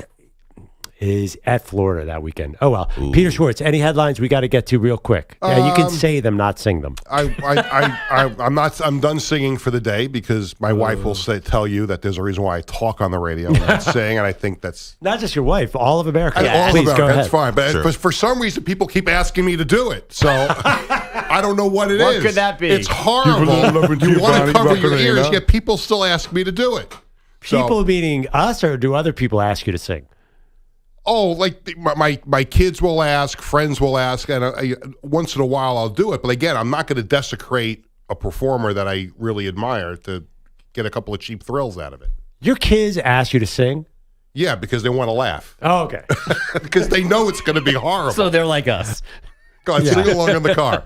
Well, you got the Oilers win 5-4 in overtime last night. Game 4 of the NBA Finals is tonight with the Pacers up on the Thunder 2-1. And you got round 2 of the U.S. Open at Oakmont coming up. The leader after one round, J.J. Spawn at 4 under. Love it. Thank you, Peter. And thank you for your rendition of Pink Pony Club. Again, we will bring it back many times. Always good to contribute to the program. You are a great sport. All right, coming up, there was news yesterday that Maggie loved. She doesn't get a chance to comment on it today, but we are going to talk about a sequel that took the internet on fire. Announcement of a new movie coming out. Get into that next. Maggie and Perloff Show. I'm going to keep on dancing at the Pink Pony Club. You're in a 5-minute break.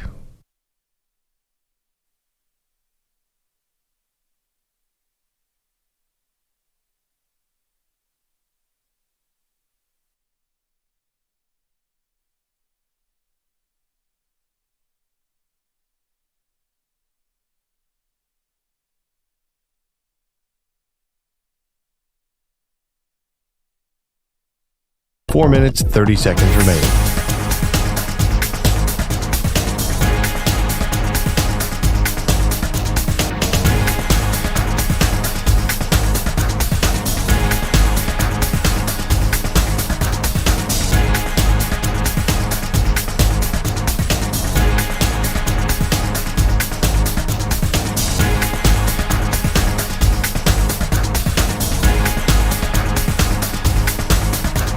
Four minutes remaining.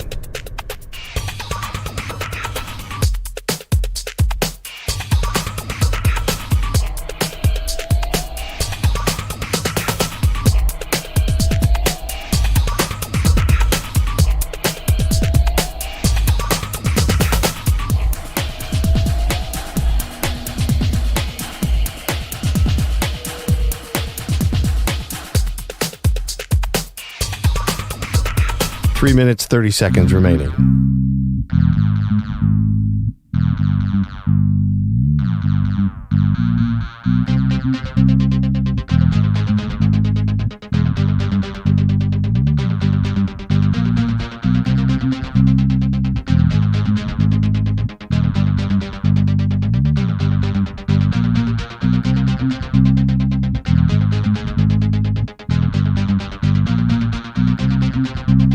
Three minutes remaining.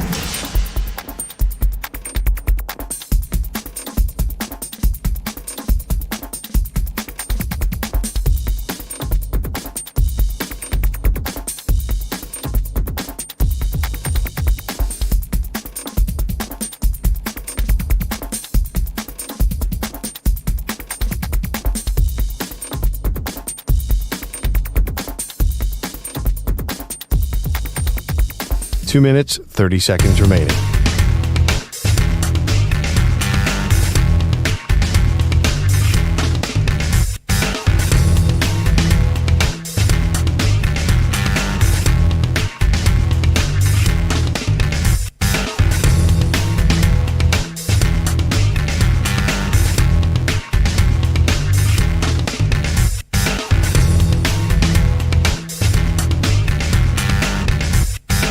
Two minutes remaining.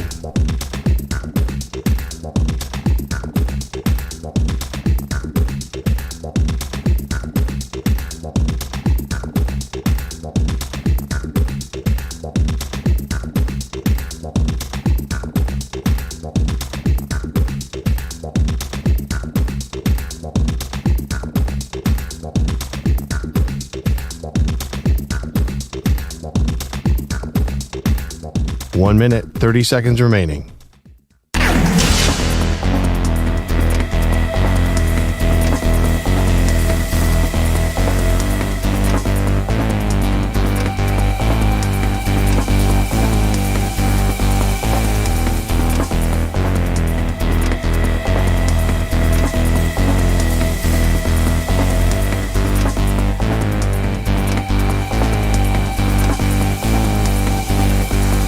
One minute remaining.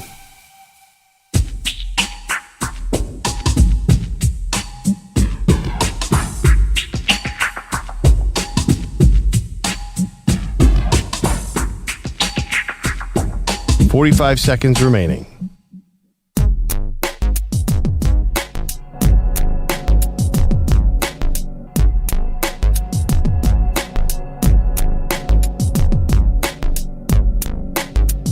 $30 seconds remaining.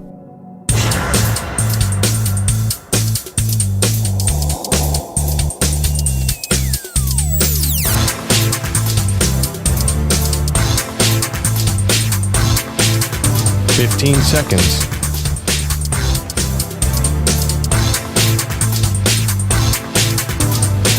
Break ends in 5 seconds.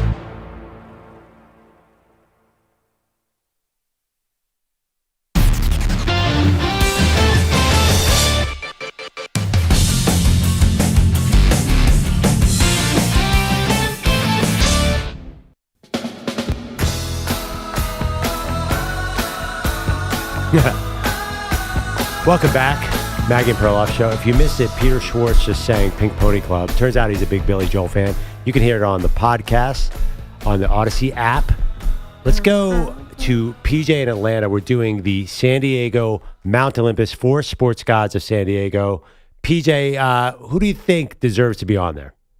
Yeah, take off Mickle Nuts and put in Dave Winfield. Y'all have covered the gamut. This is incredible. Yeah, the best story. I love to hear Peter talk about, if he could sing the club here in Atlanta. But anyway, so the best story I got about like a concert. I got grounded in 1983 when the Police played in Landover, Maryland, and then they played in Bonnaroo in 2007. And my dad said, the next time they play, I'll buy you the tickets. So he bought me tickets, and I got to see the Police. Oh, that's cool. Yeah. But you got to put Dave Winfield on. I know he played for the Yankees, and he went to Minnesota. I get it.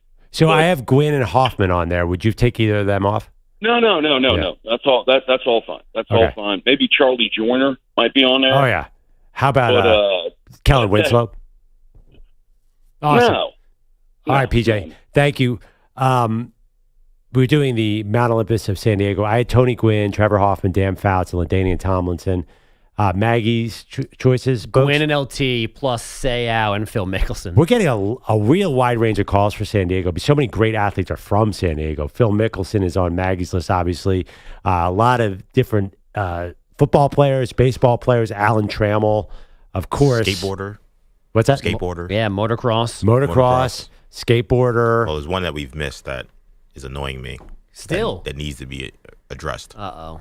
Now, I've been worried about this. He teased this yesterday. He said it was going to make us mad. He's also wearing a wrestling shirt. Oh, a wrestler I don't know if those are connected.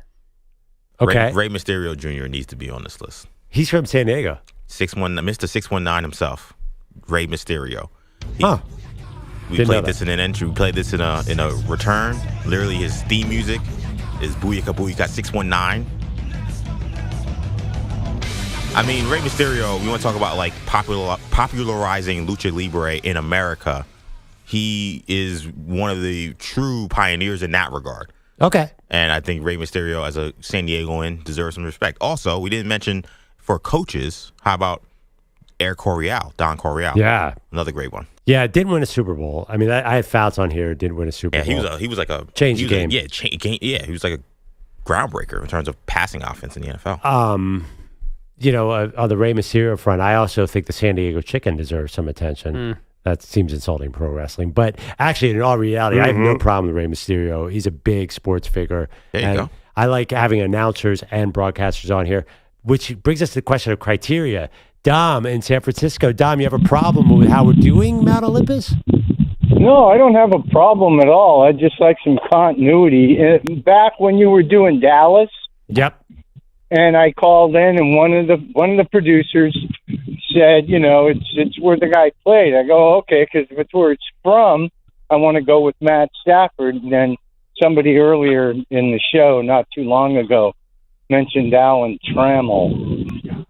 So I don't think that should be allowed. Hey, how about yesterday about Larry Bird? And he's so Reggie Miller. If you're a kid, say you're 12 years old, and Reggie Miller and Larry Bird were there, and you had to pick one of them to play on your team, and they're both in their prime, who would you pick? Thank you, Dominic. Obviously, we're here in New York, so I think some people actually might pick Larry Bird because they're so haunted by Reggie Miller. But obviously, Larry Bird. No, it's a good point, and we are all over the map, Bogues, on how we're picking these 4 sports gods from each city. Yeah, and I'm not handling it well. Yeah. Am I anxiety-riddled, overthinking things, needing structure and rules? The lack of rules and structure in this at times has really gotten to me. Yeah. All right, EJ, thanks for you your have concern. The schedule in front of us. Can you tease a little bit of who's coming next week for Maggie and Perloff, Mount Olympus of Sports Gods? Sure. So Monday's a big one. We're going to the Bay Area. Oh. So San Francisco, Oakland's going and we to be... settled on one group, not splitting them. I think we have to because we only have so many days. Yeah. Okay. So it's the Bay Area. So I know that'll maybe upset some folks up there, but it's going to be the Bay Area. Then we go to one of my favorite cities. Well, I expect to see my guys represented. Miami was going to be Tuesday. Wednesday, Seattle. Friday, Wednesday, Seattle. Thursday, Cincinnati. Friday, Boston. Big week. Friday's that's the hardest one. Boston is the hardest one on this whole list. I know, but I think there are a lot of hard ones here. Bay Area is impossible. Miami's impossible. Bay Area might be the hardest one, actually. Yeah, I mean, these are a lot of hard ones. I don't think Seattle is easy. I think this might be Cincinnati's really hard. I think this is the hardest week by far. Okay. There's not an easy week, and there's not an easy place in any of these cities. I'm trying to think of the titles in Cincinnati, and it's they're not Reds. coming to mind. Oh yeah, you got the big red machine. Yeah. I was thinking of the Bengals. Okay. Some movie news yesterday. Maggie's favorite movie, for anyone who listens to Maggie and Perloff's show, is Caddyshack 2. Caddyshack 2 is number one, but she likes dumb 80s comedies. Spaceballs she saw before she saw Star Wars. Me too. Did you really, Bo? Yeah. Oh my gosh. Is that possible? I don't understand. No. So you were a kid, you never saw Star Wars? I feel very confidently that I saw Spaceballs first. Don't forget, the first Star Wars was 70. Yeah, but it was on TV all the time, wasn't it? It might have been, but I also didn't have cable until I was like 12 or 13. Oh, you poor kid. Agreed. Where did you see where did you see naked women, if not cable television? In magazines. It was 1992. Oh, old school. Yeah. On paper. Okay. Spaceballs 2 will be coming out in 2 years. Mel Brooks went on Twitter yesterday, announced that Spaceballs 2 is in the works. He just did History of the World Part 2 sequel on Netflix only, I think. It was okay. It wasn't great. Spaceballs 2, I am nervous about this because comedy sequels generally are not great. And this is a high bar to try to get over for Mel Brooks and the team. Do you think he's going to succeed with Spaceballs 2? I do. We're getting Rick Moranis back. We're getting Bill Pullman back. We're throwing in a Josh Gad and Mel Brooks in charge of this bad boy. Let's go. Gambit 2027. Is it Mel Brooks 99? He might be, but he's still funnier than you and I. Yeah, but you're missing, obviously, John Candy, who played the human dog or whatever that thing was. I'm not sure if you watch Spaceballs, I'm going to say this, it could get me in trouble. If you watch Spaceballs again today, I'm not sure it's quite the comic masterpiece you were painting it as. And I know everyone on Twitter was excited. It's really funny, but generally there's never, with very few exceptions, been a good comedy sequel. Name one off the top of your head. I'm more nervous about Happy Gilmore 2 than I am Spaceballs 2. So am I. No, but I think Happy Gilmore 2 is going to be fine. Because Dan's in it. Dan Patrick's in it. That's it? That's all you got? Just because their old boss is in it? I was watching Top Golf, the documentary on Netflix about the top golfers, and all those guys are in it. It looked hysterical. The trailer is amazing. I'm totally fine with that. But give me a comedy sequel that worked. It's very hard. Caddyshack. The second Jump Street movie was really good. Nah, 22 was pretty good. Major League 2 is fine.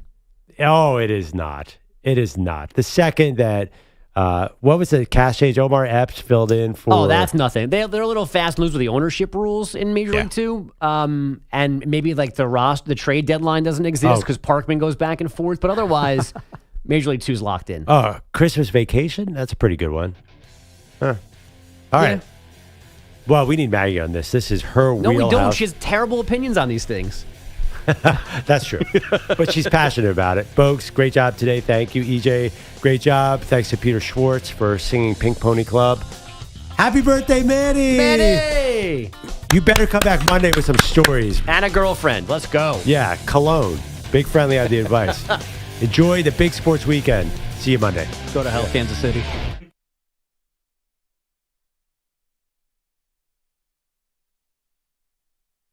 You're in a 5-minute break.